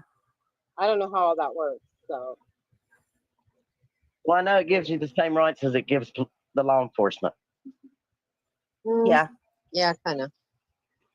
Yeah, but you can shoot someone, you can arrest someone, you can get warrants for go on their property, stuff like that. All right. Holly S., thank you so much for the super chat. She says she was too good to be true. Unfortunately. Unfortunately. Mohawk Mama says claims U.S. Marshals deputized her. Really? Okay. Hey, Harbinger, how's it going? Welcome. Come on. Just so everybody is aware, there's another Islanders birthday coming up on February 27th, and I'll probably forget, and then another one on March 18th, but they're added to my calendar, so I got to keep adding people's birthdays so I remember. Come on in. Come on in. Thank you for I'm joining over here tonight. looking at shit. Bittersweet Truth. All of you. Thank you guys for being here with us. Oh, come on, guys. Let's do it. We're at 392 thumbs up. There are 949 people in here. I know. Oh, we can get to 1,000. I know No that doubt. not half of y'all aren't hate watchers. Come on, Shelly. Come on. I appreciate you guys so much. I know I don't do my makeup as good as Justin. So I know that gets some extra brownie points, but come on, let me get one of the 1,000 thumbs up one night. Justin makes that crap look easy. He gets it every night. Every night he's got the 1,000 thumbs up. It's awesome. Alma, we haven't scheduled it yet. Is there a night that works best for you? Yeah, Damon, it really is. Is there a night that works best for you guys? We could do an afternoon, evening-ish stream. Awesome. Hey, Cassie, good to see you. Cassie said, why doesn't Seth come forward and give his thoughts on Julia? So much misinformation and confusion around Sebastian. I want to ask Seth a few questions because she claims that her quote unquote commanding officer reached out to Seth. Isn't this wild? Well, maybe he doesn't want to get in that drama. That's possible. You know, as many people as think that he's in drama, maybe he doesn't want to get in that drama. Maybe he's just out there trying to find his child, you know. I want to bump it forward because I don't want to keep you guys here for another 7 hours, and I've got to run to the grocery store at some point. But I'm going to bump it forward to a couple more timestamps. If you want to go watch this, again, I encourage you to do so. Lauren, you're a Valentine's Day baby. Anytime, I just don't want to miss it. Okay, I'll try to set it up like 2 days before. I just got to touch base with everybody and make sure what works best for them. We're going to do it for a cancer charity. I just got to figure out what kind of content I'm going to do around it. It doesn't really matter. We can do anything and attach a fundraiser to it. It's amazing. But I will definitely keep you guys up to date. I just got to, our household's crazy right now. Like Kyle's at work today on a Sunday. My in-laws are coming for dinner tonight. Like it's just been wild. You never know. Bumping it forward to 2:30, 2:36. I've got some of these time stamped out. People's going to dig up on you. You got another thing coming. Oh, backing it up. I mean, that's just the truth. A day or 2 or 2 months.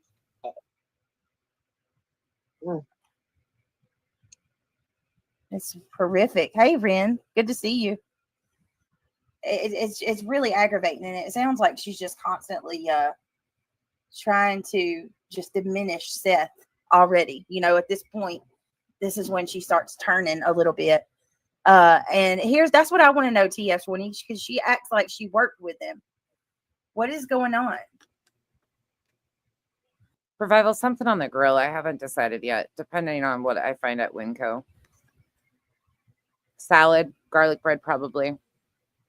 That's our typical. How does she know all the things she's saying is not going to be brought out to light? I mean, you have so many people out here on YouTube that are sleuths.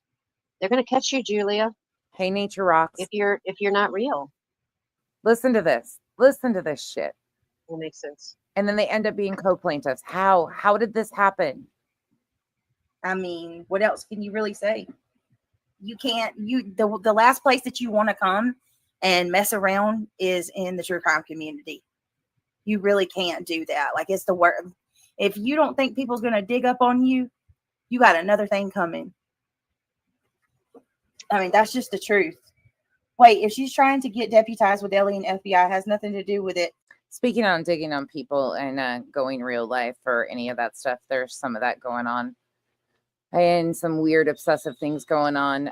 Just keep your heads down. And there's some people that aren't worth mentioning or don't deserve the attention that they're seeking. So if you keep hearing things, just let them be. And if it is regarding me, trust and believe. I hear, I see, and not interested. Then can't tell Ellie to deputize her. That's the thing. Like, she's saying that she tried, but many of us have remembered hearing her say she was. According to thank you, Venus. According to Terry Lynn, she was not deputized in Tennessee. So, I mean, what they're Dumpling says, also, she is definitely insinuating. Oh, she's definitely insinuating that they're sore. Wait a minute. She's definitely insinuating that she worked with them when they found something and called her. Oh, yeah, for sure. I'm telling y'all, this right here, this panel that we're listening to is nothing more than a manipulation tactic, in my humble opinion. And it's her trying to throw out a dog whistle to those that don't like Seth to ask her to come. What did I just do? Shit. How the fuck did we go from that to this, where you guys are back to back your declarations in the filing in Pennsylvania against Granny? How? Explain to me this. You can't, can you? She was saying that Julia was throwing out dog whistles. She was doing all these things. But here we are months later, and they've joined a filing together as co-plaintiffs. Basically,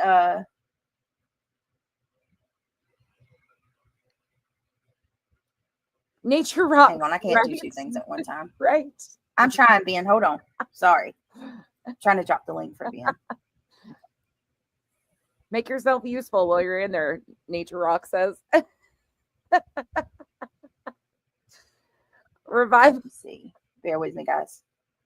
I done forgot what I was saying now. Somebody said, all right, Ben, I dropped the link. But yeah, I think the purpose of this interview, in my humble opinion, she's blowing a dog whistle, saying just enough about Seth to perk up the ears of the anti-Seth people in hopes that they will reach out and have her on their How did panels. We get here? And that's exactly what happened. It's free. You know, what was it? It's not free. It's never gonna a month. Free. She left about a month. That's exactly what happened. Yep. They just won't let people talk. Good God. Yeah. Anyway, so I was just like, okay. Brittany, you're on camera. I scrolled there for a second because I was I just look like, too rough to be on okay, camera. going back to where did I leave off Okay. at? I was talking about the searcher, and I have no problems with the person. I've had private conversations with this person and stuff outside of the search. I won't disclose because like they were one-on-one. Same thing with the parents, Chris and Seth. I will never be the person to like disclose personal texts or conversations unless I think it's gonna hurt somebody. That's different. But again, I think there's so much behind the scenes stuff I'm trying to do this right. I don't want anybody to get in trouble. I don't want anything to happen to anybody. What the She was never in Tennessee at all. That is 100%. I think, is there anybody that feels like that's our poll? That's it. Hold on a minute. We Oh, hadn't done a back to the poll poll tonight days. because I feel that way too. I don't think she was ever in Tennessee. Oh my I God. really don't think that this chick was in Tennessee. Because if she was, you guys, would she not have confirmed that just to get people to get off of her? Hold on 1 second. Start a Q&A. No, I don't want to start a Q&A. What am I doing? Hold on. Poll. All right. 1 second. Do Damn poll. you believe? Just a second. Revival had a shitty week last week. Let's just say that. Revival had a real Julia shitty week. was in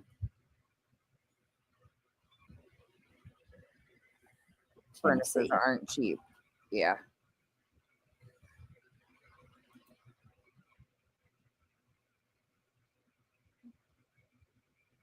Give me just a second. I'm getting it. All right. Poll time. Poll time. No. So Lisa, no. Unfortunately, it's not. A way they tried to mask it that way. So Lisa asks, so I have a question about this RICO thing. The way I thought it went is that this is technically about Seth, and then all the rest of the people are basically adding these experience with grannies watching into the paperwork to basically vouch for Seth. I'm not up on any of the lawsuit stuff, so is that not correct? Thank you. No. Lisa, what they are, and it's hard to keep up with it, but that is what they tried to tell people, is that these Granny and Barbecue were basically, well, hold on. Let me, instead of saying basically, let me go over here. Give me 1 second. I'm going to pull it up for you. I'm going to switch them out. Oh, cancel. Hold on. Let me open up another tab.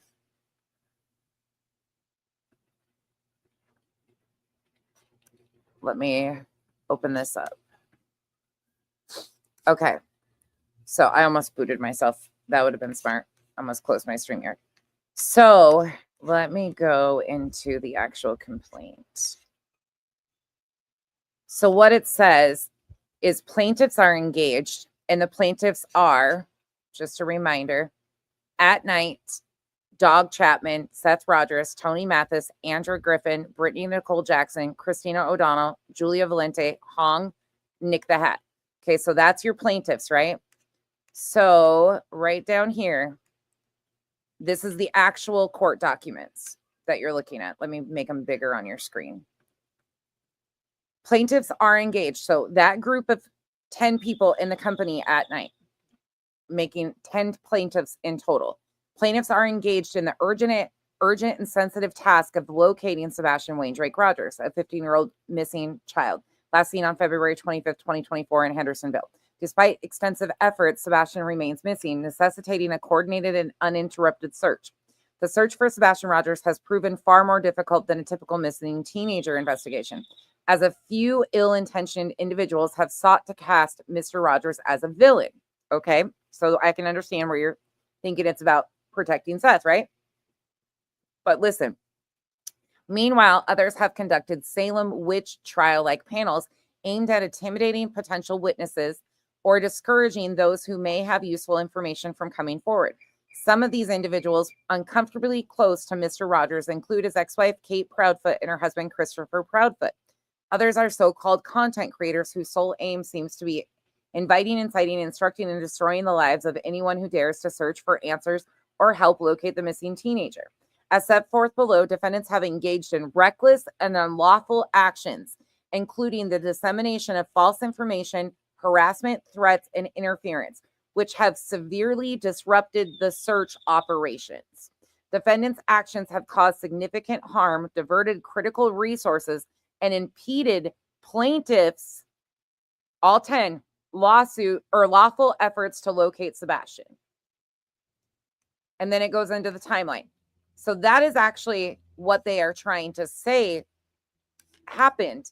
But no, it's not about protecting Seth. It's not. They're using that as a emotional hole, in my opinion, in the filing to say he's the father of a missing child. But they are claiming that the defendants impeded. Yes, Lisa, and they're all equal plaintiffs. They're all equal plaintiffs against the two defendants. They're the plaintiffs. Yeah. But yes, crazy. It's crazy. And they're saying, like, Granny, for instance, has never even been in Tennessee. But this part right here, this as set forth below, defendants, which is Granny and Barbecue, have engaged in reckless and unlawful actions, including the dissemination of false information, harassment, threats, and interference, which have severely disrupted the search operations. Defendants' actions have caused significant harm, diverted critical resources, and impeded plaintiffs' lawful efforts to locate Sebastian. Those plaintiffs, all 10 of them, are not doing anything. Like, yeah, it's a big deal, Lisa.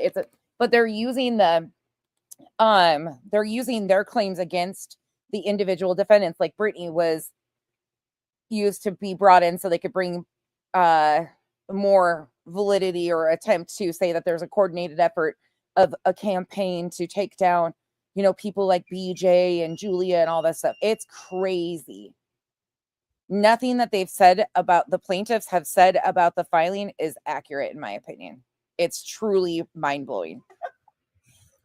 Here's the poet, never fails. I mean, let me go back to this really quick, just because people are interested in this. And I know a lot of people have not seen all of this, but let me go back to Exhibit 47 really quick. I think that was the one we were looking at, or Exhibit 47 here. Let me show you guys this. We read this at the beginning. This is just one of many that are mind-blowing. So this is One World Media, right? This is At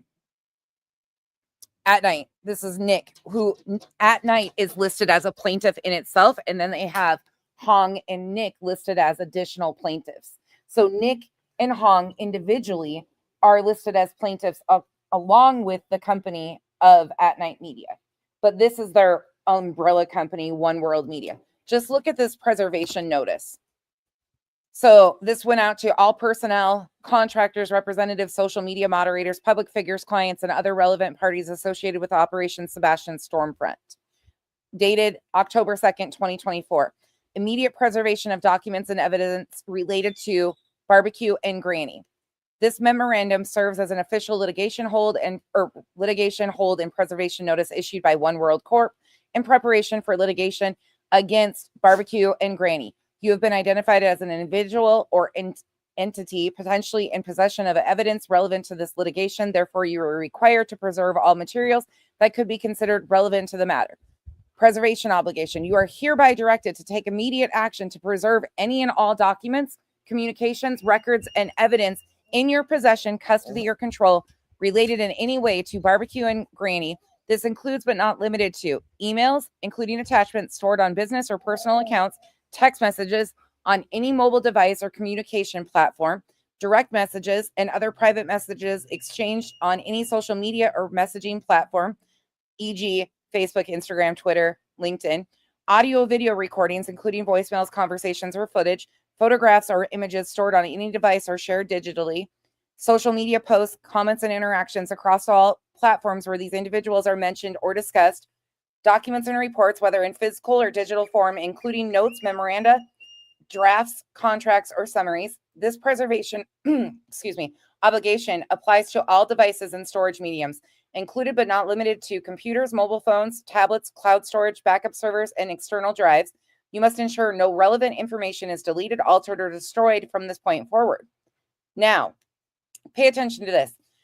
Legal requirements. As litigation is imminent, failure to comply with this preservation notice could lead to severe legal consequences, including court-imposed sanctions for spoliation of evidence. All relevant materials must be preserved in their original format with metadata intact where applicable. This obligation will remain in effect until you receive further written instructions from One World Corp's legal department. Okay, carry forward. Submission instructions. Pay close attention if you're just coming in and didn't go over this with us in the beginning. In addition to preserving these materials, you are required to submit all copies of relevant documents and evidence within 48 hours. To facilitate this process, you will be provided secure login credentials for One World Corp's Proton server, a fully encrypted storage solution for large files such as audio and video recordings or any files too large for email transmission. Please ensure that all materials are organized chronologically where possible and categorized by type. Materials should be submitted to Tony L. Mathis, spokesperson for Mr. Seth Rogers, Kia Wilson on behalf of One World Corp, and Dog the Bounty Hunter. How does that make sense? That a preservation holds, first of all, which is completely asinine, that this whole thing is written so fucking weird. But why would Tony Mathis, Seth's spokesperson, beginning or having access to, they haven't even touched it yet, Lisa. It hasn't gone through yet. It's still just sitting there, but they are just doing the most. Like, looking at all this shit is crazy. And then they say the preservation demand will remain in effect until you receive written notice from the legal department of One World Corp that the hold is lifted. Until that time, you are legally required to continue preserving all relevant materials without alteration or destruction. They don't have the legal standing to require somebody to comply. This still, yeah, if you have any questions regarding the scope of this preservation demand, require clarification, or need assistance with submitting materials, please contact Kia Wilson or Tony Mathis. Non-compliance with this notice may result in legal penalties and significantly prejudice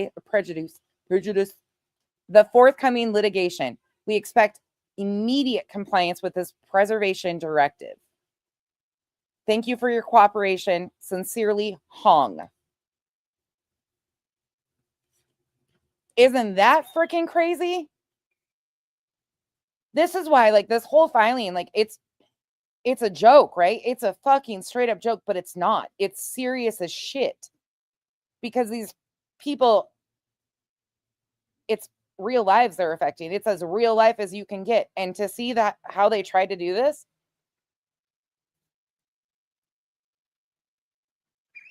cranky. I question his involvement, because how was he named? He didn't see this. You can't tell me. Again, Tony's a plaintiff on this. He's a plaintiff, and they're instructing the defendants or other people, involved in this litigation to hold all stuff and send it to a plaintiff. I mean, now we have Joseph Lesniak being a plaintiff, and it doesn't make sense. None of this makes sense. None of it makes sense. Fiddle Dee, I have no idea who that is. I have no idea who Kia is. Those are the exhibits too, just so you guys know what that part is. These are the exhibits that they submitted. Like, who even does this? And you'll see they're dated October 2nd, 2024, Operation Sebastian Stormfront. And Granny was in here earlier when we were talking about this, and she did not get one of these notices, of course. Hey, Ben. Hello. You guys are keeping me up way too late at night. Here's the poll. It's really swell. It never fails. Sorry. When I do the mail time with the Blues Clues, mail time, poll time. Anyway, sorry. Yeah, Ben, we keep you up too late. We keep everybody up too late. Every time I get my schedule back right, I mess it up again. So no, I told my husband I'm addicted and I've got to quit. Yeah, me too. He said, I get up to go potty at 4 o'clock in the morning and you're still not in bed. I'm like, oh my God. I'm in trouble. So what's your thoughts, Ben, on this craziness? So I said earlier, let's go all the way back to the beginning, or to the start. Why is she on YouTube channels? Yeah, great question. So Yes. there was another thing. It's intended. Yes, from my understanding, it was intended for the co-plaintiffs. But tell me how that makes sense. Do you think the co-plaintiff? Excuse me, guys. I'm getting a frog in my throat. Do you think that? I mean, but do you think that even the co-plaintiffs though send all of your communications? Like they have no legal standing to send that to anybody, plaintiffs, defendants, anybody. Zero zilch nada. And Tony Mathis, a plaintiff, they want all of none of it. That's the thing, is like none of it makes sense. No matter where it was sent, it doesn't make sense.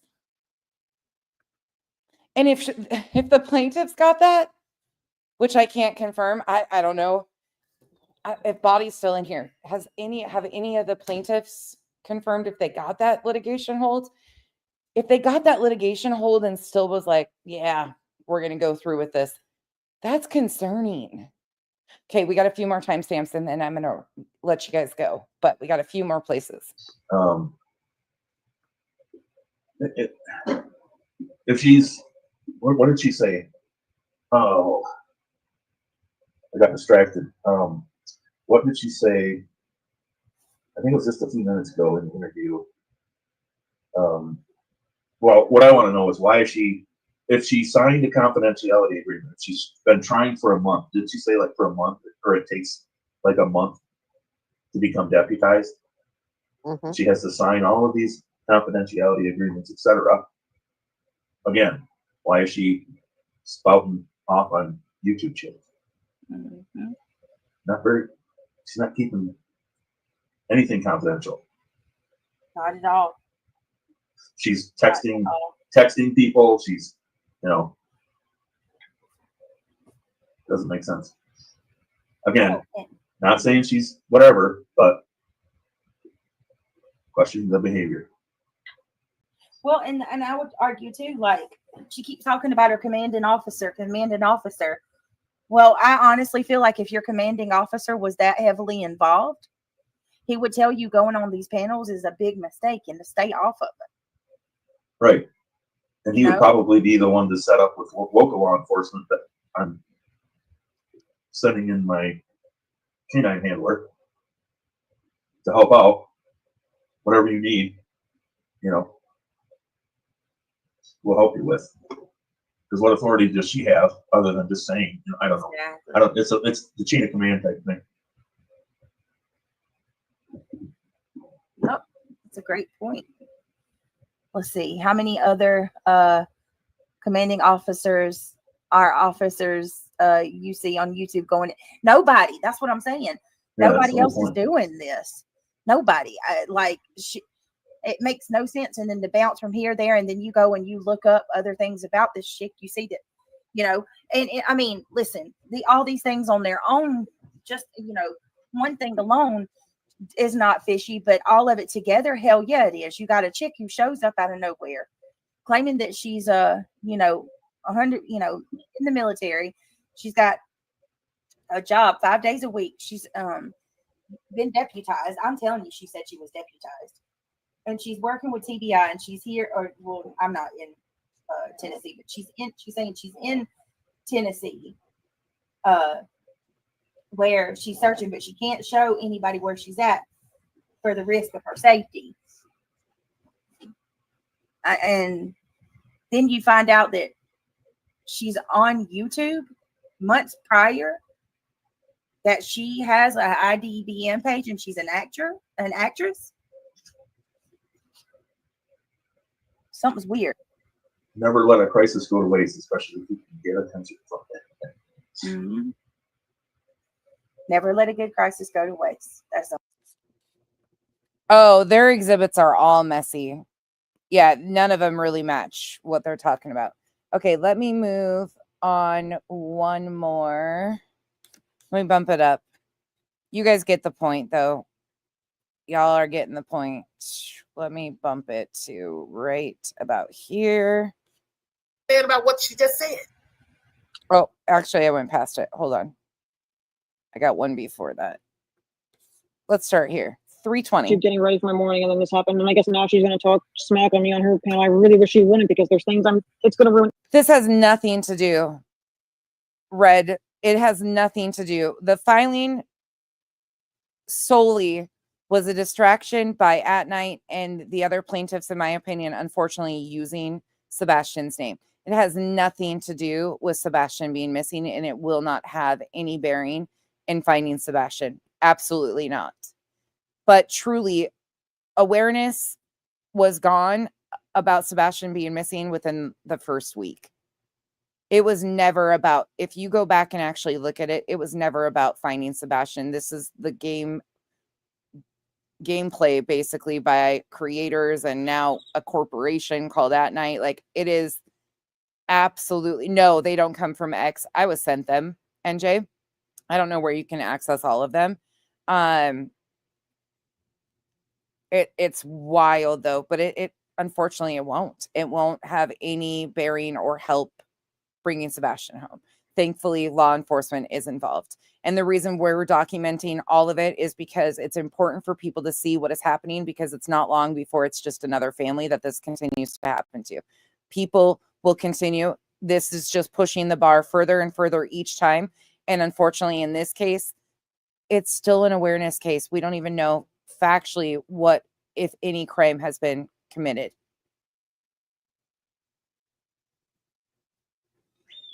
It's a playbook of sorts that they use, and it's just on the verge of another family falling prey to the same exact things. Laws have to change to protect these victims and their families, truly. Until then, we're fighting a battle, and it's just growing, stemming from Vinnie Politan, Nancy Grace, and down from there. Everything. Like, this is my livelihood we're talking about here. Oh God, here we go. Listen to this. Listen to this. I really don't need this. My Well, livelihood. the only thing I'll do is one of you will hop down and the other one could come up, but I really don't want to. And by the way, this filing, besides using Sebastian's name and the claims in the complaint, they use Sebastian's name and another further exploitation of Sebastian's dignity and his name to file this frivolous filing of a bunch of personal vendettas, thinking that they were going to be able to do something. This is completely separate from Sebastian even being missing. Most of these characters are not even involved baseline with Sebastian being missing. You got to be able to separate things out and see what it is. They are using Sebastian's name and the fact that he is missing to further the exploitation, and also exploiting Seth at the same time. Somebody asked me the other day why I'm so concerned about people using Seth as his name instead of Sean. Well, first of all, it's disrespectful. He's still the father of a missing child. I got no empathy for the man at all, but it's still important, because when we are detailing these types of things, it's important that people understand who we are talking about. If I'm going to say something about Seth, I'm going to say his name, not a nickname. So when people in the future stumble upon this stuff, people know exactly who we're talking about. Giving nicknames to parents of a missing child is cringe beyond cringe. But it's important for people to understand that he is a willing participant. In the meantime, he is also being exploited by At Night, and possibly, in my opinion, even those closest to him, like Tony and Bullhorn Betty.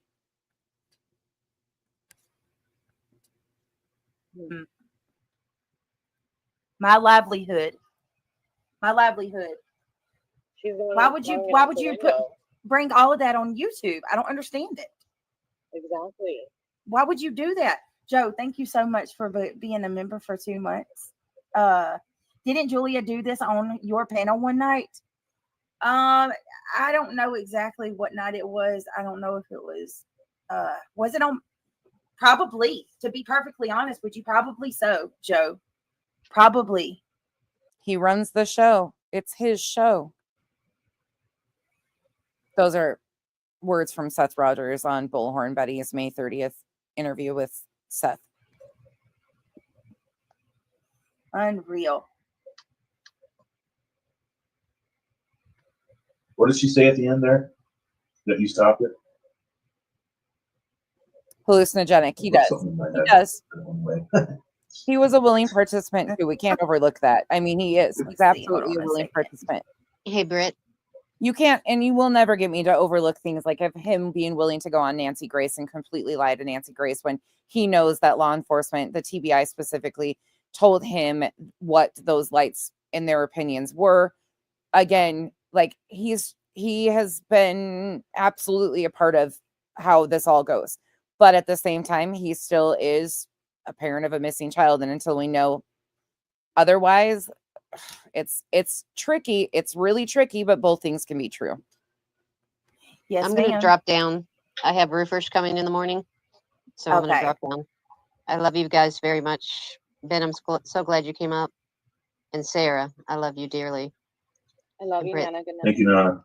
and Britt, thank you for Night. having me on. I'm going to drop down. Thank you very Oh, much. anytime. You're Lisa, I will agree with parts of that. I think he does cause some intentional chaos that's unnecessary. I do. And the shots don't get fired necessarily just back at him. They get fired at the parents even further. Every time he instigates, the shots are taken at Chris and Katie because he's supposedly their PI. So there's a lot of shit in this, that the layer upon layer upon layer of fuckery.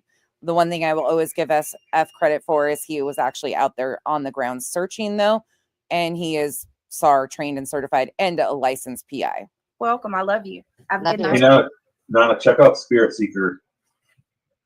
She did a live today. My ears were ringing, and you'll get a kick out of it. She posted on members only. Wasn't I on that? Petty, I have many issues with that whole situation, and that's why I remain pretty silent on that, because there's a lot of TikToks. Well, there's just a lot. Were you? Oh, yeah, I think I did watch it. I've Maybe been on you a did. lot today I'm because sorry. I was off all Yeah. I was off all day, so I did watch a lot. But I'll check it again. She posted the sound that she recorded. Oh no. Oh yeah, I was on that. Yeah. And I went to get my earbuds, and I got to go Like I back said, to it. Yeah, I got to go back to it This because one. I went to get my earbuds, and then I got distracted. So yeah, I'll go back to it. You're right. All I right. remember that. Okay, love you guys. Good night. Goodbye. Bye. I love you. Sweet Nana. All right. I'm going to do a little bit more of this, you guys. I think there's a lot. There's so much with this whole situation. It really is. It just goes and goes and goes. Yeah, and it's gone and gone and gone because now she's your co-plaintiff. Make that make sense, BJ. Make that make sense. You can't, can you? Goes. All right, here we go. Just playing out on my network, quite frankly, because I don't do I don't this. either. I was just That's the defending one thing something. somebody can say about this network. You have never had people who disagree or accuse the other one of something on the same panel. I don't do that. Because you're never going to get to the bottom of it, because you know what's going to happen. Somebody's going to get upset. Somebody's going to start loud talking. And then it's going to be a back and forth. And I'm not going to be able to hear what they're saying. And I don't want to be a part of that, because I don't promote that type of foolishness. Right. I'd rather one person speak at a time up on the panel by themselves, because a lot of people think, well, you should have both up there. I'm not a fool. I've already seen that play out on YouTube. I don't do it. I don't want to do that, and I don't want to get into the he said she said thing. If Well, this is it's gonna- already there. It's already there. Terry Lynn saying you said you was gonna call her. You said I didn't say it to you. I said it to your mom. So now people gonna say, well, who's telling the truth?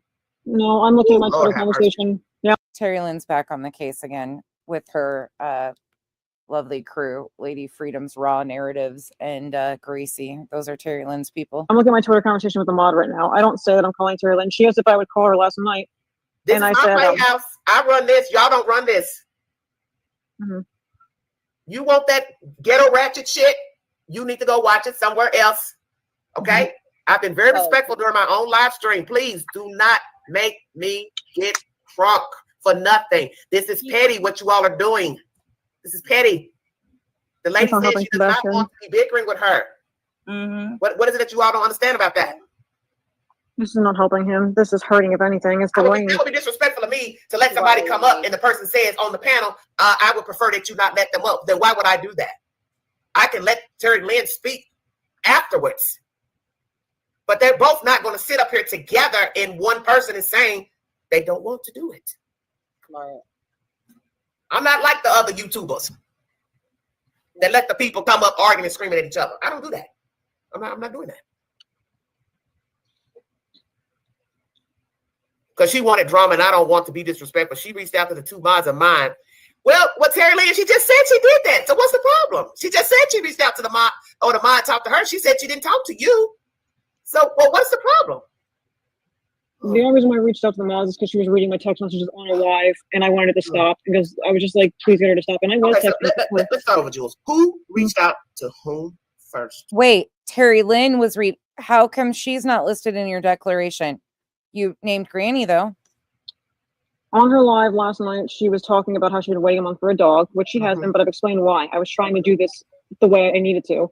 And Let me ask you something. Had you been in contact with Terry Lynn before the live stream?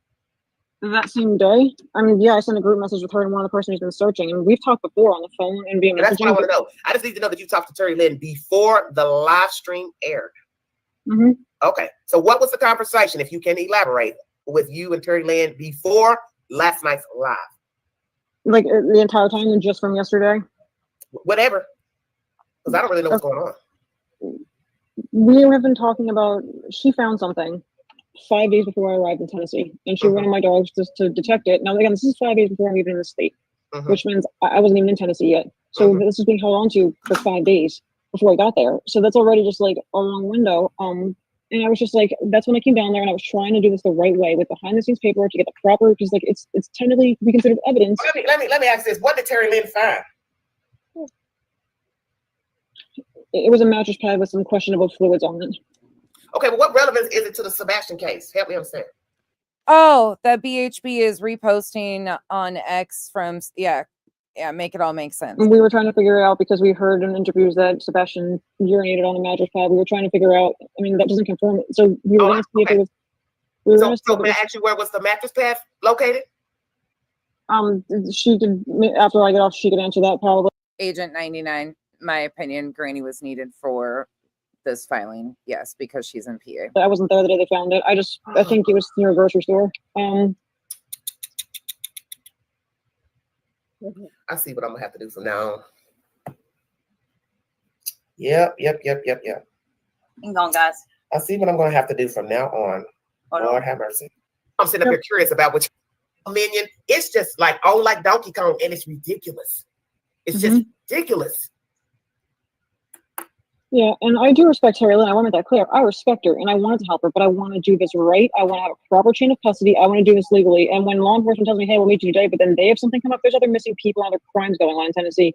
If there's something else come up and they cancel it, unfortunately, I'm the fall guy, and that happens. God, I don't know what to do. I sure wish I had known you 3 years ago. Woo, honey, because this is something I told Heather I want somebody to check out right here in Clinton, Tennessee. Dang. Right, and I just, I'm going to, if she doesn't live about me, whatever, I'm not going to go up somewhere else and defend myself again. I mean, people are going to do what they want to do. I just wanted to speak to last night in case I get more messages like, why haven't you gone? Where are you really? I answered to my superiors. I answered to law enforcement. I answered to my dogs. Literally, like, they're my world. I love my canines. I love what I see. Listen to that. I wanted to go up in case people have questions. I answered to my dogs and I answered to my superiors. Then that's it. That's it. There should have been no reason for you to go on a single panel ever, whether it's to support or not support. There should be no reason why either one of you co-plaintiffs, BJ or Julia, is used in a filing as plaintiffs against Granny, but none. Yeah. I have That's a even question. crazier. Now, is it true that she was on KP and CP's property and CP told her to get off? Can you hear me, Britt? Say it one more time. I said, is it true that she was on Chris and Katie's property and Chris told her to get off of their property? Because if that's true, why does she need permission to go look at a mattress, but yet she's just randomly going on people's property? A lot of people said that. That's why I'm asking. I don't remember. I thought I heard something like that. I did too. I just don't want to say for sure. Yeah, but I feel like she did say that. Anybody in chat? It's like information overload. You know what I mean? She says a lot tonight. But where she's being asked to go supposedly is not on. No, she didn't. That was set. Yeah, That, right. to your point, Britt. Yes, if she only answers to her superiors, why is she on here reviewing something that she just said something about being on Facebook, or she's here because she's trying to. Lisa, that's a very good question. I have no idea what they thought they were going to accomplish with this. Set the record straight from something on Facebook or something. Isn't that why she's on here? Makes no sense. And it's like she's trying to use creators as like her shield. It's really weird, y'all. Yeah. I mean, you have nothing to answer for if you're only answering to them and they're telling you, no, I'm following orders. Just following orders. Is she? Or is she doing it on her own? Right. She That's shouldn't what I be want to know. defending herself. She should be ignoring it, what's being said, and doing what she should be doing. We only got a few more minutes left. It doesn't make sense. Thank God.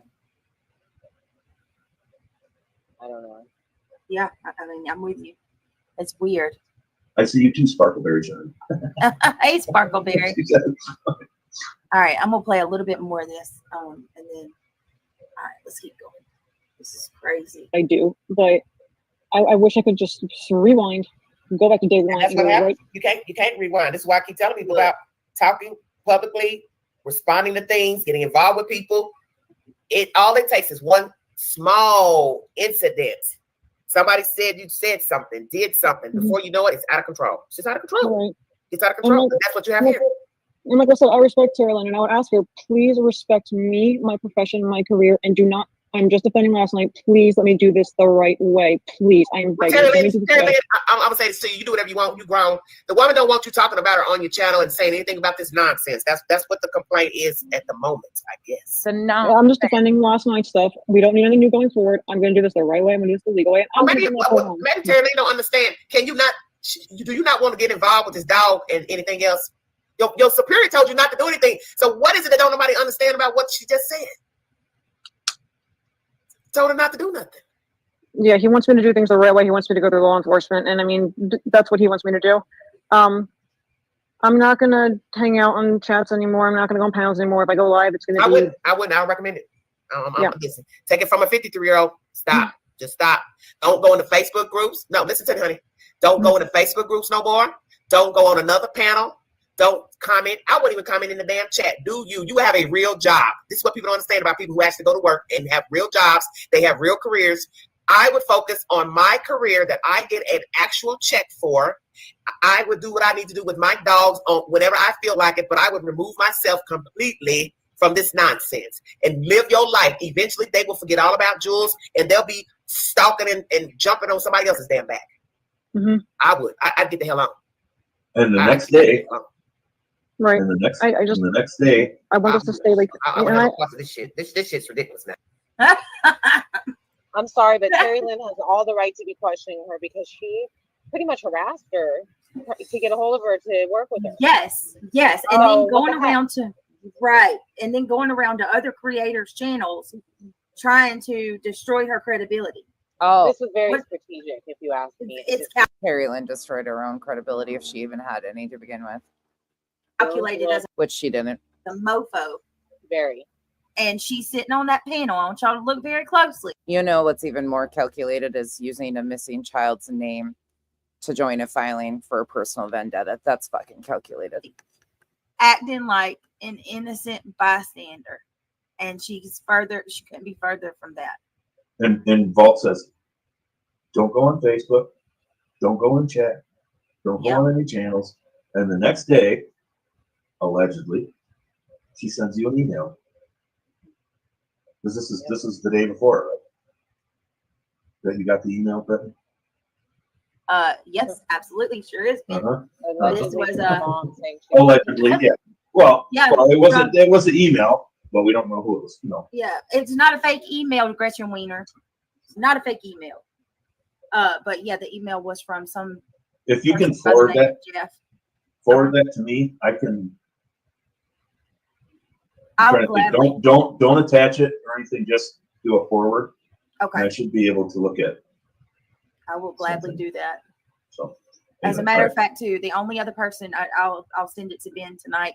The only other person I've sent it to aside from Ben is Jay. And Jay, I forwarded it. If you hear this, I forwarded it to you as well. So it's the actual document. So you should be able to pull that metadata. I'm just like, I'd love to know where that came from. But now Granny is the one being accused of doxing Julia's mom. Tell me how any of this makes sense. It doesn't. It's never going to make sense. Oh, there's a wasp. I love the nicer weather, but I hate wasps, and they love me. I personally, I want to say that I think she probably sent it to me on her own, but I mean, you never know. You know. Yeah, and I'm glad Terry Lynn went in here and defended herself. Yeah. All right, we've heard enough. We've you guys get the point. How did we end up back here? Yeah, at least in the beginning of this, BJ used all of Jay's content. Yep. They have no, but how are we to the point where they are co-plaintiffs in a filing, accusing Granny of things? Like, it does, none of this makes sense. None of this makes sense. Let me show you guys really quick. Let me run through this. Well, actually, there's phone numbers on that. Oh, shit. Hold on. I mean, none of their exhibits add up. There's nothing. They have, let me see. What can I share with you guys?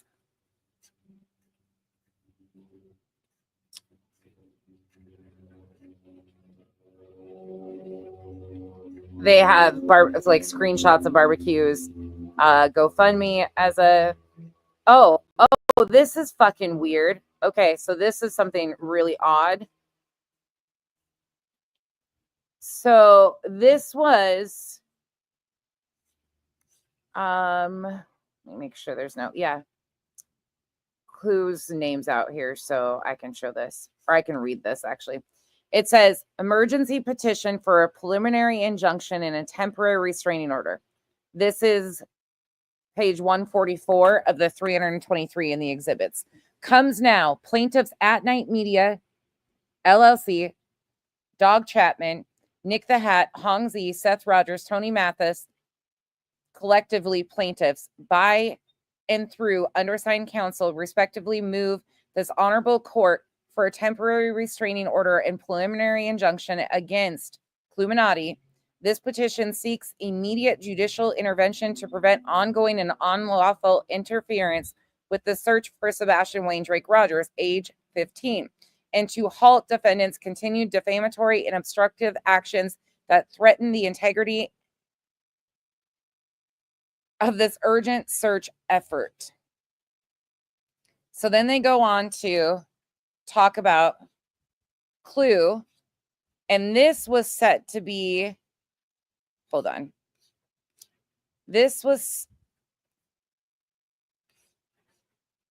let me show you the top of it. I'm trying to make sure I'm not doxing anybody's information. So this one was filed in the United States District Court for the Eastern District of Pennsylvania. What? But it was never actually filed. It was never actually filed. Or if it was rejected or something. I don't know. Never. Nothing here. I mean, none of the exhibits match. They added that in, and she's not even. Oh, and check this one out. Check the bottom of this out. Hold on, let me make sure. Yeah. Look at the bottom of that one. CC of counsel for Mr. Chapman and Mr. Hatt, Honorable Bruce L. Castor Jr. Counsel for plaintiffs. None of them make sense. But that was against Clue and never filed. And she's not a plaintiff in this or a defendant or anything, but they use that as an exhibit. Nothing. There's no protection order or anything. None of this makes sense. There is not a single thing. They have a immediate cease and desist again to Clue, but not to Granny. And Granny's the actual plaintiff. What's the date of that one? Hold on, let me tell you. The date, well, it doesn't even have a civil action number on it. Let's see what it would the date be.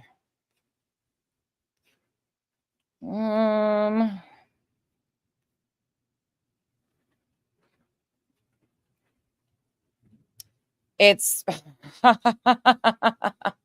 it's undated. It's not dated.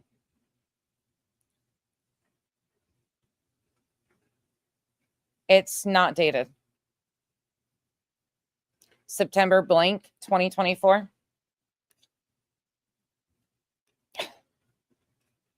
I mean, none of this, I seriously, when I say none of it makes sense, none of it makes sense. This cease and desist that supposedly is in here.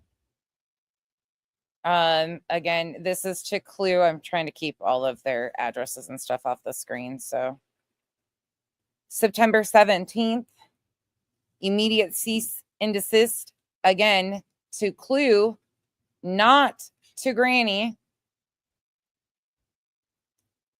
This firm represents At Night Media LLC, Dwayne the Dog Chapman, Nick the Hat, Hong Z, Seth Rogers, Tony Mathis, and other associated parties in the ongoing search for Sebastian Wayne Drake Rogers. Based on the information and belief, you are related to Chris and Katie Proudfoot, with Katie being Sebastian's mother and Chris his stepfather.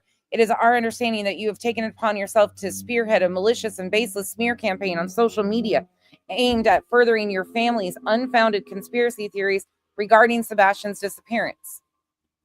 I mean, what?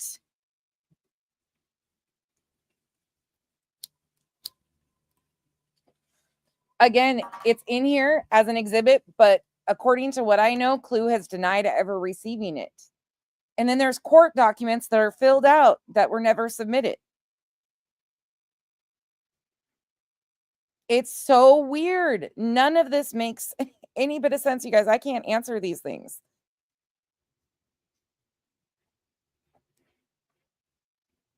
The cease and desist was supposedly September 17th.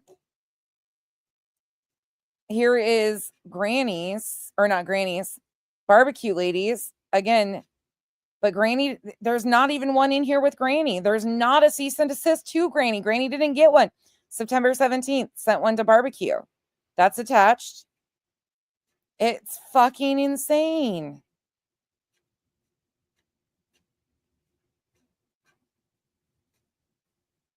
And again, they were originally going to go for, there's another filing, like papers that have been filled out against Barbecue, but they use them as an exhibit. It doesn't, not, I don't know. I have no idea how we got all to here. If you have the original filing, does it say anything about Nick being the CEO? Let me go look. It says Nick the Hat is an individual in his official capacity as an employee or agent of At Night Media LLC. But then it goes on to say, I'd probably have to look further. Here's what we were talking about the other day. Can you guys see this? Look at that that footnote right there. Nick the Hat is on medical leave per the University of Pennsylvania Medical Center, but it was acting in his official capacity. Official capacity of what? Like, what the fuck? We were talking about that the other day. Let me see.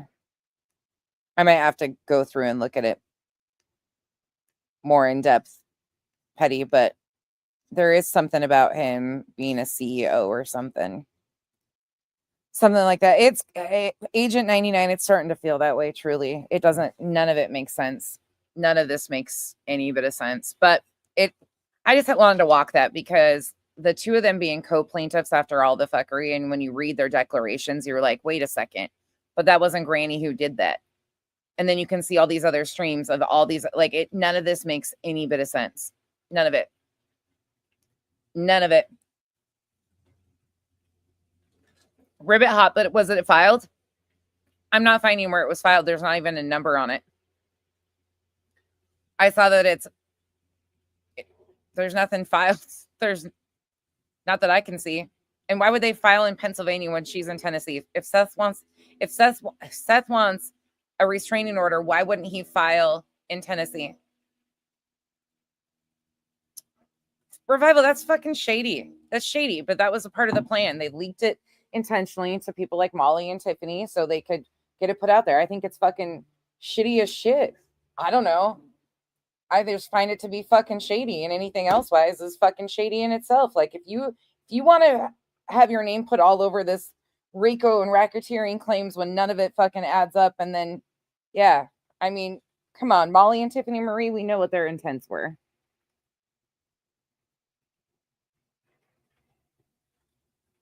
No, what Pika, I think what they're talking about is the form gives federal stuff in it. I'm not pulling it on the screen because it's got a bunch of her, like her real name, her real address and shit on there.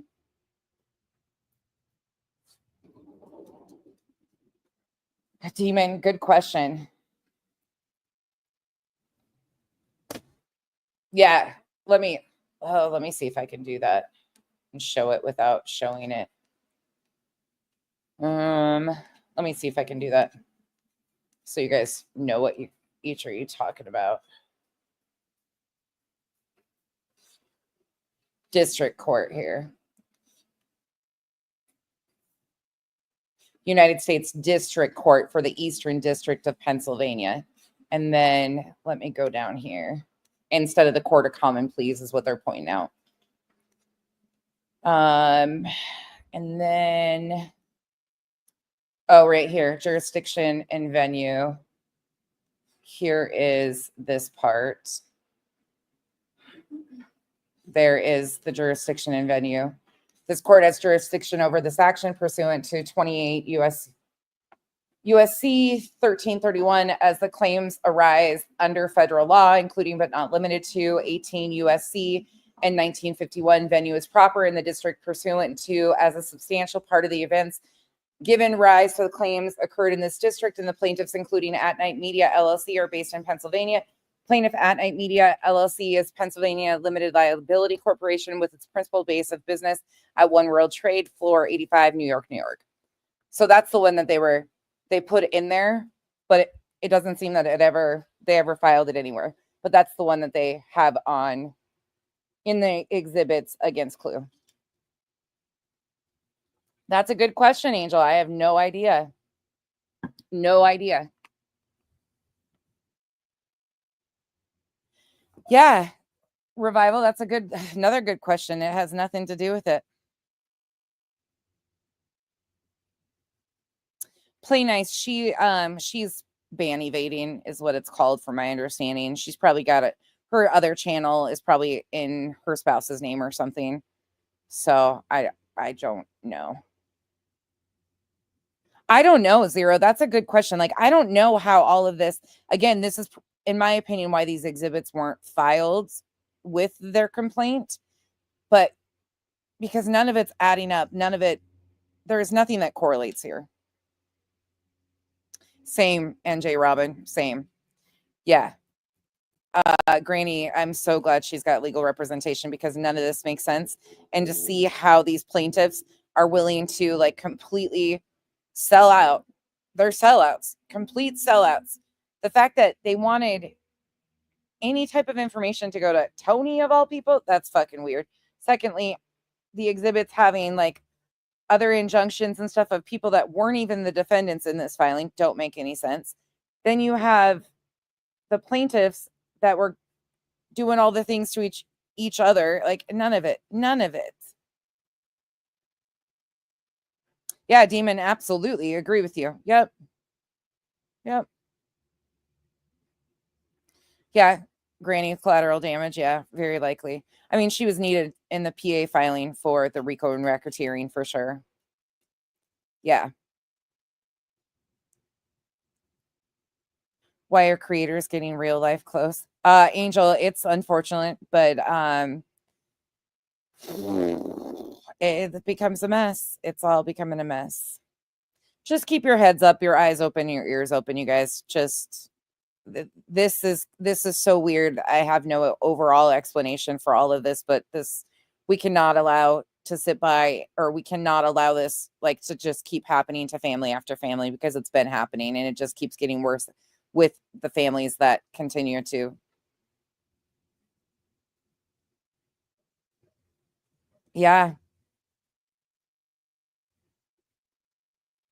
Yeah, Ribbit Hop. Yeah, from my understanding too, because I tried checking to see if it was filed anywhere. And I got nothing in return. And the one that they have in the exhibits too, with the stuff on, because there's another one, same as the one with Clue. They have another one against barbecue that they submitted in the exhibits too, and I couldn't see where that was filed either. It's crazy, you guys, but keep your heads up, your eyes open, and stay aware, because anybody with a loved one that goes missing or a tragedy strikes, it could be you or your family. And I hope to God that never comes true for anybody, but these people are doing the most. Yeah, she was definitely needed for the filing in Pennsylvania. It's as real life as you can get, though. It's beyond real life. Like, this is fucked up. This is fucked up on every single level. So, oh, all right, you guys. I hope you guys all have, it is New Leaf. It is New Leaf. Absolutely. It is abusive and predatory behavior going after the victims and the families. Absolutely. Butt rashes running around acting like fools. LFT, thank you for the support. Yeah, Lisa, if you have more questions, let me know. I have the filing and the original court docs. Thank you, Ribbit Hop, for pointing that out too. You were spot on with that being U.S. District. But this is getting crazy. And I do have those. I'm trying to be very careful because there's a lot of information. Like, there's other people that sent information and they've got their phone numbers and everything. I think that was intentional. And then they released it so people would get that information and put it out here. Like, it's, even though it's public documents, it's still one of those things of, we don't need to continue to do more harm, in my opinion. Even if I don't like some of these creators or people involved, I don't want to cause harm for them and their loved ones or put information out. You never know who's watching at the end of this. And whether I like somebody or not doesn't mean I want any type of harm to come to them or their family because of games that are being played while a child is missing and his dignity has completely been stripped. But please keep in mind, when you view these things, these are all separate situations. The creators that involved themselves are completely separate. The people that used Granny to make this filing, it's a completely separate situation. She had no choice in Sebastian being used to come at her legally. That is not on her that they used Sebastian's name to come at her legally. She was covering Sebastian just like everybody else. It's bullshit. And people to mix it all up and say, well, it's dessert. No, fuck that. It's not. It's not. It's not. It's not. You can have your personal, I don't like the fucking clicky bullshit here of any of it. It's weird.